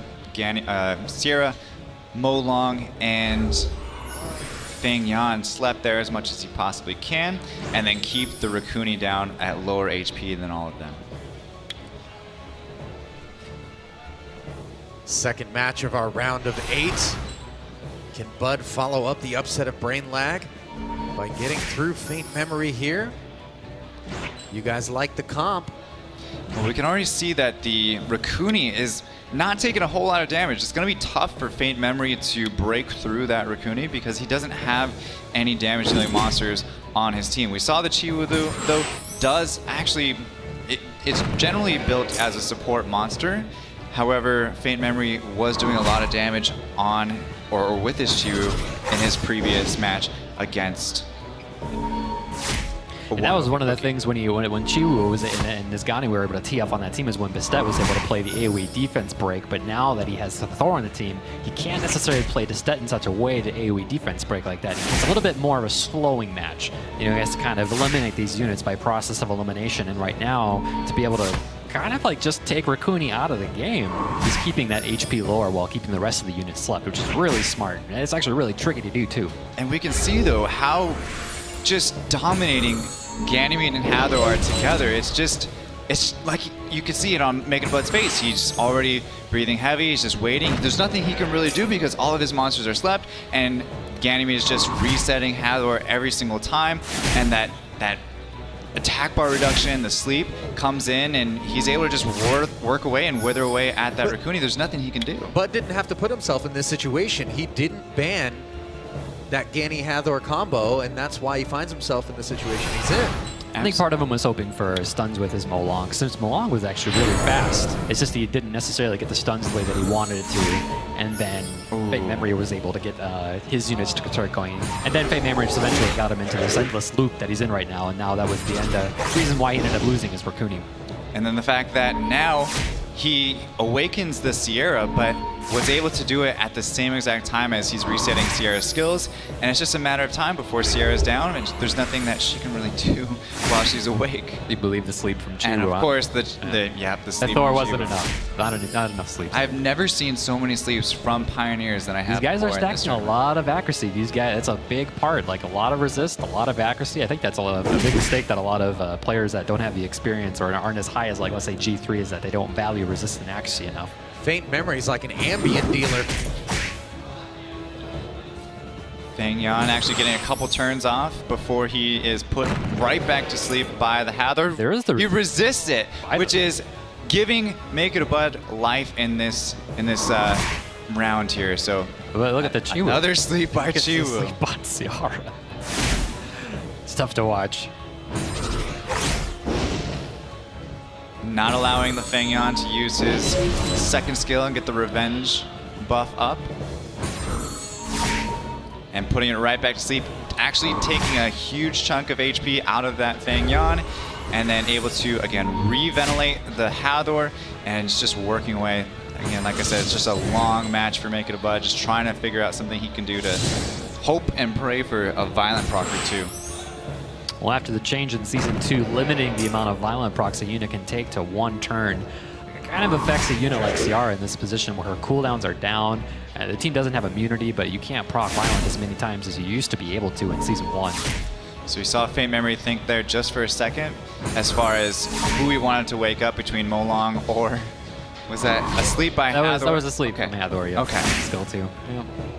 And then a despair stun from Molong with Chiwu. So no luck for Make It a Bud. Like I said, that Gany Hathor combination is just not fun. I think it's safe to say that Make It a Bud's going to go out of his way to not let those two units be on the same team. However, we did just see Feng Yan take down Bastet, but that Chiwu just keeps stunning him. Violent proc from Ganymede to finish it off. Faint Memory looking very, very confident in that round. We'll see what he does in round 2. Koopa, was that match lost in the draft, the way things played out? I think it was more so lost in the ban. Like, Claytano was really surprised and really excited about the Hathor and Gany being on, and I don't have either of those units, so it's tough for me to be able to see that. But he has more experience with it, and I didn't expect to see that. That was like kind of like an endless loop. It was really smart though on Faint Memory's side, where he went for Rakuni first, which keeps him slept. Yeah, definitely needed to go after the Rakuni first, otherwise that Rakuni would have been either healing or removing those debuffs from his own team, and that would have completely countered the Gany Hathor combination. But yeah, so that doesn't really, a lot of players don't see that kind of thing, and so if you're a Rakuni user, you can get away with Rakuni dispelling the entire team, especially if you're up against someone like Hathor. But when you're going up against some of these players that really understand those basic fundamentals of this game, like Faint Memory, he doesn't let you get away with that. Yeah, and I would assume that all the players watching this now today are realizing how important and how great Raccoon is as a 3-star monster, very obtainable for a lot of players that are watching, and how to utilize it and counter it and somehow work it into their strategies as well. And we see the Ganymede pick, and with a big old smile from his face. Had enough of that. He had plenty enough, but Faint Memory picking his Wind Panda, Make It a Bud rolling his eyes a little bit there in He had to expect that, disappointment. though, right? I mean, like, you know. Well, you would think, you're not but- going to block, and then the other guy just lets you continue to put the comp together that you want. That is true, but Faint Memory, as we've seen in all of his other matches, is kind of more of a speed control type player, and to see a Tsarian Feng Yan combination is a little bit different than what we've been seeing from Faint Memory. I think Make It a Bud's also trying to pick some units from Faint Memory here. You can see him drafting 2 units that share passives, even though Faint Memory did pick Tsarian. So I think Faint Memory is finding himself in a position right now where he might have to kind of choose something that he wasn't expecting to. This is a really interesting draft so far, though. Raccoon, Molong. Is that Perna? I This see in there Perna, as you're well? doing well. You're doing well learning all these units. I'm impressed. And that's Wusa. I like the Wusa last pick there. You need some sort of immunity because you see the Hathor coming down. You also have the Tsarian that will be kind of running through Perna and You almost there. expect Make It a Bud to ban Hathor here, just because after that last match of being slept the entire time, it's like I want nothing to do with either of those units. I'm gonna steal pick Gani. I'm gonna ban Hathor. But it looks like we have Make It a Bud banning Tsarian and Faint Memory banning Wind Fairy King. I think that's a good option for Make It a Bud in this one. I think so too. The Raccoon Perna, you can't take away their passives, especially with the risk that he might have his Wusa banned. And in that situation, he could potentially lose his Perna right away. Yeah. So with down one Bio Proc. Down 1 zip, Make It a Bud, hoping to level the score here after that incredibly dreamlike state. Bud had to be stuck in for most of the first match by Faint Memory. Let's see if he wakes up here for Yeah, this Make It a match. Bud's actually in a really good position because he has a fast Molong. Faint Memory doesn't have a speed lead, and Make It a Bud also has Wish of Immortality. So I feel like he's actually in a really good position. He's got a safety net, he has his immunity, he's got a shield, and he also has a chance to strip stun Faint Memory's entire team here. But So he you doesn't like- look at the stun of Mistet, which is actually really strong though. It's actually really strong that he got the stun of Mistet there. So you like the balance of Bud's comp here, especially up against what, Yes, what Memory's showing. He's got a really strong composition right now. The only thing that Faint Memory has to work against this Wusa is Hathor's skill 2 that can strip, and he just played it on Comes Molong. Reckless Assault. Is he going to go straight for that Hathor there, get rid of that, or is he going to take down the Theo We got the Mars? He defense does get break, the that defense enables break. his Perna. Saves the turn 3 or skill 3 from Molong, and big damage from Hathor. He's going to finish it off with the Wusa. Will he potentially get that crit in there on a non-elemental advantage? Does not decide to go for the Hathor, leaves it in play. Maybe a bad decision with the Bastet Hathor coming could in. stay alive, especially with recovery buff right now. But I think he has confidence in his Perna. There's no violent proc from Hathor. I would say don't use turn 3 on Hathor. Try to go after maybe Theomars, because I don't know. It's a Molong's tough situation. Pretty much. It's a tough position right now. It's very fragile. One wrong move right now could make this anyone's game. Yeah, definitely an extremely exciting match. Does not do any damage with that Doesn't even shield get up through now. this shield. Still gets the heal though. That Smart Feng Yan- defense break. Is he going to take it down? That He's Feng able Yan to bring it down. That Memory has, Clay. I mean, Fwa stated was going to solo the tournament at one point because it was such a strong. Well, we'll have to see. This proc bio and ends up almost killing Molong there. Raccoon passive healing Molong. And Raccoon going to be able to take an additional turn. Who's going to give it to though? Do he give it to Raccoon? He does. Give it to himself to get that extra heal on the Molong, and then he's going to keep getting heals from Perna and try to get that HP back up to where he's not going to be getting one-shotted by the Feng Yan. And you also have Theomars there that could potentially one-shot a monster. They if don't he want gets Theo taking a couple, turn. yeah, No one violent wants procs up. Theo to take a turn and then proc bio. Lancing hit, not going to do a lot of damage, even to a Bastet with defense break. Oh, gets the violent proc from Feng Yan, decides to throw up. We get the Wish of revenge. Immortality though, might give Molong enough HP to survive this hit from Theo. Oh, With it's gonna attack be buff, close. though, it's gonna hurt. And took it goes the down. Water Panda. And the Vioproc. Is he gonna get a crit? He did get the crit plus a violent proc. That's what he needed to stay in this. Theo Wind Panda. It's gonna be really tough. I would try to get that stun. Did not get the stun. Oh my goodness, that Panda doing Perna a gets lot of damage punished. for now. This match is still Oh, the anybody's stun game. on He gets Theo. a clutch stun against a water monster being a fire monster as Perna takes that to Theo Mars there.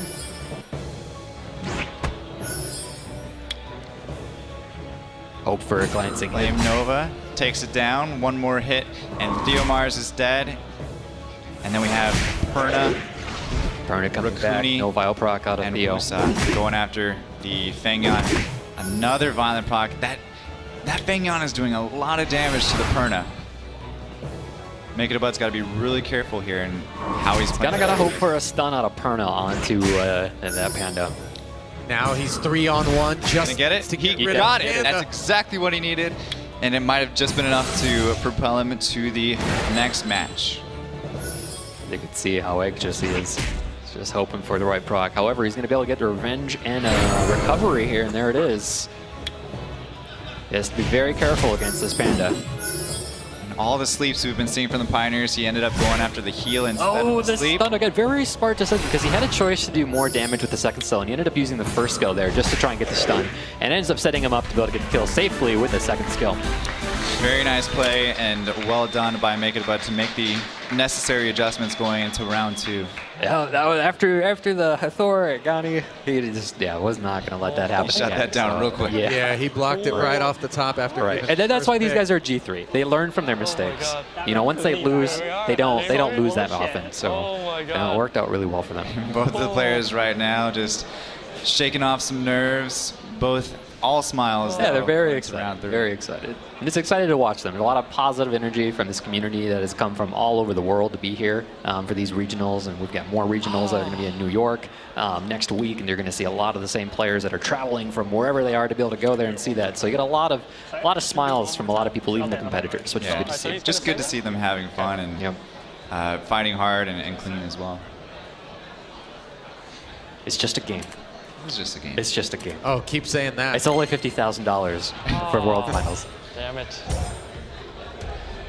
Bud says his opponents will All right, describe him as, Fade quote, Memory gets the win. Fairy King, Make It a Bud, gonna have to approach this a little bit differently. This is, if he's gonna end up winning this, is gonna be completely different from the first 2 matches. That's Bud's favorite character, by the way, Monster rather. And when Bud told us how opponents describe his approach to the game, they say, well, they just think I'm lucky. I don't think there was too much luck in that last round. It was very thought out and analyzed. It was, I agree. It was And probably one of the best adjustments That was probably one of the so closest far. matches that we've seen, yeah, agreed.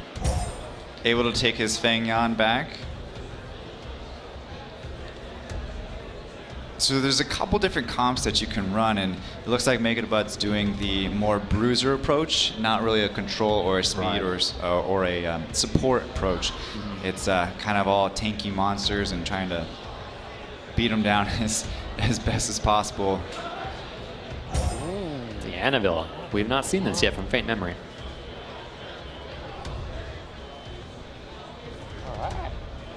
Final pick, 20 seconds. Make It a Bud. Got to pick one more unit.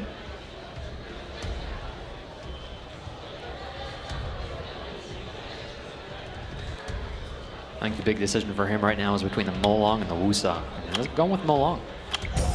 Yeah, I agree. Between those two, it was. I know, it's such a tough situation, you know. He has Raccoon for support. He's got the Perna that will come back. He doesn't have to worry about Oblivion status because he ended up picking Tazarian, which is one of the only units that even offers Oblivion. So let's see how these bans go. To the ban stage, is he going to take out one of the Gani or Hathor, or is he going to I don't know. Leave them both in again and test it? And it looks like he does take down the Ganymede because he did not want to deal with the Gani Hathor combination. That worked out way too well for Faint Memory in the first game. I like Make It a Bud's decision, though, using the Tazarian resist lead. I mean, sometimes in these matches, especially when you know that your opponent has really fast units with a lot of harmful effects that resist lead can sometimes just give you enough to be able to live long enough in this match. Here we go. It is the third game in this best of 3.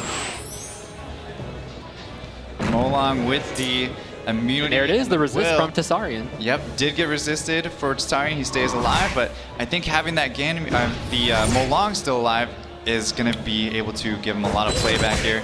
Gets a triple stun. That's rough. For the And even though Tessarian didn't get stunned there, but even though he got Despair stunned by Chiwu just now, it's not like Tessarian has a chance to even like unenable one of the passives. He doesn't have any passives on Fate Memory's team. He's just there for defense break and potentially harmful effects. Finn is resistant. Dots. Yep. He's a dot. Continuous damage. Man, this Chiwu is absolutely ridiculous from Fate Memory when it comes to getting the sleep from turn 1 and then just Despair stuns as well, making it really brutal for Make It a Bud to be able to have enough sustain to make it through this. Trying to decide what he wants to do with his Molong. Gets the defense break on Chiwu. Skill 3 for now.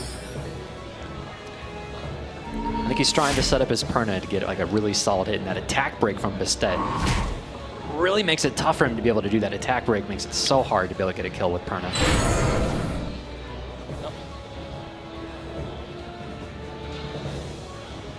Now Annabelle does have the heal up, but decides not to. Sleep on Molong doesn't help. Annabelle gets to take another turn, additional turn. Another turn from Annabelle.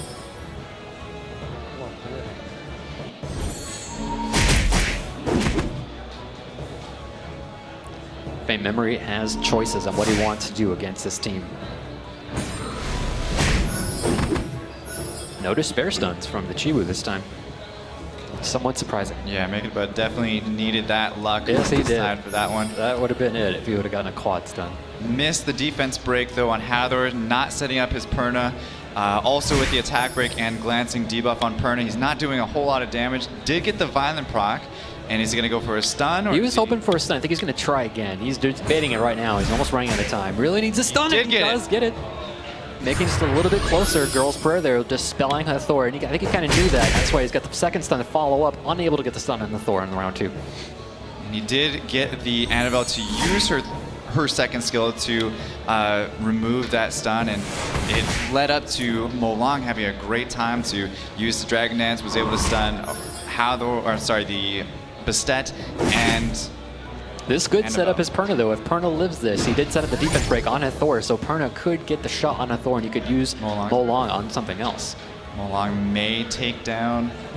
I think his Perna's got what it takes to kill Hathor if the Bastet doesn't go first. Bastet did go first. Oasis I spoke blessing. too soon. Oh goodness. Oh! That is rough. But is that a Bioproc?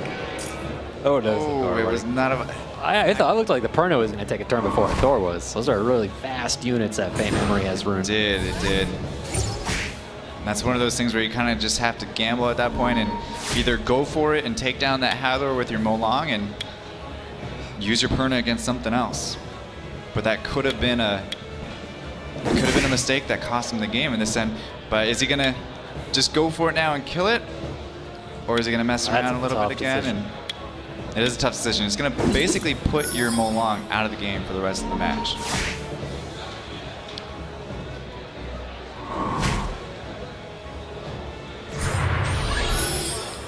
Oh, big heal That from heal Annabelle. is devastating. Cleanse the defense break and just gets her almost back to 80% HP. You almost need to use that second skill there to help. Yeah, I think at this point he's not in a situation where he has any defense breaks. He just has to somehow hope that he has enough to hold on and just live through sustain, get that recovery going in between Perna's passive. Maybe he can last long enough to be able to get a kill here. The violent procs though from that Annabelle are crazy. Almost procking out of every single stun that she's had, which is tough for Make It a Bud to lock anything He could down. potentially take out Hathor here. She might be low enough where with Reckless Assault he could take her down. Decides not to though. Fate Memory looking for sleep or attack break on the Perna. Definitely doesn't want Perna taking an attack this late in the match because Perna will hit extremely hard. 3-turn defense break on 3 units of Make It a Bud's in a really rough position right now because even these support units that Fate Memory is running are start to do a lot of damage as this match has lasted this long. I just don't think the cards are in Make It a Bud's favor, as you saw another violent proc from Annabelle come down just when she needed it, and Molong isn't going to be able to do anything. Just needs to land that defense break, and Perna's gone down for good now. He's not coming back.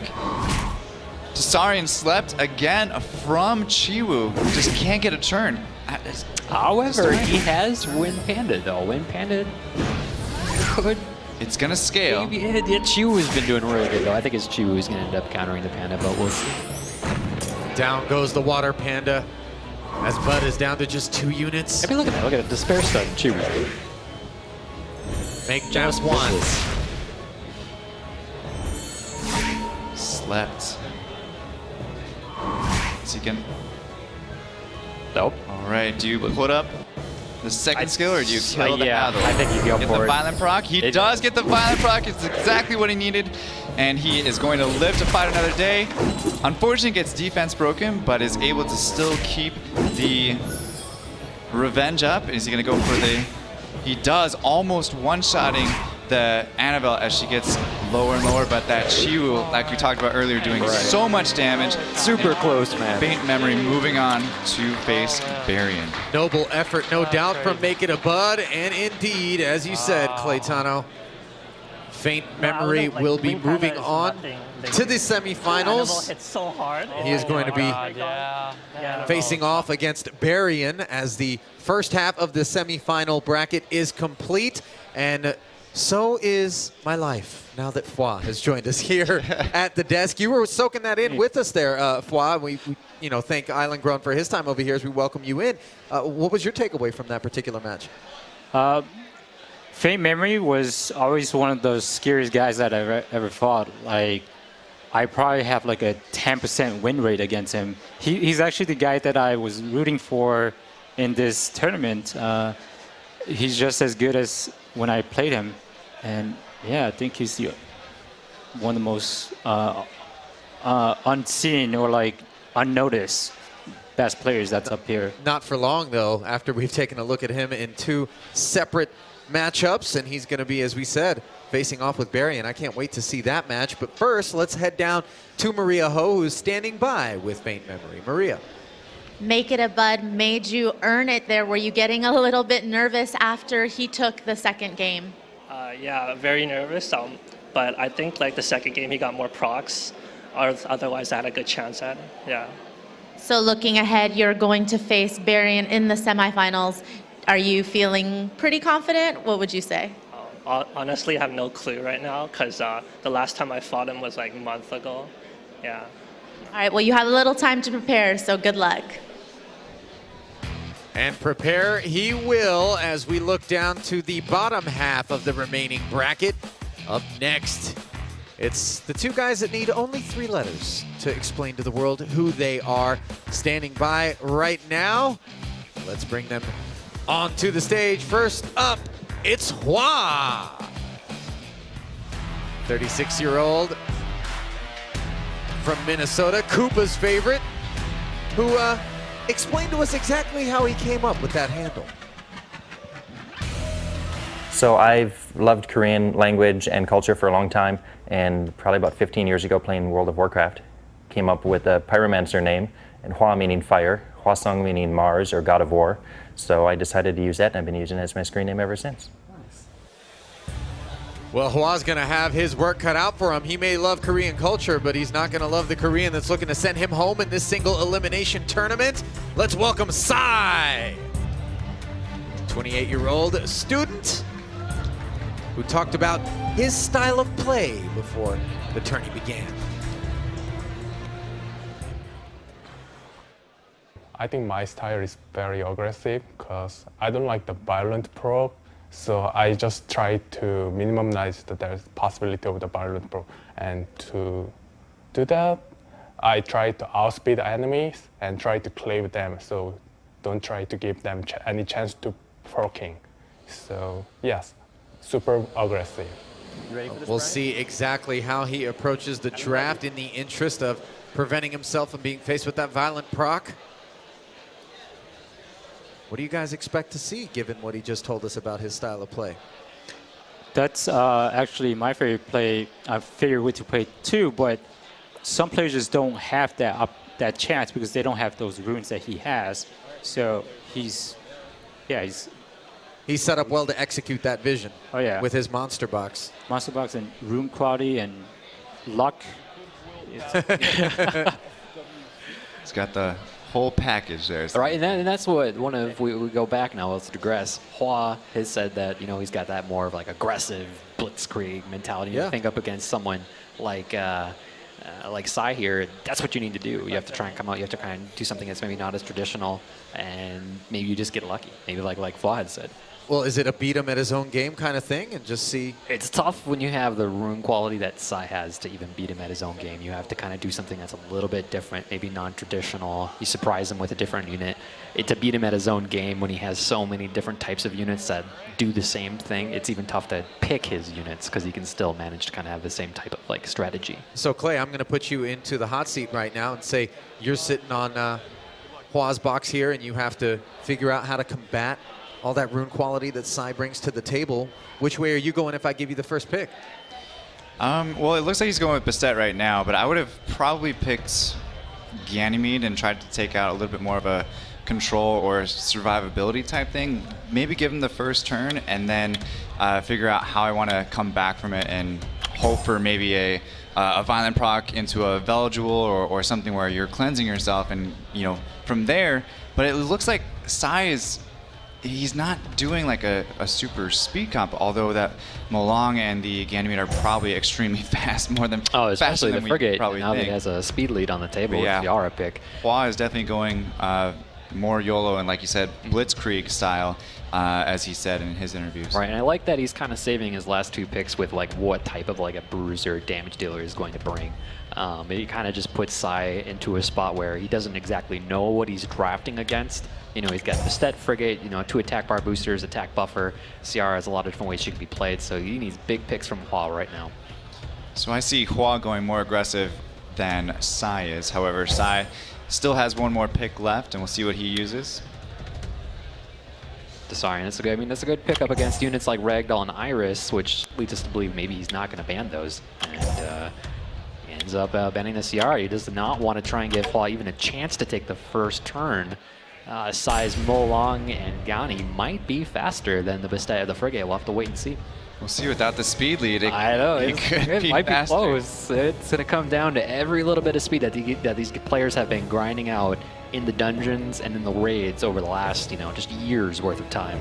Feels like we could have a longer than usual match here based on... Or really fast. He's got some really heavy... Looks like Hua does get the first turn with Frigate, able to get all of his skills off before Sai gets anything going. It was close though, it was really close.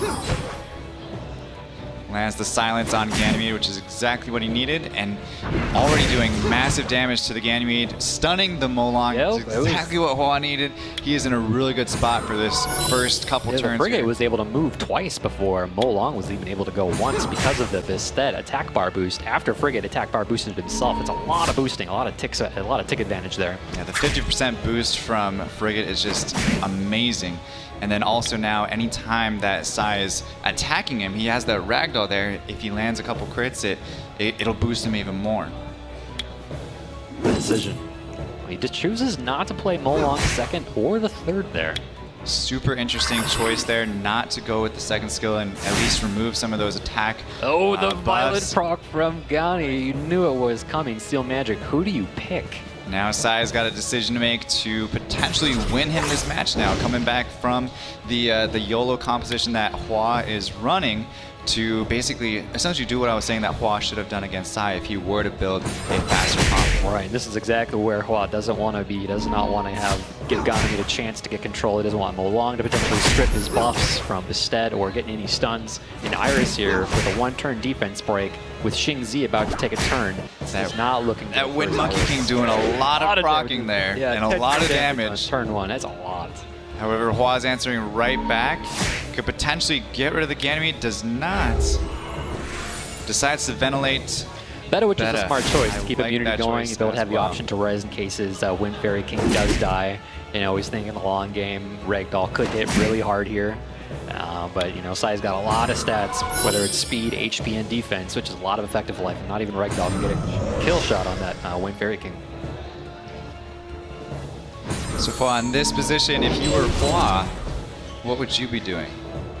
there's nothing that he can really do because Ragdoll's dead, like right here. So it's just gonna be 2 versus 4. What if he does get low enough though? Can't Ragdoll one-shot someone? Right. I think he. Oh yeah, this is. Oh, he does have that ignore defense with the second skill, but I think his skills were reset there. I don't think he's available. Or he's just barely over 30%. What's the score? He's down now, and I think that's it for Hua. What do you say, Hua? I think the only way that he could have won was from the beginning, having better luck. Yeah, he had good momentum in the beginning. Right. Yeah, he did. Yeah, once you fall out, there's almost no coming back in a Hua situation. Interesting, however, that as the draft was taking place, it seemed like you guys felt as though Hua had a decent amount of hope up against the comp that that he was facing with Sai, and yet Sai managed to overcome what appeared to have been a potential disadvantage. There's a lot of bad RNG, like the monkey stunning Iris right away and stunning the Iris again. Yeah, and neutralizing. Hua already going with a much different comp than he had previously because Sai got the first turn and picked Bastet, which was Hua's first pick last round. And this comes back to knowing your opponent. There may have been more to what we were understanding on why Hua picked Bastet first. Might be one of Sai's favorite picks there, and you can see that with him picking her first. A much more aggressive team coming from Sai this time, being able to get the Bastet first round, and goes with a Tableau again, which we didn't see work out too well previously, so we'll see how it fares for Sai. A lot of heavy-hitting units on Hua's team right now. But if Sai has one of those control-type teams, are those units going to get any turns? Nice choice with the Raccoon, but then a Zeros Alicia combination. They're going to see a lot of damage right now. Them, they are going to do a lot of damage. A Hua Dam, though, I like that choice as well. So I think they have enough sustainability where that Hua Dam is going to be basically countering the Alicia, so that way she doesn't get another turn unless she's doing as much damage. But it looks like they're actually going. Looks like they're actually banning the Alicia. Which, of course, is the water monster going against the three fire monsters. You got it, Paul. Yep, that's why he picked the fire units, because he was, because he knew that Tiana was the hard-hitting unit. So he knows that Tiana is the hard-hitting unit. Is it damage Tiana? Oh yeah, I think he knows.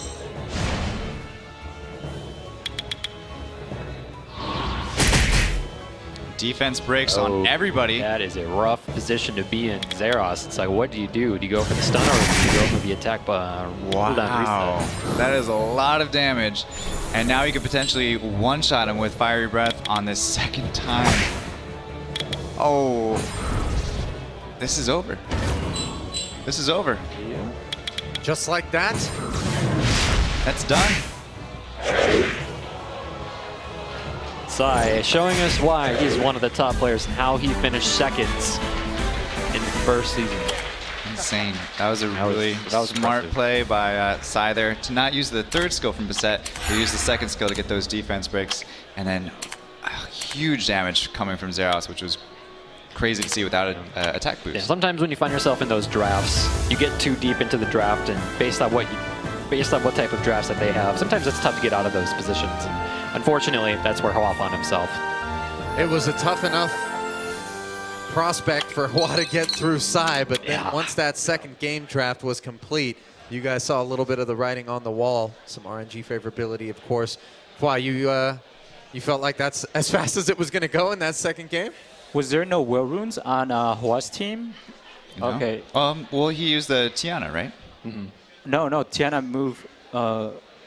Wait, was she moved the first first? One to move? Tiana moved first. Yeah. Okay, I see. Yeah. And then the Bastet would attack the boost of the Tiana, and then she was able to get the attack afterwards. Yeah, it was quite the setup. And what can you do against that? Not much. Go tankier, which he already went with 4 bruisers, so it's hard to say. It's not every day that you see 4-on-4 and you say the match is done. It was just kind of foregone conclusion once Sai was able to execute as he punches his ticket into the semifinals and will await the winner of our next match. Hua, thanks for joining us here at the desk. We appreciate it. We'll cut you loose. We know you got to do some meet and greet stuff for the fans out here at the esports arena, and we are going to move forward to the Mac on Mac match. First up, let's welcome Hypnotimac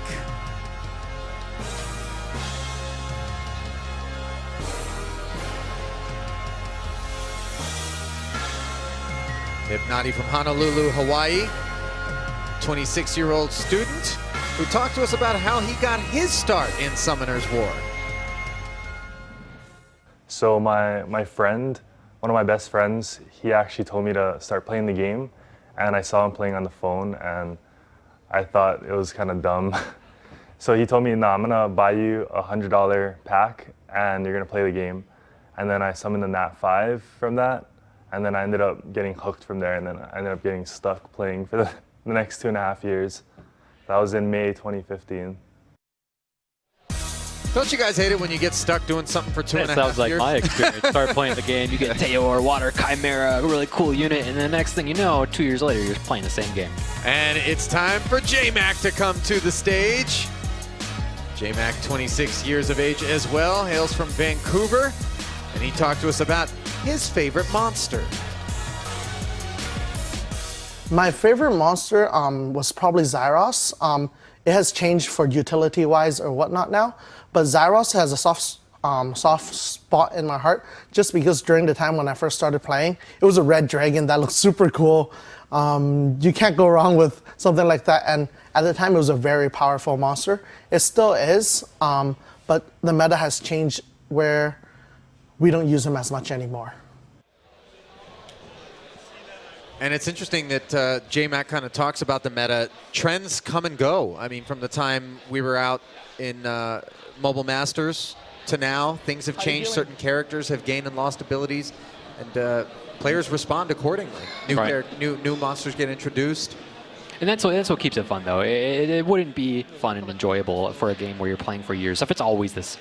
You know, we would like to see the meta shift. We would like to see different units implemented. We would like to see new features. We would like to see units come and go in terms of like which ones are popular, which ones are strong. Yeah. So it's good to see different things. And I think it's in large part why it is that we see the success of Summoner's War 3 years in.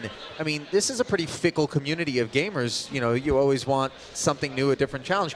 They've been able to present that to that community within the framework of the exact same game they've been playing for 3 years. Yeah, I mean, in an industry of mobile gaming, when there's so many mobile games that are coming out and being released, a lot of these developers are jumping on it. They got to get their own game out into there, and so it's really competitive. You know, you see a lot of apps come out. It's like, oh, these apps are really good, except a lot of these guys have been invested in the Summoner's War for 3 years now, or 2 years, or 1 year, and it's like, you know what? I'm gonna play this game because I got my special unit that I summoned, like in J-Mac's case, Zeros.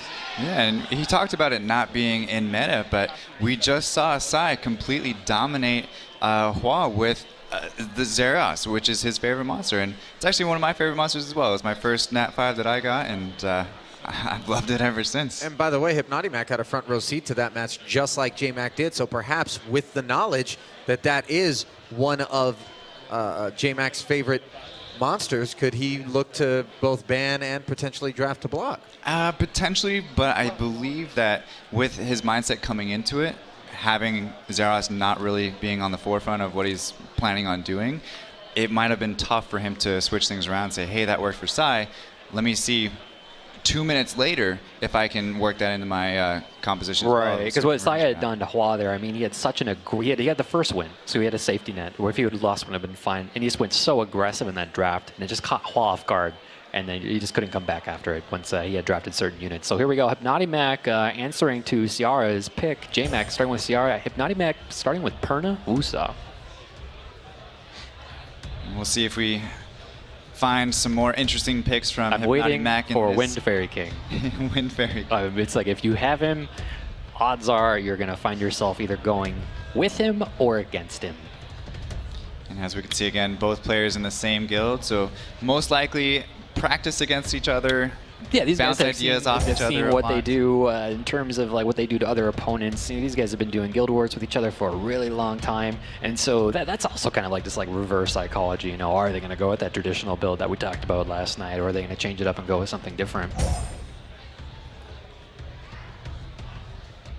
So no super unique monsters yet that we haven't seen. Nothing crazy so far. Amelia, good choice though for Hypnoti Mac.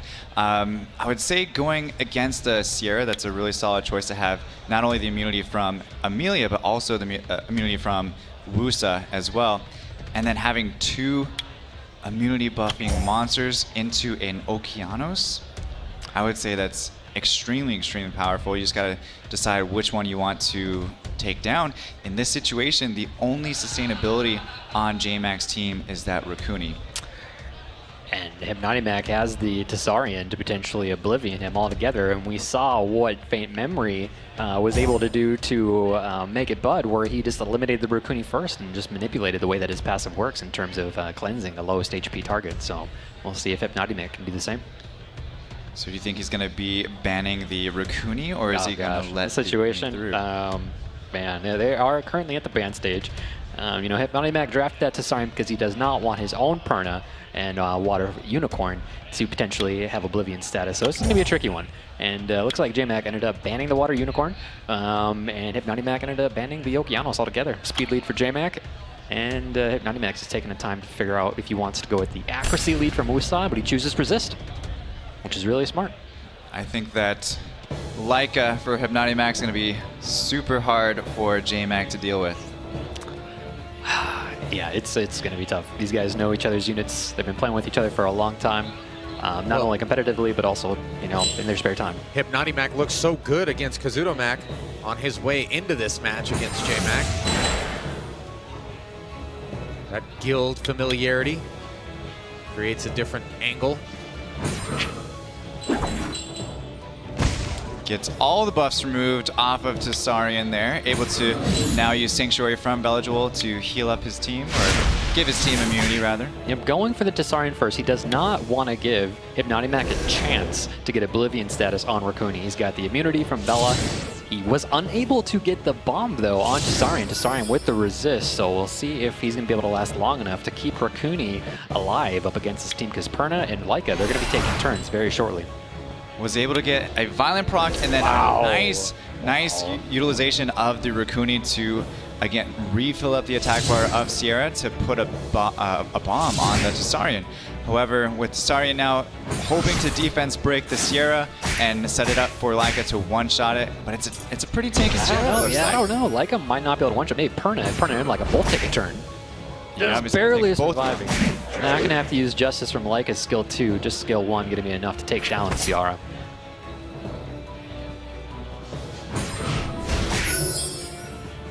The match heavily in favor, though, of Hypnotimac right now. He's really looking good. I don't see any way that he could possibly lose this right now. I think it's pretty much It's going to be tough. Ethna is a very powerful unit currently right now, but with Leica and Perna on the table, it's going to make it pretty tough.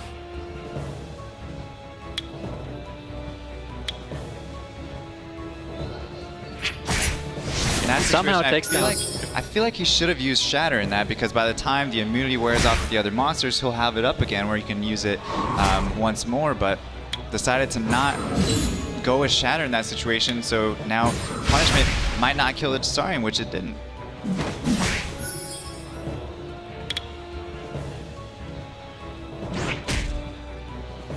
I think he was kind of hoping for a Vile proc from that Raccoony right there to be able to keep his Ethna alive just a little bit longer. Gets the stun though, one Perna.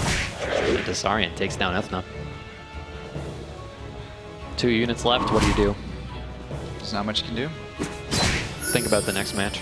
Think about the next match from here. Again, take your time, just kind of draw it out a little bit and figure out how you want to play the next match, and otherwise it's go big or go home.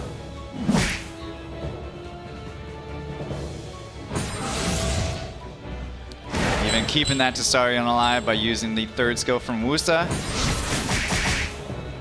Landing the defense break on Of course, getting his own Vile proc. Of course, getting that Vile proc. Trying to end this match, and that is it. So we're going to a draft for round 2, JMac versus Hypnotimac. Hypnoti looking good there.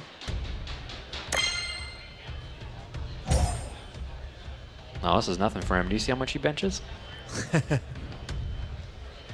Dude could like bench press me IRL. Well, luckily, physical strength not necessarily a big angle in Summoner's War. The playing field leveled, regardless of what you can bench press.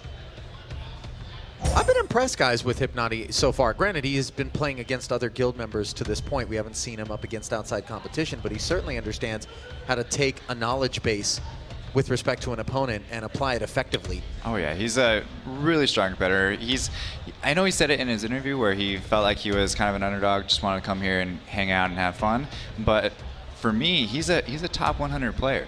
He ranked around 70 last season, and I feel like he's underestimating himself a little bit. And like Island said, it was his favorite player. Island wanted Hibnati Mac to win, not only because he's from Hawaii, but also because he has the potential to win.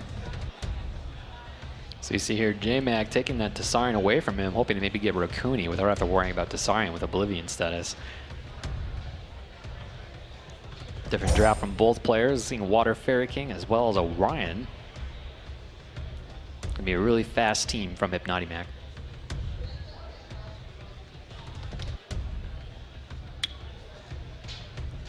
That's an interesting pick, picking knowing that it's a fast team you're going up against, playing Leo with a passive Eye of the Storm, limiting the potential speed. Probably going to be a strong pick for Hibnati Mac, looking to ban the Leo, which would allow J-Mac to keep Okeanos and Gani on the table, though. Yeah, Hibnati Mac's got to be really careful here because he's got, not only does he have Leo that he has to look out for banning, he also has the Ganymede and the of course, the Okeanos, like you said, and Sierra as well, that are all going to be countering against the 3 water monsters that Hibnati Mac already has. I like the Leica choice as well.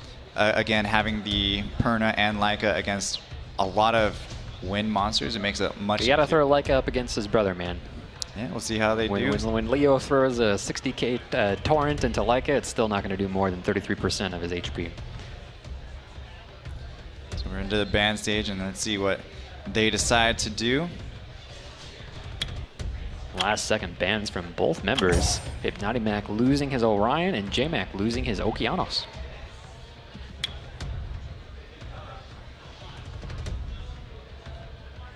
You guys support those bans? It's going to be an interesting game, I think, with Leo on the table, especially when both of them are still drafting speed. Now, Leo, if Hibnati Mac's units are all on Will, then Leo is not going to be as big of a deal because Leo, when he attacks, reduces attack bar on the unit. But if that unit has Will, it doesn't do anything. It won't reduce the attack bar, so Leo won't come into play until later. So he does have 2 units. He doesn't have Wusa on Will, and he unfortunately did not get the attack bar reduced there, so he still gets Wish of Immortality first. That's not the way that J-Mac wanted this to start out, because now he can't really play Wind Fairy King the way that he wants to, and he has to use Wind Fairy King skill 1 to get the strip, which he does on Water Fairy King. He can potentially use Ciara, but I think he wanted to have Tessarian going first. Yeah, the Tessarian and the Ganymede going against Water Fairy King, Samath, and Perna is actually a really good counter. Oh, it really is. The Water Fairy King's in a really tough position right now because he's got a 2-turn bomb and he has Oblivion, so Water Fairy King's not going to come back to life after he dies. And you can do the same thing to Perna as long as immunity doesn't fall off. The only thing he's got to be careful of is that Leica and Perna dealing too much damage where it's leaving him too much hindered before J-Mac has a chance to come back. Man, this situation, when you get the Vio proc, what do? You have to strip. It really needs a second turn here with the CR so we can get that bomb and go into a promised time, maybe stun the Perna. Unable to get it, unfortunately. Gets the defense break on Perna, lands the Oblivion, so now if Perna goes down, she is down for good. Doesn't really need to worry too much about the Samath, that's gonna die either way. Right. Still decides to reset the attack bar on it though. Down it goes. I would have kept the Seal Magic. They ended up resisting it, it looked like that. But with the Oblivion, it doesn't matter. And he ends up getting the Vio proc, which cleared Oblivion, and he ends up taking down Tessarian. And like you guys said, Leo would come into play later on. Right, and Leica has a passive that basically makes it so you have to hit him really hard 3 times, and Leo is one of those units that hits really hard with the second skill once it gets a little bit weaker, so Leica is a really strong unit to have right now up against both of these wind units that J-Mac has.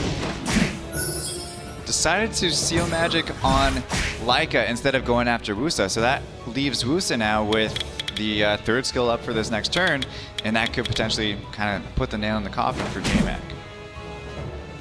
Yeah, he doesn't like it.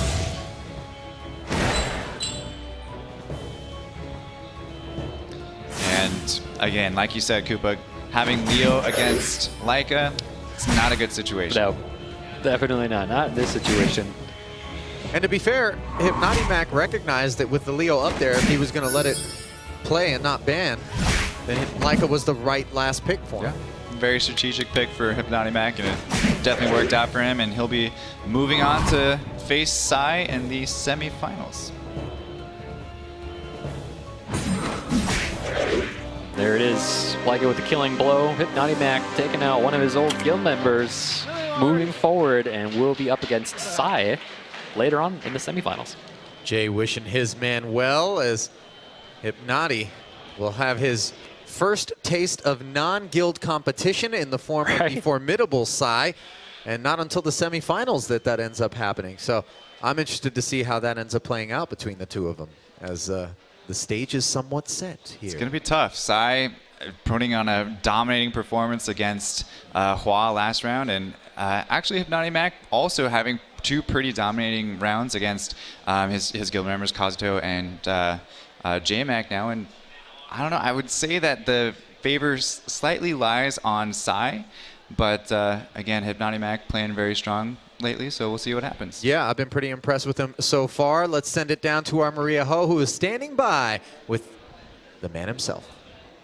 Hypnoti Mac, you seem so cool, calm, and collected up there. What do you think you could attribute to that to?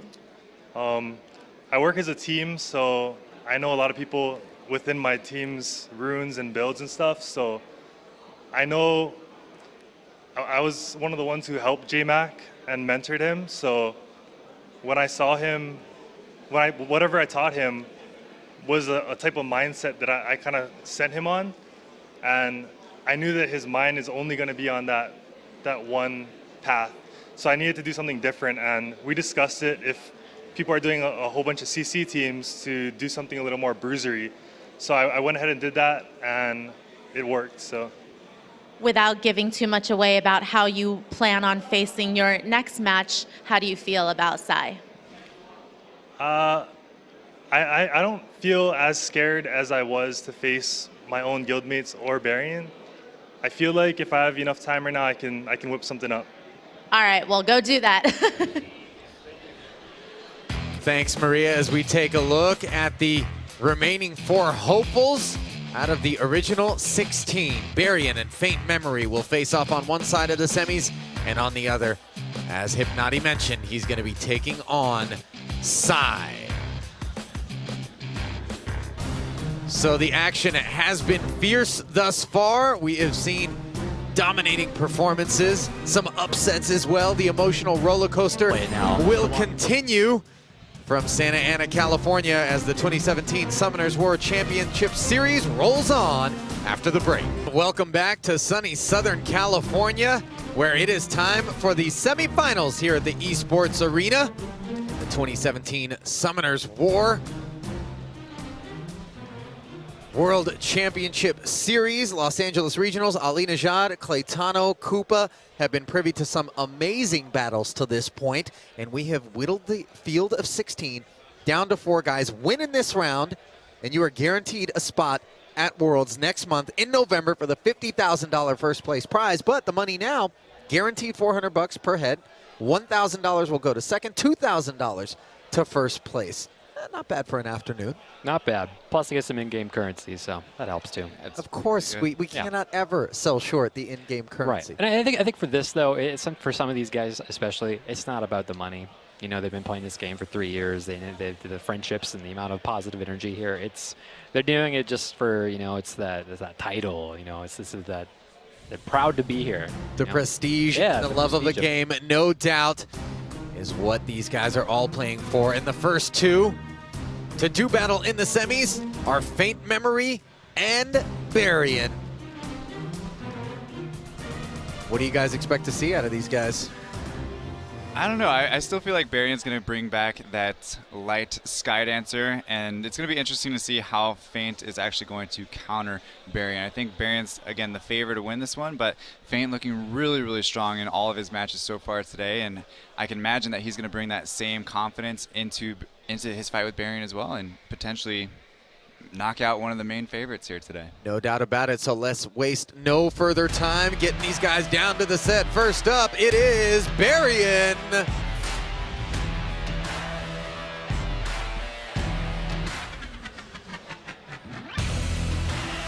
He is the elder statesman of the field at 42 years of age. And despite all of that experience and wisdom, the man still has his fears. I don't know if I fear anything. I would say that if anything, I'm a little bit apprehensive of the unknown. Usually right before the match, I'll be a little nervous, but this feels like more like a wrestling match where you know, leading up to it, you prepare as best you can, and then at that moment, you're gonna be nervous because, and hopefully, the more you prepare, the less nervous you get. So. I certainly haven't seen any nerves out of Barian, but remains to be seen how he's going to react to the name that's rolling off my tongue. The man he's going to have to face, Faint Memory. Just 27 years of age, Faint took a moment to talk to us about his style of play in Summoner's War.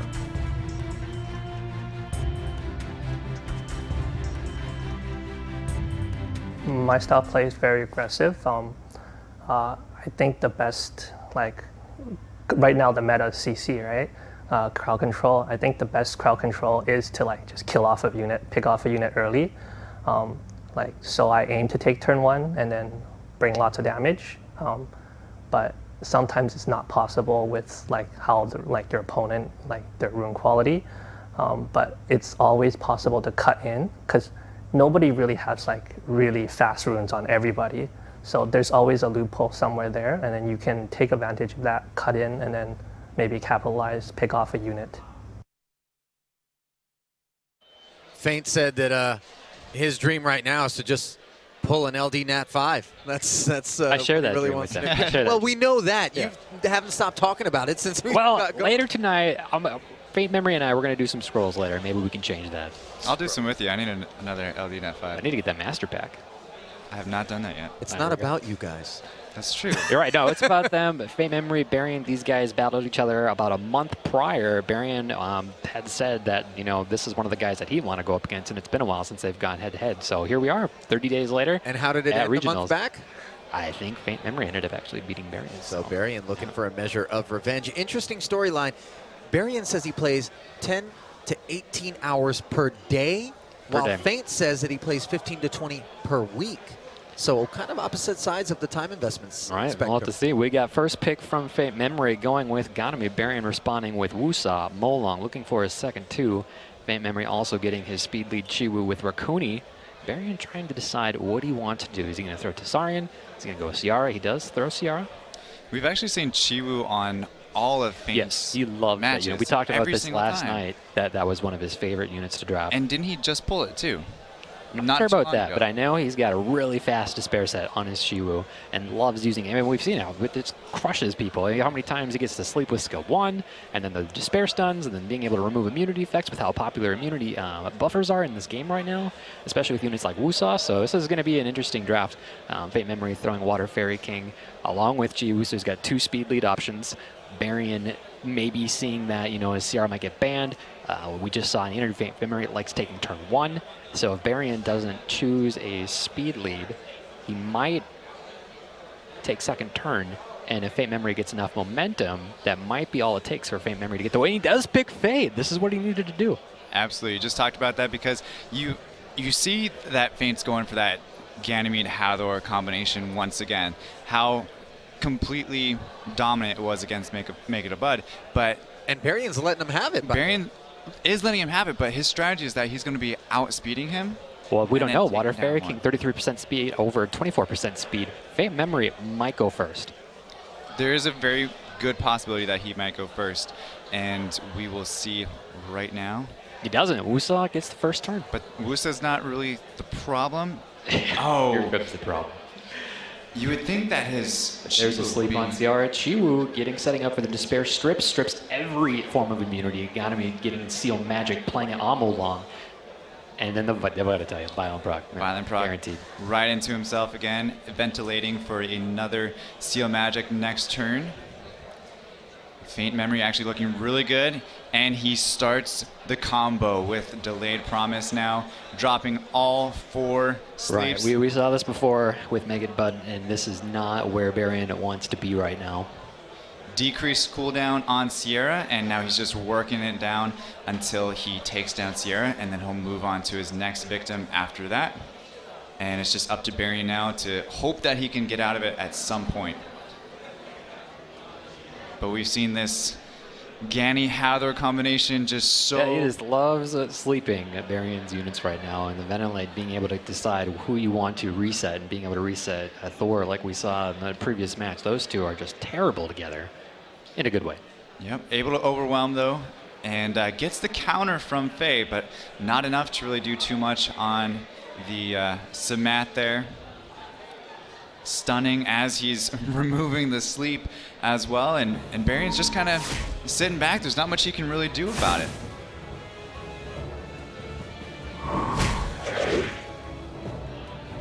Who do you guys give the edge to at this point? Faint Memory at 100%. Yeah, with being able to control skills, even Faye revenging like that, there's not really much opportunity for Faye to really, you know, play any skill. Or for And Barian the to be able stun to again. Right, it's just exactly the way Faint Memory plays. He likes to take his turns, and he likes to get control, and he likes to keep the momentum on his side, and he did exactly that up against Barian in match 1. I'm a little bit surprised that Barian chose the approach that he did and allowed Faint Memory to get that Ganymede. Well, that was Hathor Faint Memory's first pick. He got the Ganymede. But he could have banned him. Right, he could have. He could have. And he let them both go through. And now he's suffering some of those. I bet he'd have won't let that happen again. And that's it though. Round 1 goes to Faint Memory, and Barian in a tough situation again going into the next round. Is he gonna let him through, change up his entire strategy, or maybe it could go down to the pick? I think that Wind Fairy King is a unit that they both use in their composition. So we'll see who gets first pick. You know, if Faint Memory does get first pick, does he pick him again? How does Barian respond? And it's not. I feel as though Barian could have pulled this same comp, but having banned Ganymede or having banned Hathor had a different outcome, right? It definitely could have had a different outcome, but I still feel like that Chiwu's got something going on with him today. About him. He has got been like getting very... Yeah, somehow it's like 200% accuracy. I don't know. It's crazy. It's all to win for Faint Memory. Good performance. Super dominating by Faint Memory on that one. That's extremely scary to see. And like Fwa said when he was up here, that Faint could potentially win it all. Right, he's one of the most unforeseen players is I think the way that he said it, and we're definitely seeing it now. So, Barian. With the first pick, this is what he wanted. Will he pick Wind Fairy King? And he does. Looks like he goes for it. Felt kind of predictable, didn't it? Right, kind of did. Yeah, with some of these guys, when they use the same units, it's moments like this when it really comes down to, you know, what they've gone through, what they've learned. This is what separates like a G3 player from like a G2 or a G1. And Faint knew exactly where he was going on the heels of what felt like that predictable Ganymede lead by Barian as he goes with the Raccoon Hathor. Yep, Raccoon Hathor right into it. So instead of trying to outspeed control, he still grabs his Hathor because it definitely helps out, especially with that resistance lead. But it's a completely different style of composition just by having that Raccoon in there. Faint Memory hesitant on his own Chiwu, which I don't think we've seen that yet so far. I don't think he's ever not drafted his Chiwu yet. See how it works out for him though. It's been working out for him so far. Yeah, he can try something different. He has that, you know, he can lose once. He can try something completely different to try and change it up. To go toe-to-toe with Barian, he knows that Barian is an adaptable player. And so changing up something entirely, you know, with a new strategy is smart. Leica definitely an excellent counter though to Sierra and Ganymede. And there it is, Yanong, that LD Nat 5. So strong, provides a lot of sustainability on Barian's team, so just in case things go wrong and he's left down to, say, the Raccoon and Leica. Ooh, what's happening? We may have a device powering down from Ran low out of power. battery. Look at that. It happens to the best of us. It happens everywhere. And by the way, that build out looked like it was going to be a good situation for Berrien. It could have gone either way, I think, at that point. And the way, like we had talked about earlier, this kind of stuff does happen. We had an incident earlier where there was a draft and they ended up having to reset. So I think we're going to find ourselves in another situation like that. They have the ref on standby trying to make the call, and we're probably going to have to wait until they get some power into that device. Could Fate maybe make an adjustment based on what he's seen here? He could. You know, I mean, let's be honest, it's a realistic possibility that he's gotten kind of a glimpse into how Berrien was. It kind of goes into like the reverse psychology, though. Is like, will you just pick the same? Are you underthinking it? Are you overthinking it? You know, But I think a main portion of it was that Berrien got the first turn in that round, that and it is- could potentially be different right. in the next round once we reset. Right, like from M2, when it was between Fa and I, a big part of that was I needed first pick to pick Wusa, because if he had gotten first pick to pick Wusa, I didn't have enough units to counter that, and he knew that. And I got really lucky and got a lot of first picks, and so sometimes in this situation, that's sometimes what it comes down to. But Berrien has enough experience, and he has, you know, more units than a lot of players. So even if he doesn't get that first pick, he just has to build that scenario and build that team that even if he gets a second pick, he can still get the win over Fate Memory. And building is something that Berrien has done over the course of his career with regards to experience in game playing, and he shared some of that with us. The game I was looking for was Summoner Wars, which is a board game that they turned into a electronic game. I ended up finding Summoner's War, so the placement of the S was key there. So. Well, every now and again, the Google will land you on something you didn't expect, and no looking back for Berrien. By the way, guys, Fate Memory, 5-0 so far. Nobody has beaten him in a game. So who will crack the code? Will it be Berrien? He certainly has to do it here if he doesn't want to get eliminated and swept. Steely-eyed. Very veteran. focused. Very focused. Very like you said. focused. And here the nerves start kicking back in, especially for Berrien being down 1-0 already. Thinking about what he's going This to do. is intended, you know. He kind of he undid that power cord to give him a little bit more time. Yeah, to think. come on. This is- It's clear. He was like, I don't like the way this looks. Hit the power button. Right. That's the kind of strat that people don't talk about. And let's go down to a soundbite of Fate Memory, who tells us how he got mixed up into this Summoner's War business. I first started playing Summoner's War in October 2015. I think back then I was like a pretty heavy League of Legends player, but I wanted to take a break, so I looked into something else, and then I found Summoner's War because it was like at the top of the list. Yeah, and then when I downloaded it and I started playing, it got me hooked. You guys ever get involved in that League of Legends stuff? I did. Yeah, I think a lot of people start in like PC or console, Sure. and then you want to try out mobile, and then it's like once you try mobile games, it's actually really hard to get away from it, especially with a game like Summoner's War. You can click it, then you can go do something else. You can actually be really productive. You can play Summoner's War and do the dishes at the same time, you know? The multitasker. Yeah, the multitasking. Koopa. Yeah, Can't no, play for sure. League Or you could play do the Summoner's War dishes on at another the game same at the same time. Fate Memory with the first pick, getting the win. Fairy King Berrien nodding his head, ready to try and build something against this team that he knows he's going to struggle with, Okeanos Yara. And this is unfortunate for Berrien, who had first pick before the power down. He did. And you can see as soon as that came down, he was like nodding his head, just expecting that to happen to him, because it's one of those things where if you think it's going to happen, and it ended up being so. Fate Memory again taking the Hathor as well to pair with the Ganymede, so it's up to Berrien to decide if he wants to let them both through again or potentially... I'm willing to bet my life that he doesn't let them both through again. I'm Although willing to bet it that's as well. probably a lot to bet. That is a lot to bet. He ended up Stranger taking things the have happened. Water Fairy King and Wind Panda. 2 speed leads for Berrien. Berrien looking to get that first turn, possibly with his Okeanos, and that's one of the problems with Wind Fairy King, that even if you are able to reset him, he still has Ventilate, which he can either A, reset himself or someone else. Glimpsing ahead. Do we that Shiwu pick there? Man, this mandatory tough. Shiwu Either you pick take out from, a Thor or a Gani, or you ban his speed lead.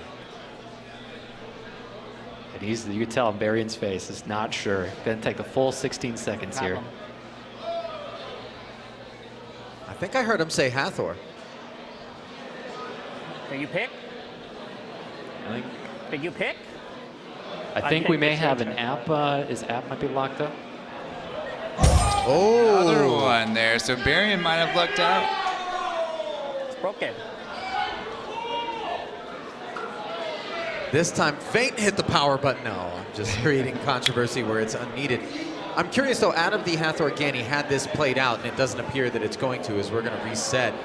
And this could create a little bit of a hiccup psychologically for these players. But had we played it out, do you think you would have banned Hathor or Gani? Barian. It would have been interesting to see. I think actually Feint Memory was in a really good position with that pick ban stage there. And Yeah. Because obviously the Shiwu's been so effective for him, but if you leave Hathor with Gani, you're in bad shape. He's been able to exploit that as well. So, you almost need 2 bans there in order to feel comfortable.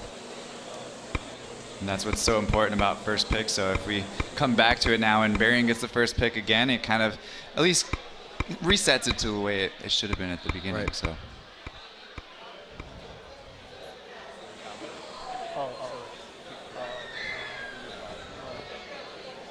So while the boys work through their problems along with our tournament official, it gives us a chance to remind you that we are not done. We have another regional coming up from New York, October 7th at 1 o'clock Eastern, 10 a.m. Pacific. Clay, I know you and I are going to be out there, and we're going to be joined by Childish, who was a part of that Mobile Masters triumvirate that we were lucky enough to cast for the folks. There was a lot of the influencers, including Island Grown and Fwa, the eventual champion. Koopa was also a part of the crew out there. And this will be slightly more competitive. A little bit more, just a little Get bit. together. It was still a lot of fun though, and that's one of the cool things that for a lot of people that have been playing Summoner's War since the beginning, it's like when now we get to see these events. We're seeing a lot of them pop up, kind of like out of nowhere. It's like this year is just like we've been really lucky to see all these events that Com2uS has been doing. These tournaments, and it's just allowing the chance for these communities to come together. Like right now, you get a ton of people from all over the U.S. and the world that meet each other for the first time, yet they've been playing Summoner's War together for years now. Folks finally making the IRL connection. It's awesome to see, though, and that's one of those things where, like you said, Koopa, you play with somebody for 3 years, you know them, you talk to them every single day, 18 hours a day for some Barian people. with the first pick. Finally get So we're them. back where we started. We are back where we started. And he picks the same monster. Well, yeah, he picks us out for a little bit there, but then locked in the Gani.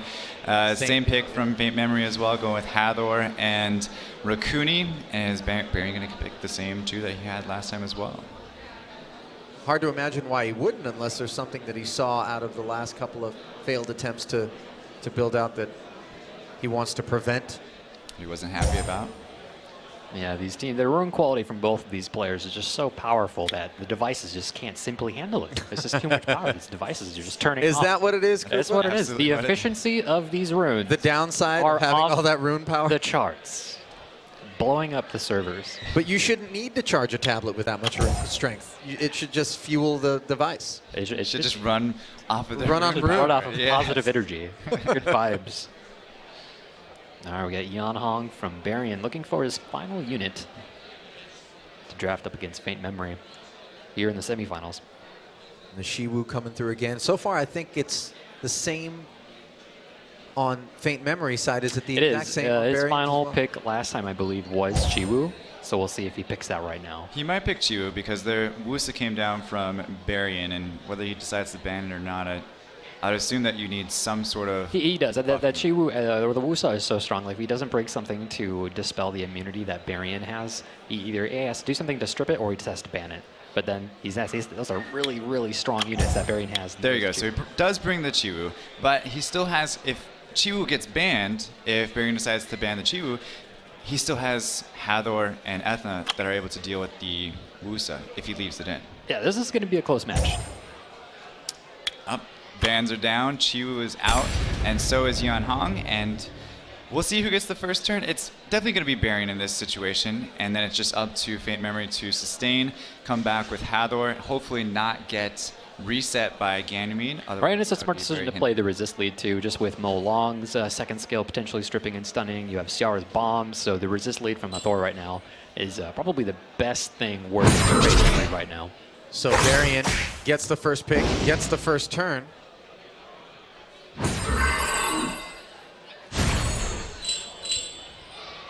And unfortunately, since that Chi was banned, Fate Memory's going to have to deal Massive with the damage. immunity. And this is one of the things that Varian talked about with his Mo Long, is the way that he plays it is very aggressive with Reckless Assault. Sometimes he doesn't even bother with the stun second skill strip and goes right for the kill right away. And there's Ciara with the kill shot, promised time. Yeah, wasn't messing around at all. Didn't just use the first skill. Just made Not sure at that all. he did what he needed to do, landed the bomb, and detonated it right then and there. Kind of used Fate Memory's strategy against himself. Fate Memory had said that the best way of crowd control is just taking out a unit. Unfortunately, Varian was able to do it against him faster than he could.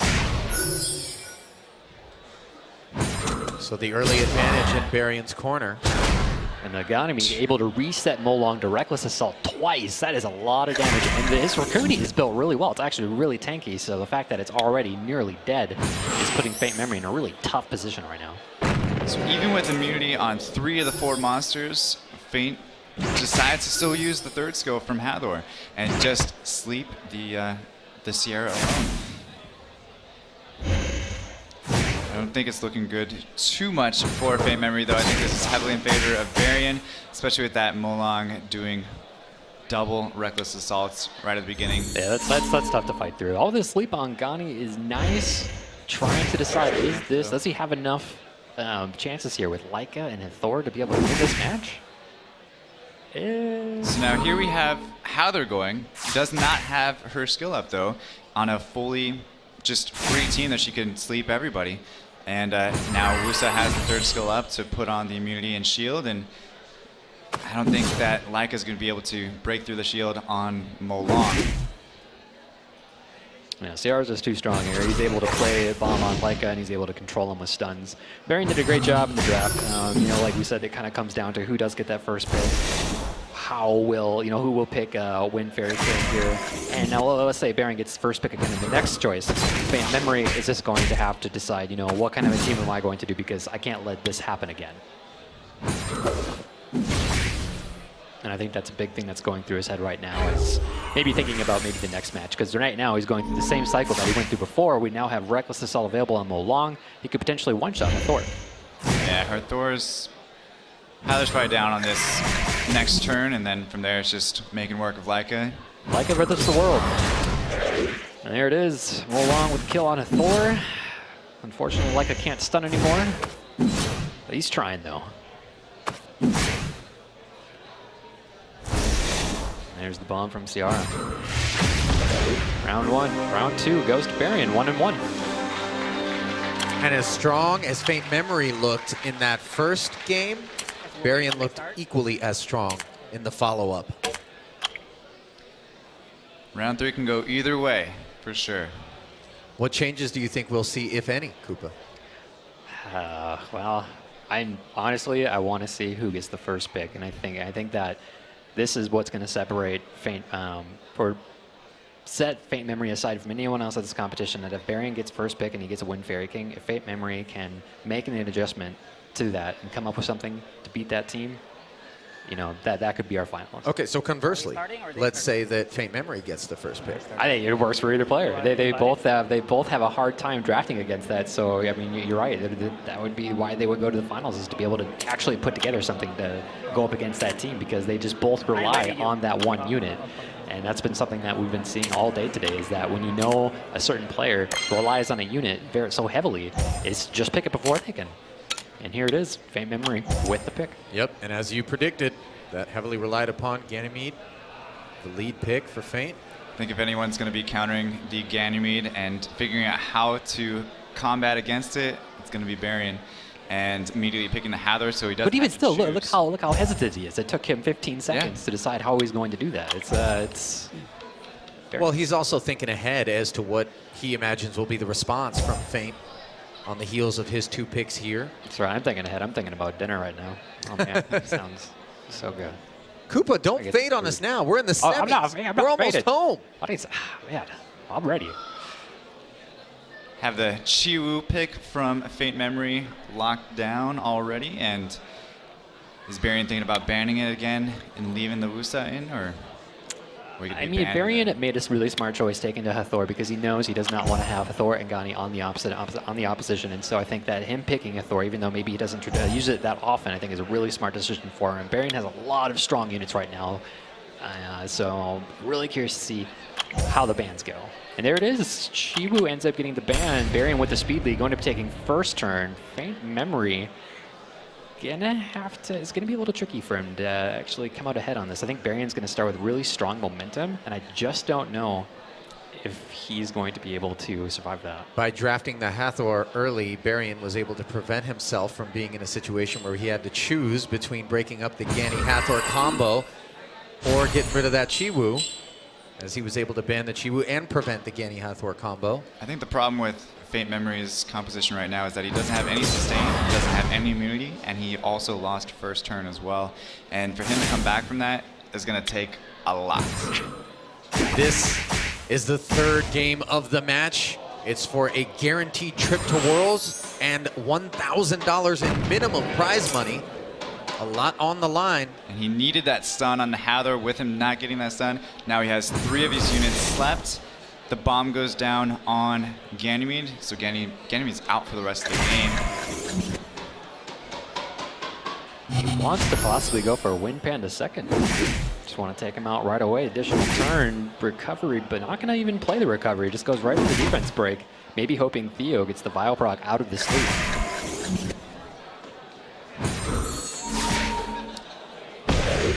Lots of damage on that Feng Yan there from Hathor with the defense break on skill 2. And it leaves it up to Sierra to decide whether she wants to drop another bomb. And I think he's got Promise Time available, which will immediately explode the bomb. And if he does decide, he's going to end up waking up the Ethna and the Theo. Definitely a smart choice, though. If he didn't use that, then Feng Yan would have removed that bomb and used the second skill. So got rid of that one and on to the next. Things not looking so good for Faint. The doubles despair stun on Ciara, as well as Mo Longo setting this Theo up to potentially get the defense broken Ciara. Theo could potentially one-shot Ciara, and this actually make this really close. Oh, the Vile proc out of Ciara. There is the bomb. No Promise Time available yet, so but the big thing there was cleansing the defense break off of Ciara, so now Theo can't get the kill. And that Theo's not going to be able to survive that bomb. She's going to go into a stun, proc endure, maybe get one attack after that.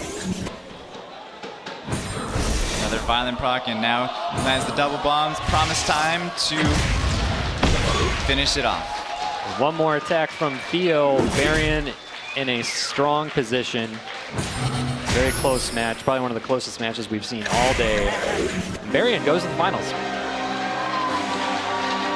Well, Varian, the only opponent to defeat Faint Memory in a game, works his way into the finals, as you mentioned, guaranteeing himself $1,000 in minimum prize money, $2,000 if he manages to win it, and of course, the all-important trip to the World Championships next month in November. And guys, after Faint Memory won that first game in the convincing manner that he kind of did, and we had the power down issue where Faint ended up with the first pick, I thought it was a wrap on Varian. I thought there was no way that he was going to be able to come back. Yeah, that's a really psychological thing. It's a tough thing, especially when you think you've got that strong draft, you're in a good position, you think, oh, I had it, or man, I could have had that again. But unfortunately, things like that are going to happen. So, I mean, they both played phenomenally, though. That was a very close match. And like we were talking about earlier, whoever got that Ganymede first pick, seeing how the other player reacted to it, and Varian, out of all people, being as analytical as he is, was able to make the necessary adjustments and come out on top for the last round. And that's why he's G3, and that's why he's in the finals. That is why. And that's why he's earned himself another visit from Maria Ho. Varian, you were down after the first game, but you were not out. How were you able to recover so quickly, both mindset-wise and from making the adjustments in-game? Mindset-wise, like I said, previous match, I just stepped back a little bit, collected my thoughts. He picked up Kisame, which basically outsped me. I got some luck there and was able to get first pick the next two and take his Gani, which was his most powerful unit. Well, congratulations for making it to the finals. You have earned yourself a spot in the World Champ Finals, but first you will have to face the winner of the next match. Who do you want to face in the finals?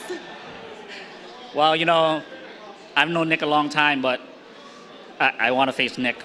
I don't want to face I. So. All right, well, you have a little time to rest, so best of luck in the finals.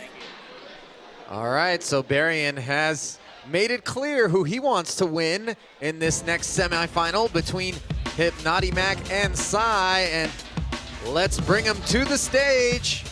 First up, it's Psy.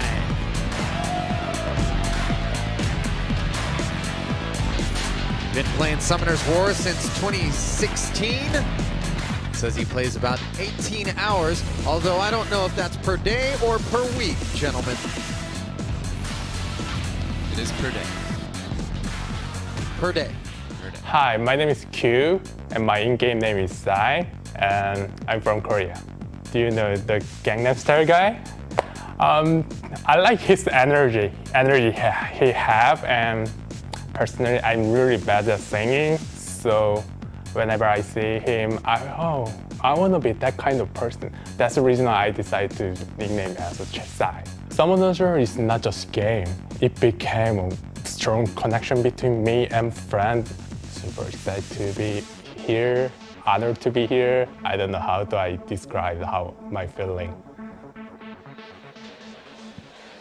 Well, I'd say his feeling is pretty good, given that he's got $400 guaranteed and is one step away from earning a visit to the championships in November. Now let's bring up his opponent, Hypnotimac. Loves the competitive and social aspect of Summoner's War and plays 126 hours per week. In RTA, I honestly don't know my strength, but as far as like a person, I'm just like a really competitive person. So I always try to, I don't do things that I don't think I'm gonna do good at. So whether it's Summoner's War or school or any other activity, I kind of obsess over what my goal is, and I obsess until I get what I want, so. He certainly has obsessed his way into the semis right here. Yet to be determined if he can obsess his way into a date with Berrien, who is looking forward to exactly that outcome as the two take their places at the podium. What do you guys think?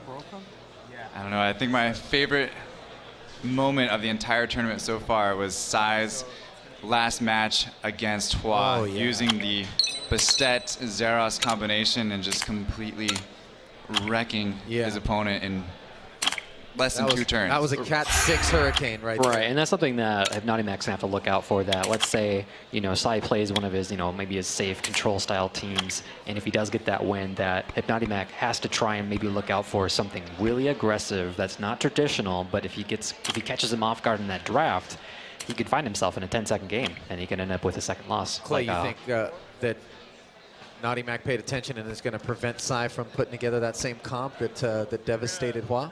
Oh, I think he definitely paid attention. Whether or not he has the units to counter what needs to be done is a different question. I would say that knowing Nick a little bit as well myself, I think he does have those units, and it's just about playing them correctly and banning the specific monster that needs to be banned at that point. So you think that he has all the comp that's going to be required in order to beat Psy? He has the units.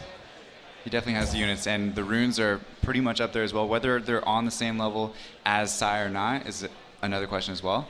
But I think Hypnotimac just still has a chance just as anybody else did. And there's Psy with pick 1, leading with Bastet. One of the few players that we've seen actually picking Bastet over almost anyone else. And we've seen that's the first unit that he plays, whether it's for his control style team or one of the aggressive ones. So I like Hypnotimac Mac actually playing the Tiana, preventing Psy with that aggressive composition that worked well up against Hua.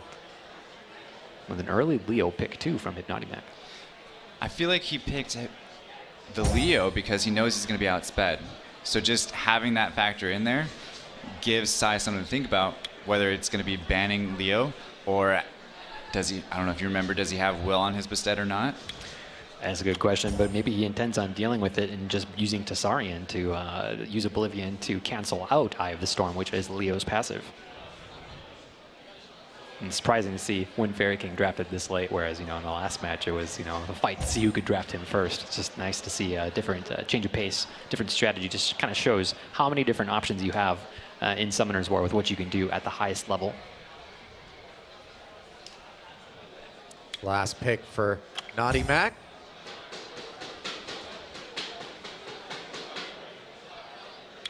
Now it's time for the bans. And there it is, Wusa being banned for Dynamic and Sai losing his Wind Panda.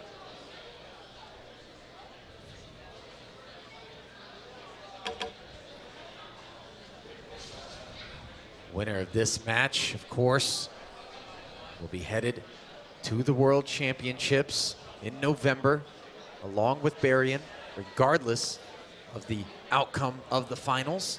This is a tough pick right here. He's debating between accuracy and resist lead right now between his Fairy King and Tessarian. He ended up going with resist. He spent almost his entire time thinking about that if he wanted to go with the accuracy I or would the say resist. it's the resistance lead because he may or may not have will on his Bastet. So if he resists that Leo, then it gives him turn 1. Right. If not, then potentially the... Because she was on Willow. It is on Will, so he's going to get that first turn and go straight into Ganymede against, my guess is, Tiana. And it was a resist on Anavel. Okeanos trying to reset her cooldowns, unable to remove the immunity. Anavel with her cooldowns, very powerful, able to do an AoE 3-turn defense break. Sai's going to have to be careful. Already the Oblivion down on the Leo, so that way the speed is now evened out to favor Sai's team now.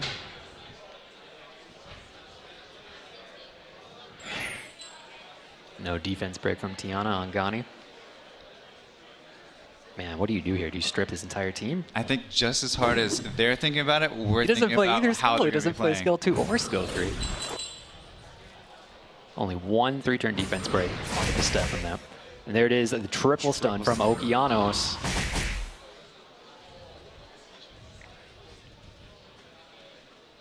I think Sai's in a good position here now with Okeanos having another turn, going after the Anavel there. Once he has that Anavel down, there's no sustain on the team other than maybe a Vampire.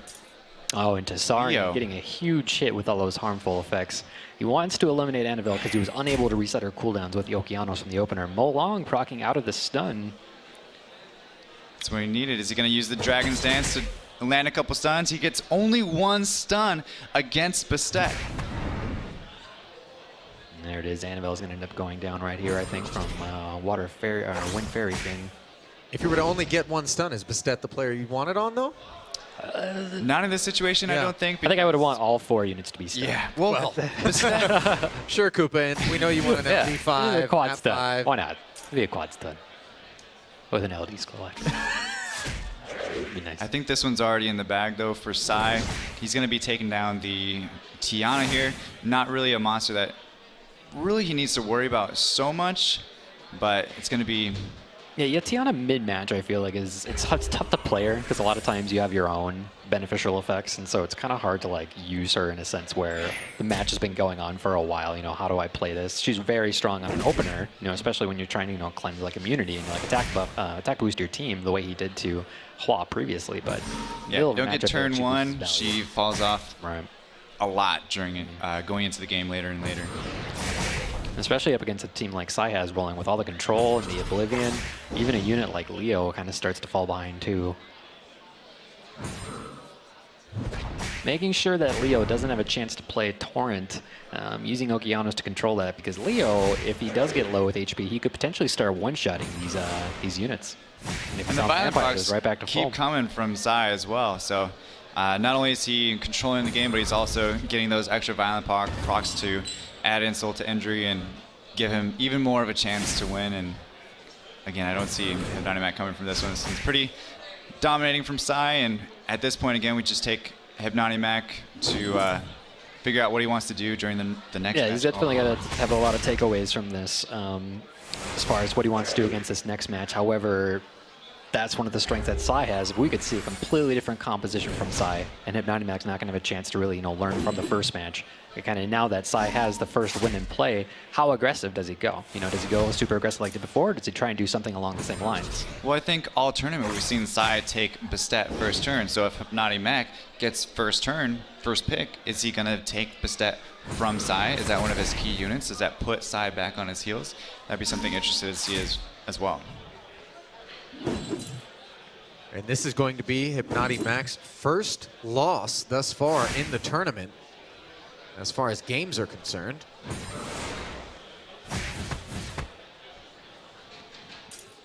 Simply a formality given the strength of Sai in this spot, and the Water Panda will go down. And when you're in this situation, guys, what's on your mind? You're already looking ahead. Looking ahead, absolutely. Just making sure that you are focused again for the next match. And even though it's a formality, it looks like Sai is still carefully deciding which moves he's going to make and not giving it any chances. Not taking any chances. He's just playing it out. You just take that deep breath until it was over. Yeah. That's the safest way to do it. Well, we've seen some people solo out in the past in this game. I mean, a little help from the RNG, maybe a misstep by your opponent. Certainly not the kind of thing we expect from this top tier with respect to the missteps, but you can't fade the RNG. It is what it is. Yeah, and it was definitely in Sai's favor that time as well. Looks like Hypnotic Mac does get the first turn, so he's going to play the Bastet. He doesn't? He does not. Allows Sai to take the Bastet Okeanos again, and then puts Hypnotic Mac back on the counter. I think Hypnotic Mac is going to have to try and do some sort of, maybe try and look for a speed lead. He tried Leo, didn't work out, so I can just play Tessarian. And so, especially in this position where you do have Tiana, I would look to maybe try and go first. And the Tiana Wusa is actually a really interesting combination of units to pick, just because Wusa offers so many beneficial effects, and Molong offers so many, harmful effects, and Tiana just cleanses all of them. I think Tiana is just an interesting first pick altogether. Hey, look, it's your favorite There's unit. Artemile. There you go. My favorite monster, I would say. Super happy to see some play. Yeah, we got a lot of viewers from the crowd here. I think the first 100 that arrived in line at regionals were to receive the Artemiel figurines, so kind of cool to be able to see him in this matchup. In action, and how Sai plans to use him if Hypnotic Mac doesn't want to ban him. Well, he did bring Tessarian, so maybe he will. Maybe he'll decide to deal with him as well as Feng Yan. But if Sai does ban Tessarian, that's going to be a lot to deal with. Yes. Well, you have the Tessarian pick. I think was really, really good for Hypnotic Mac because he has not only the Artemiel but also the Feng Yan. But it looks like the ban goes down on Feng Yan instead, and they are leaving Artemiel in play. So we're going to have There you go. You're going to see him. Fun stuff. Braha, Artemiel, Bastet Okeanos versus Tiana, Wusa, Molong, and Annabelle. We've got accuracy lead from Hypnotic Mac and defense lead from Bastet for Sai. Based on these comps, the edge goes to? I'm just excited to see Artemiel. That's the one monster that I want to see. I want to see how Sai uses it, and it's one of those monsters where it's... Yeah, they both have a lot of sustain right now, and so this is going to be a very careful match. I mean, there's a lot of thinking going on right now. There's a reason why he didn't play Wish of Immortality on turn 1, because he knows he's going to play Tiana to potentially, clear Bastet's attack buff and shield buff. Then you have Okeanos here that ended up resetting skill cooldowns as well, and now you have Sai deciding, does he want to play attack boost and shield, knowing that Tiana might play next. And he plays Curse of the Beautiful, hoping for just maybe a defense break for one of his other units to be able to discharge some damage. But here we go with the Tiana being able to remove And it's like, do you even all do it, those though, buffs. because he hasn't played attack buff yet? I would say yes. I feel like that was a good decision because he has now his Wusa coming up next. He also It was had smart, and he got the Molong stun on Bastet. But there we go. The Artemiel coming into play as well, getting that first stun just like that. Here comes another one. Oh, man. Another stun. Artemiel is just a stun machine. Definitely want to build it on Despair because of all those revenges. Makes him super tough to deal with.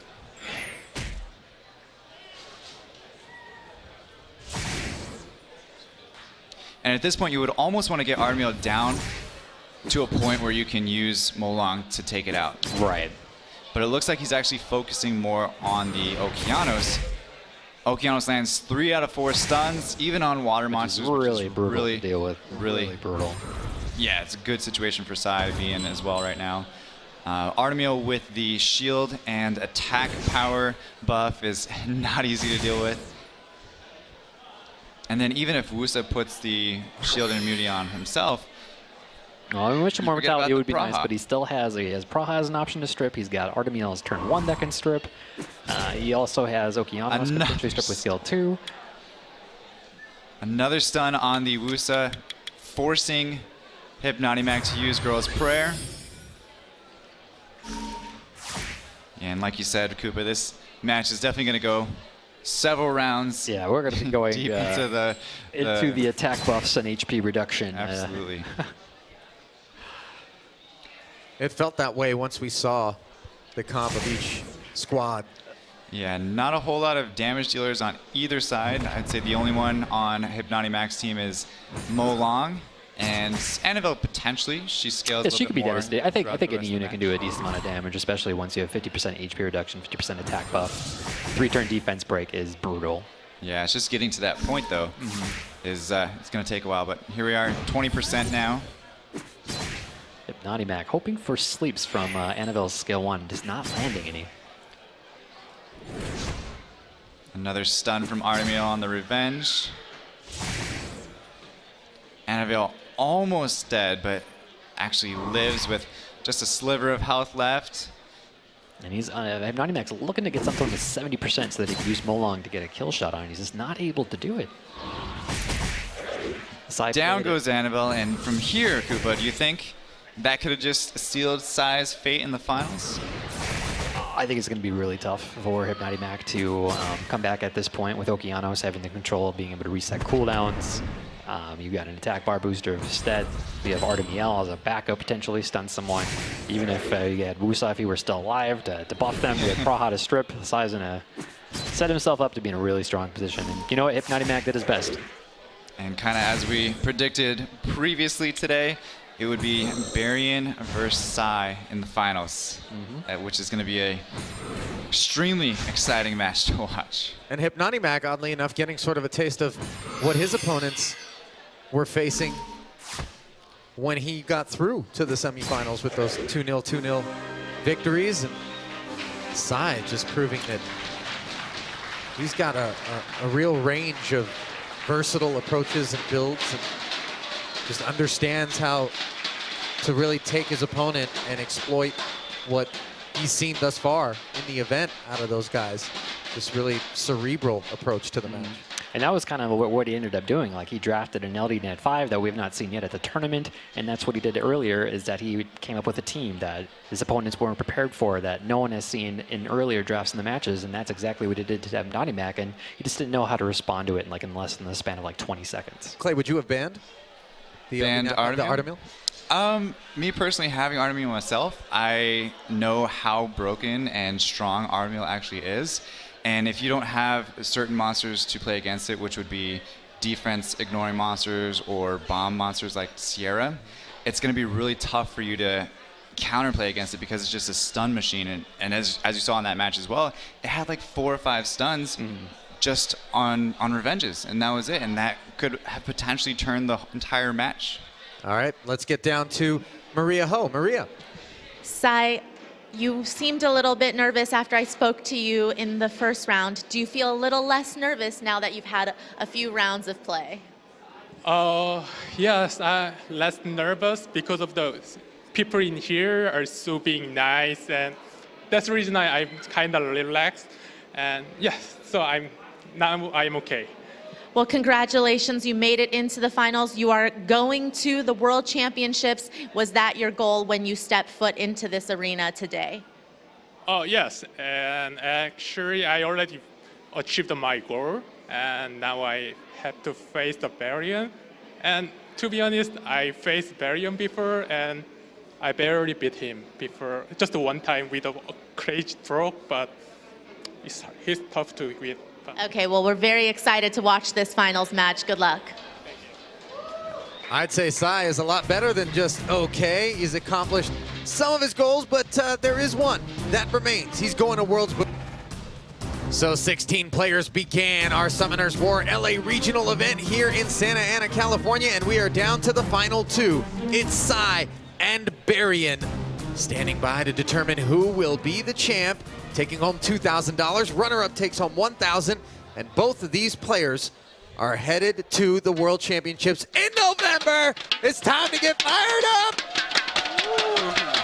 Ali, Clay, and Koopa. Koopa, your pick, Hua, not in the finals. Felt I should mention that.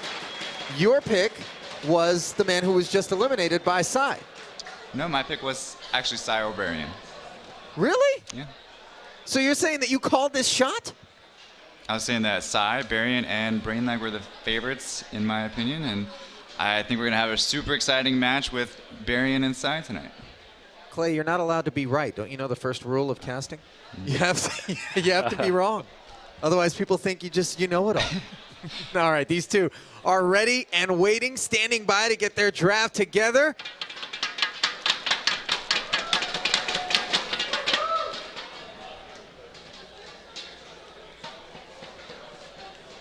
All right, boys, what do you expect? I expect a lot of next level stuff happening. It's going to be tough to portray what's going on in their minds because both players at the top of the ranks, top 5 players for both of them really in the world. But let's think back specifically to what we've seen so far in the event out of each player, Koopa. The approach that Barian has taken to get to this point, the approach that Sai has taken to get to this point, they've both been paying attention to one another's matches.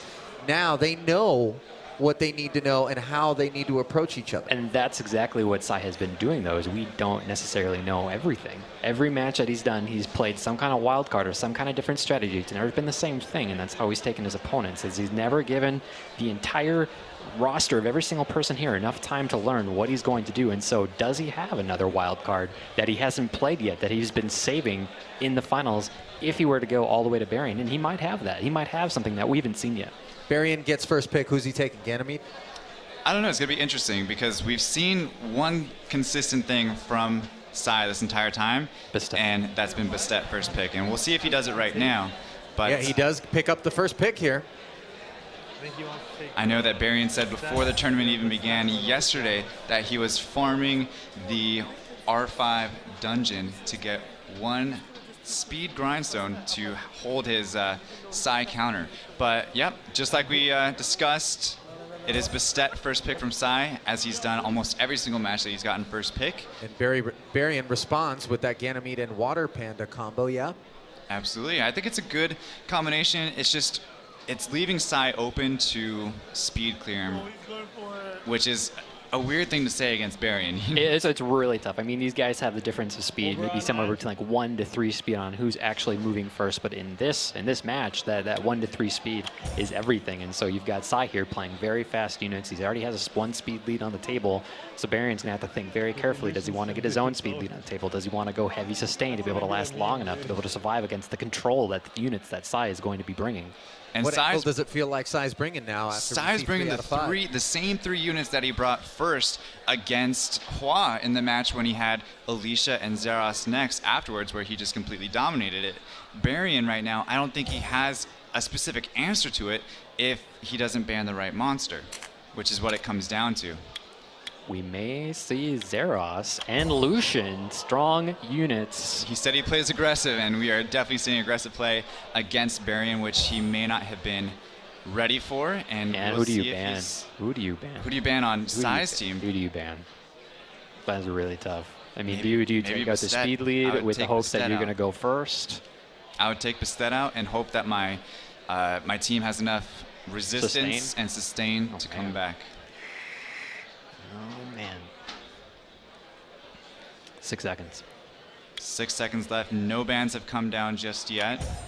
And there it is. And there it is. Bolong. Bastet, just like we You called it. said. Yeah. You called it. He I mean, takes it's the been attack same power monster that he's been lead with- trying the entire yeah. time, and he knew that if he took out Lucian, then he would have had the defense break come down just like it happened against Hua. If he left Zeros in there than he would have had Lucian with a full attack. And he decides to go with the resist lead, hoping to resist that Zeros, either the stun or cooldown reset. We'll see what Sai chooses to do, but that is still a lot of damage. Talking about one of the most offensive Lucians in the world that Sai has here on this team. Does Barian have enough effective HP to survive? This might be over really quick, but Ganymede gets the first turn. Unfortunately, he doesn't have anything to He's going to strip Bioproc. Oh. No Bioprocs.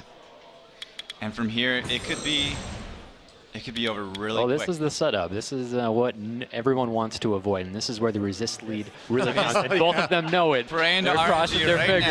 now. Lands it on all Every four, single and that could be it. No stun from No the stun. Wind Here Unicorn, comes and he Amputation really Magic. needed that. The gamble was all on the front side of this game.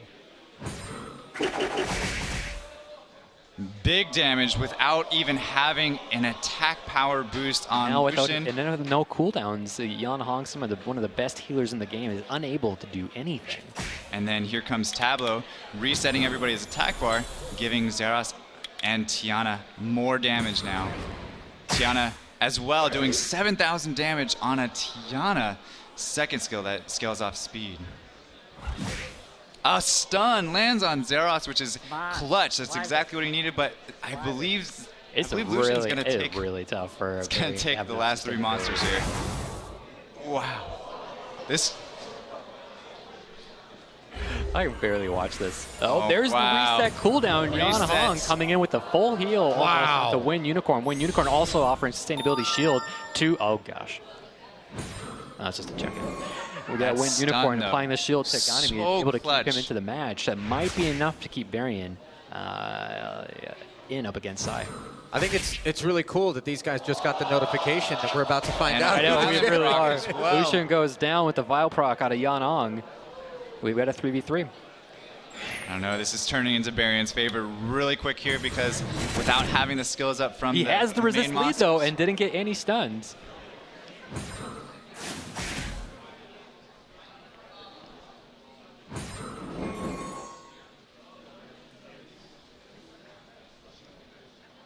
The crowd is dead silent in here, just wondering what each player is going to be doing. The Charge Vitality, one of the strongest heals in the game, not only healing herself, but And also another increasing the attack violent bar. proc. The Barian. Wrong button. Not showing any mercy up against Sai tonight. And luck is definitely on Barian's side in this match, just holding on by a sliver as he stunned the Zeros a little bit earlier on in the match, giving him another chance, and then getting several violent procs from Yan Hong to bring him back. And double stuns though from Tableau, able to break through the shield. There's a lot of damage to break through when Unicorn's shield there. Click the wrong unit. Damn it. And I'm over here and Barian say he clicked the wrong button. Barian saying he might have clicked the wrong skill. He's beating himself just a little bit right now. And a defense break on the Wind Unicorn there. Able to take it down. Does not, but he's able to finish it up and follow it up with the Tiana. And I think Sai was able to finish it out just yet. We'll see, though. I don't think that. Yan Hong the is Guide extremely answer. strong, but with the attack buff going on to Zeros right now, this Dragon is hitting extremely hard, especially if you land a stun on Yan Hong right now. See if he gets the defense break. Does not. 1v2. I would use the first skill in this situation, and he does. Gets the defense break and this finish might it be off it. with Fiery breath. Round one goes to Sai in an extremely exciting first round for both players, swinging both ways throughout the entire fight. I'm curious to know exactly what the moment was and what the incorrect skill was, like what Barian was hoping to do. He was saying it That right moment. after he used something with his Yan Hong. I believe he used a heal when he was meaning to use Blade Fan, which could have potentially taken out one of Sai's monsters. I'm not sure 100% though. And he was hoping to get first pick so he can take Sai's Bastet, which he's doing right now. And Sai answers back, actually taking the Ganymede away from Barian. We're going to see a much different match than we saw in round one. Yeah, Sai, anytime something happens where one of those monsters is taken from him, he completely changes his entire strategy. So like you see, instead of going super all-out damage, all-out attack, he already has two supports now between Ganymede and Beta. because Barian took that Bastet first turn.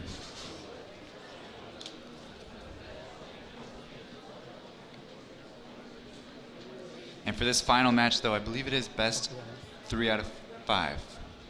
Best of 3 as of right now. There is some discussion right now with the Comp2Us folks to see if perhaps they will be extending it, but so this could still awaiting word on that. Could potentially be it for Barian if he were not to win this fight then. No pressure. Barian with 1 speed lead. Sai looking to possibly be content with not taking first turn. He's got a really tanky team between Beta, Ganymede, Wind Panda, as well as Water Unicorn. Also having the double immunity buffs between Beta and Amelia. And Ganymede, if I was Barian, who do you ban?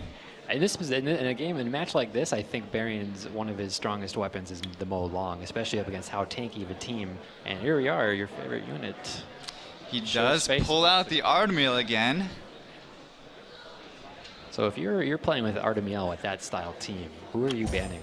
Well, originally, if I was Sai, I would have been looking at banning the Mo Long, but playing with Artemiel, like I said previously, having the Sierra just not, it ignores defense. So having that come through with the bombs, you definitely want to make sure that you're looking at banning the Sierra. So in his situation, I mean, he can go either way. He could ban the Mo Long, he could ban the Sierra, or he could ban something completely else. But it looks like he does ban the Sierra, and also the Artemiel gets taken out as well, Barian not wanting to fight against that. And that leaves Sai's team with a lot of sustain, a lot of damage, and I mean, looking at Barian's team as well, he has also a lot of sustain and a lot of damage through Mo Long as well. It just hoping there's to... a big decision between Barian right now. Does he choose to go with the big resist lead from Yan Hong or the defense lead? And he actually shows defense. And I'm hearing now that it is official. This is going to be a best of 5 match. So we will not have a champion, even if Sai manages to win in this particular game. So it'll extend it a little bit longer here. And Sai actually gets the first turn with Beta. Decided to increase the attack bar of Ganymede to ensure the first turn from Ganymede to reset the cooldowns there. And in turn,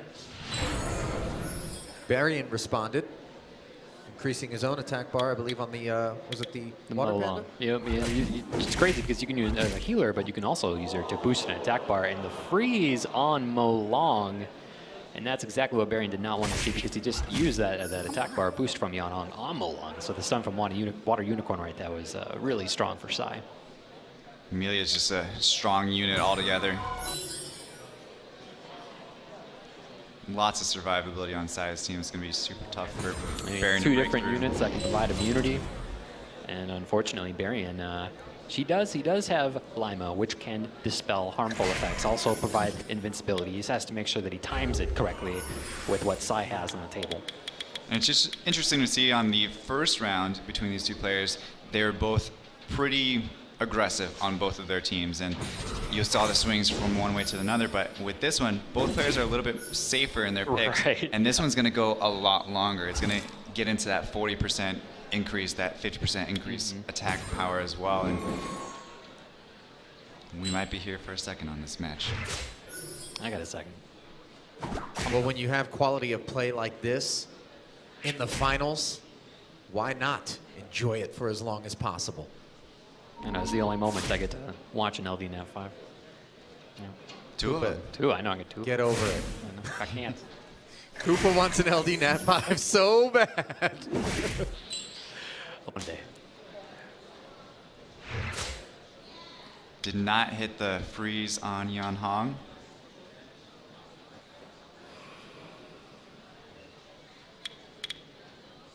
Man, down to the last second, trying to decide what he wants to do with his mermaid. Ventilate resetting himself, enabling him to play Steel Magic once again. I believe Sai was hoping for the Violent proc there to reset the skills of the Light Sky Dancer.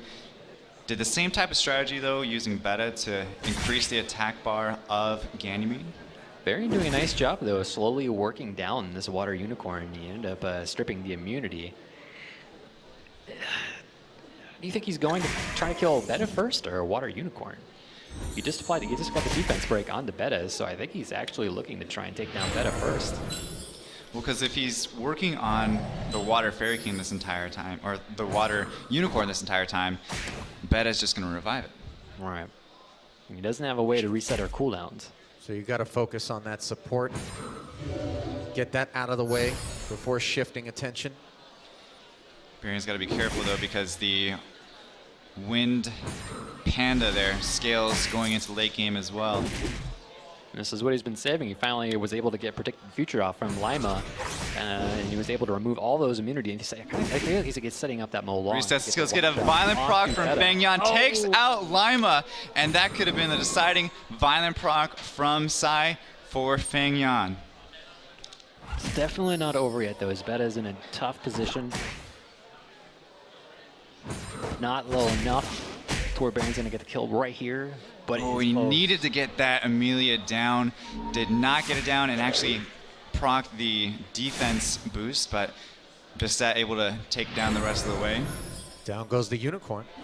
Violent proc out of Feng Yan. Beta unable to get a Vio proc as well. Mo Long looking at the defense break, and he does, setting up his Yan Hong to get some damage. And Mo Long's got to be getting close. The additional turn could be a deciding factor for Barian to get the kill on the Beta before she gets immunity and the heal to the entire team. Hoping to get the kill, Bastet might be able to. Decides to go with the buff instead. Now he's just hoping that his Beta goes before Mo Long. Mo Long. It's Mo Long all day. Mo Long goes first and is able to take down Beta? Question mark? I would say that definitely a smart decision. I would take it out. There it is. And by this point, he should have Reckless Assault off cooldown to go against Feng Yan. With the full attack bar boost, he might be able to play it immediately right afterwards. And it looks like it's going to take it down. And yeah, down goes Ganny.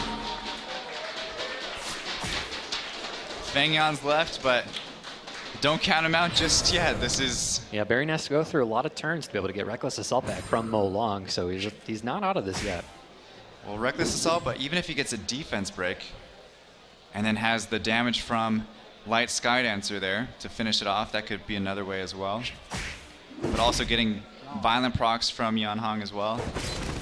Oh, we need to got a stun, and it might have sealed the deal. Looks like Sai is saying that he is ready for the next match, and it is 1-1 between Barian and Sai in this championship round. And it felt a little bit like Barian was up against the ropes at a moment in this particular match. Yeah, it definitely was. Compose himself, didn't get flustered, picked up some RNG.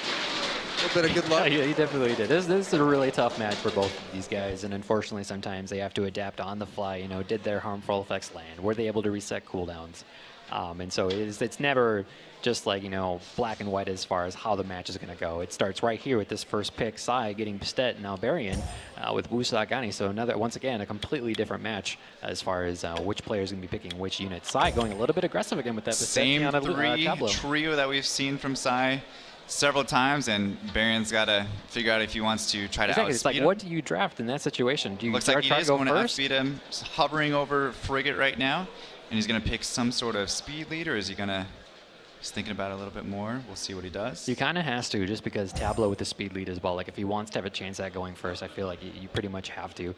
There's only so many different speed leads in this game. And there it is. He picked another speed the lead. Trinity on the table.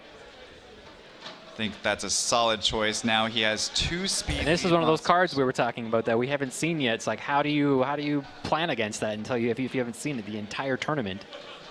The one monster that could have potentially ruined Barian's plan of going first and then banning a speed lead. Now he has 2 speed leads on Sai's end between Tableau and Trinity, and then also still having the damage between the 2 monsters of Lucian and Trinity as well. Looks like we might get to see Ragnarok. Another ban on Bastet, just like the first round as well. And it seems to be kind of coming out to whoever gets the first pick is picking Bastet. It's almost a battle for Bastet now, as we've seen different battles in other matches. But it's Sai who's forced that reality. It is, exactly. Because Sai will either A, use it for his control team, or he has the option to go at like some sort of aggressive team like we're seeing right now. And there it is, able to outspeed Barian's Wusa and Frigates. Will he have enough effective life to survive Amputation Magic and Ragnarok? Not a whole lot of damage there. I've taken about The half final battle HP, but begins. We'll see. Here it comes. Is Frigate stays alive, but does not move. Tableau does not move before the Wind Unicorn there. Is the shield enough, though, to take This shield out? offers a ton of effective life. It is a lot of HP, and this is exactly where Barian wants to be. The worst thing that could have happened is that he would have lost one of his units. And The he opener was able is to hit. stun on Lucian. Same thing that happened last round, but Sai was able to come back after the Zeros got stunned. Did not get to take down the Ganymede. I think Barian might be able to come back in this one, sealing the last AoE monster there, which is Lucian. Yeah, this is a really tough position for Sai to be in. Lucian is not going to be able to do much more for him. The Wish of Immortality providing immunity as well as a fresh shield for his entire team. Frigate has the option to play stun. Decides to actually play full speed ahead, which reduces all of the cooldowns on his entire team by 1 turn. And that 50% attack bar boost is huge. I think Barian might have this one. The additional turn going back into unicorn form, looking to get a stun on Trinity. Oh, just chooses to stun Tiana. 4-3 edge for Barian, who sustained some damages early on. Starts working on the Trinity with Wusa. And Again, Sai those- is ready for another match as well. Barian takes it now 2-1, winning 2 matches consecutively. So now we finally get to see Sai in a position where he is down. He has never been in a situation where he's had more losses essentially than his opponent. So does he A, play some kind of wild card we haven't seen, or does he go for more of like that stable control element? Well, could he shift gears now, having lost twice with... Right, you could see something we've never seen before. I don't know.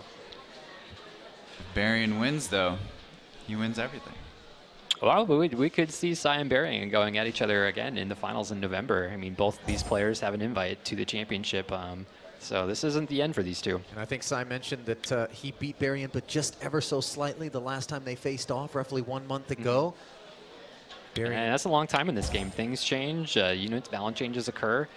Barian with the first pick, able to get Bastet. Sai looking for a more controlled team, able to take the Molong Ganymede as well as Beta. Choosing the Wang, hoping for a long sustained game. Wayne in the late game gets very strong. Barian knowing this, choosing the Yanhong. 1 more unit, 12 seconds. I really like that Fire Monkey King pick by Sai because going into a Okeanos, it's super strong. Exactly. It's hitting it a lot and it's not all of his stunning stacks at from all. 1 roll of stone. Absolutely, but he's hovering over a Samath pick right now.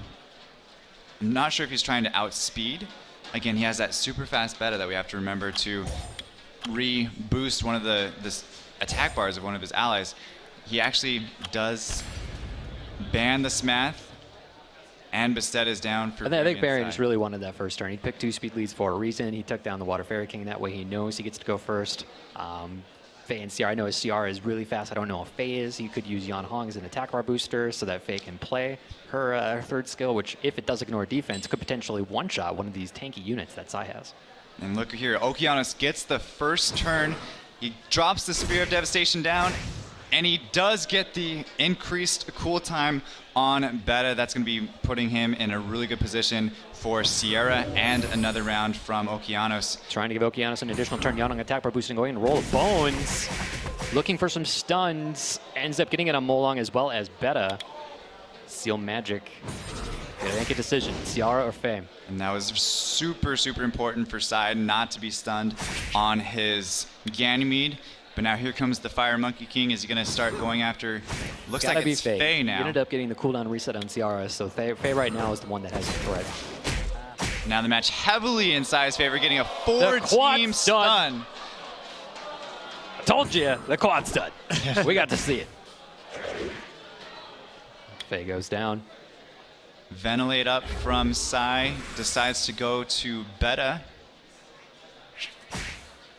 Upside looking to get immunity for his entire team and an option as a res. Starts getting another violent proc here. Sets it up perfectly for Molong to reckless assault. Take down Okeanos, leaving just Sierra and Yeonhong left on Barion's team. And Psy now looking in a super, super good position. Yeah, what a shift of having momentum. all From four the monsters that at we've super high health. The quad stun, Koopa. I told you. The quad We were stun. gonna see it, man. The quad stun. Now immunity is up on Psy's end, so that Sierra's not going to be doing much while the immunity is up. To be fair, Psy was looking pretty good before the quad stun, but after the quad stun, After the quad stun, it definitely changed the match. However, Yeonhong was able to remove the immunity from Molong, and he missed the bomb.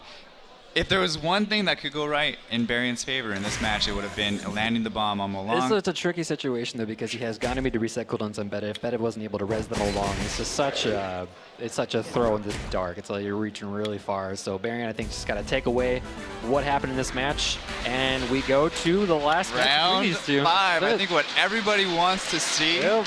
Winner take all. Yeah, 2 matches apiece, 2 games apiece rather, in this match, in this final. So this is the moment, gentlemen. The winner, $2,000 richer. Second place, $1,000 richer. Barion Both of gets them the going to the Worlds. First turn, but we've seen Interesting. Bastet. Right. And he First chose- pick he every chooses single Ganymede. time, but he chose Ganymede instead, leaving that open for Psy. Is he going to take it? It looks like he's going with Bastet and Okeanos this time. Right, so which he's was changing up his Barion's strategy unit. just a little bit. Where Barion, I think he was understanding that he knew how to counter that Bastet, Tiana, and Tableau trio because he did it last Because time. he has such tanky units, he has so much effective life that he can Right, take so he a knew- Ragnarok and an Amputation Magic, and Sai is maybe used to some players where it's like they can't withstand that much damage. There's just no way. So Barion kind of allowed him to have it because he would rather take his chances at that again than to maybe draw it out. So Sai changing up his strategy just a little bit here now, going with Bastet. Okeanos hovering over Praha right now because of that Wusa, I believe. Decides to lock it in along with Feng Yan, which is good. A solid decision against Molong and Wusa as well. Barion really liking the Sierra Yeonhong combination. Is he going to lock in though? Sai already looking through his units, trying to figure out if this is what Barion locks in. Who does he choose for his final unit? He has one strip option on Praha with Predicted Future, would remove all beneficial effects, converting them into continuous damage effects. Has the ability to strip with Okeanos' skill 2. If he chooses to leave a Wusa on the table, he might need another choice. And he does. He actually brings Chilling. Definitely next level play from Sai to be removing the immunity and shield from Wusa. But with Chilling, do you think that Barion knows that he's going to be allowing Wusa to go through? I mean, we saw Chilling drafted earlier by Topa, and his Chilling was super strong. Unfortunately, it just wasn't enough. So I'm excited to see how Sai uses Chilling and how much damage he's going to end up doing. I mean, it still can work really well, especially if you do choose to leave Wusa on the table. You can start picking units off one at a time. So here we go, gentlemen. The moment we've all been waiting for. Sai took the first game. Barion came back to win 2 in a row. Sai took the last one, and it's all come down to this. Yeah, with Wusa on the table, Sai has a lot of ways to strip his team. Now Barion's going to do his best to start eliminating those. Unfortunately, unable to get any attack bar reduction. He did reset cooldowns on Praha, though, so she will be unable to play Predicted Future, so it is safe to use Wusa's buff, which actually kind of takes Spear of Devastation out because he can't reset cooldowns because it would have to eliminate the shield first, and the resist protects it and covers, basically, Yeonhong's cooldowns. Chilling, though, is still something that Sai will be able to use to start eliminating all these buffs on Barion's team. And there it is, the way that Massive Barion likes damage to play through with the reckless assault right away. And then here comes Chilling now, hopefully doing some work. Unfortunately, Sai was not able to remove Will and reset the Yeonhong when he tried to do his Praha later goes on. But down. Ventilate. Down goes Praha, makes it a 4-3 match now in favor of Barion. And this situation. He's just trying to rotate through these attack bars as fast as possible. Molong with Reckless Assault available, looking to potentially take out Chilling next. He needs to get someone to 30% or just roll with Reckless Assault right away, taking away 70% of their total HP. What is the path forward for Psy? Down one unit. This is a really tricky path because he's about to lose his Okeanos if he doesn't figure out something really fast. I think if Okeanos goes down, this might be sealing the deal for Barian. He still has Wind Panda, though. Still has Wind Panda, but I think... Because the quad stun. Well, triple stun. We got immunity on Wusa. And there it is, 3 stun. Wusa still on the table. No sleep on first turn. Okeanos looking to reset cooldowns on Yanhong. He lands an additional proc out of Yanhong. Unfortunately, unable to heal from the reset on Okeanos. A lot of damage coming into this Ganymede.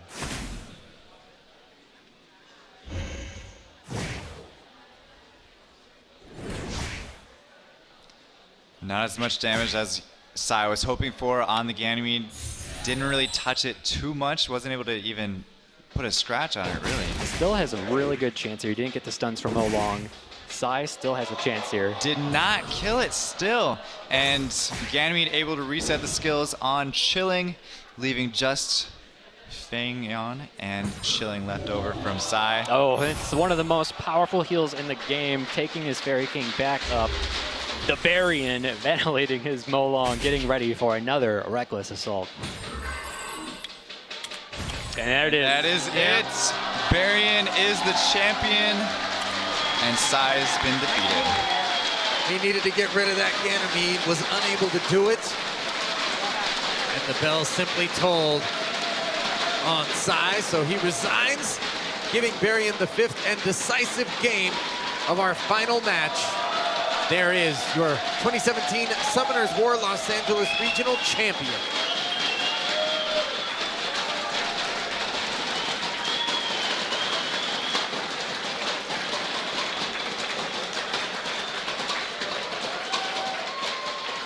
Let's send it down to Maria Ho, standing by with our champion. Barian, you proved that age ain't nothing but a number. You schooled these youngins here today. What does it mean for you to be the Summoners War LA Regional Champ? Oh, I actually did bad to get past Psy. He's a great player, and I got a lot of luck, and that's what it takes a lot of times to beat him. But it feels great. It feels great. Congratulations to you.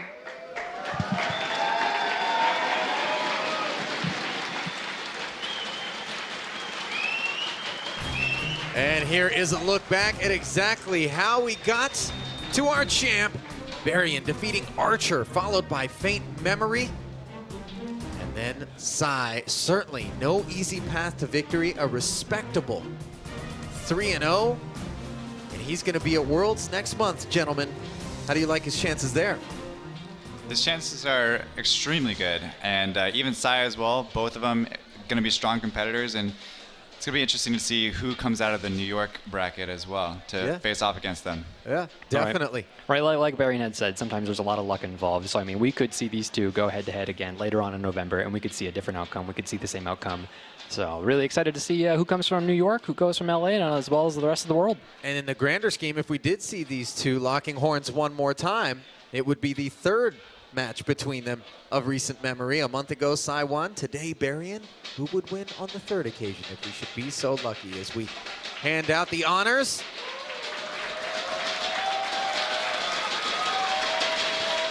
It's the story of the gold as Maria crowns our champion, Barian.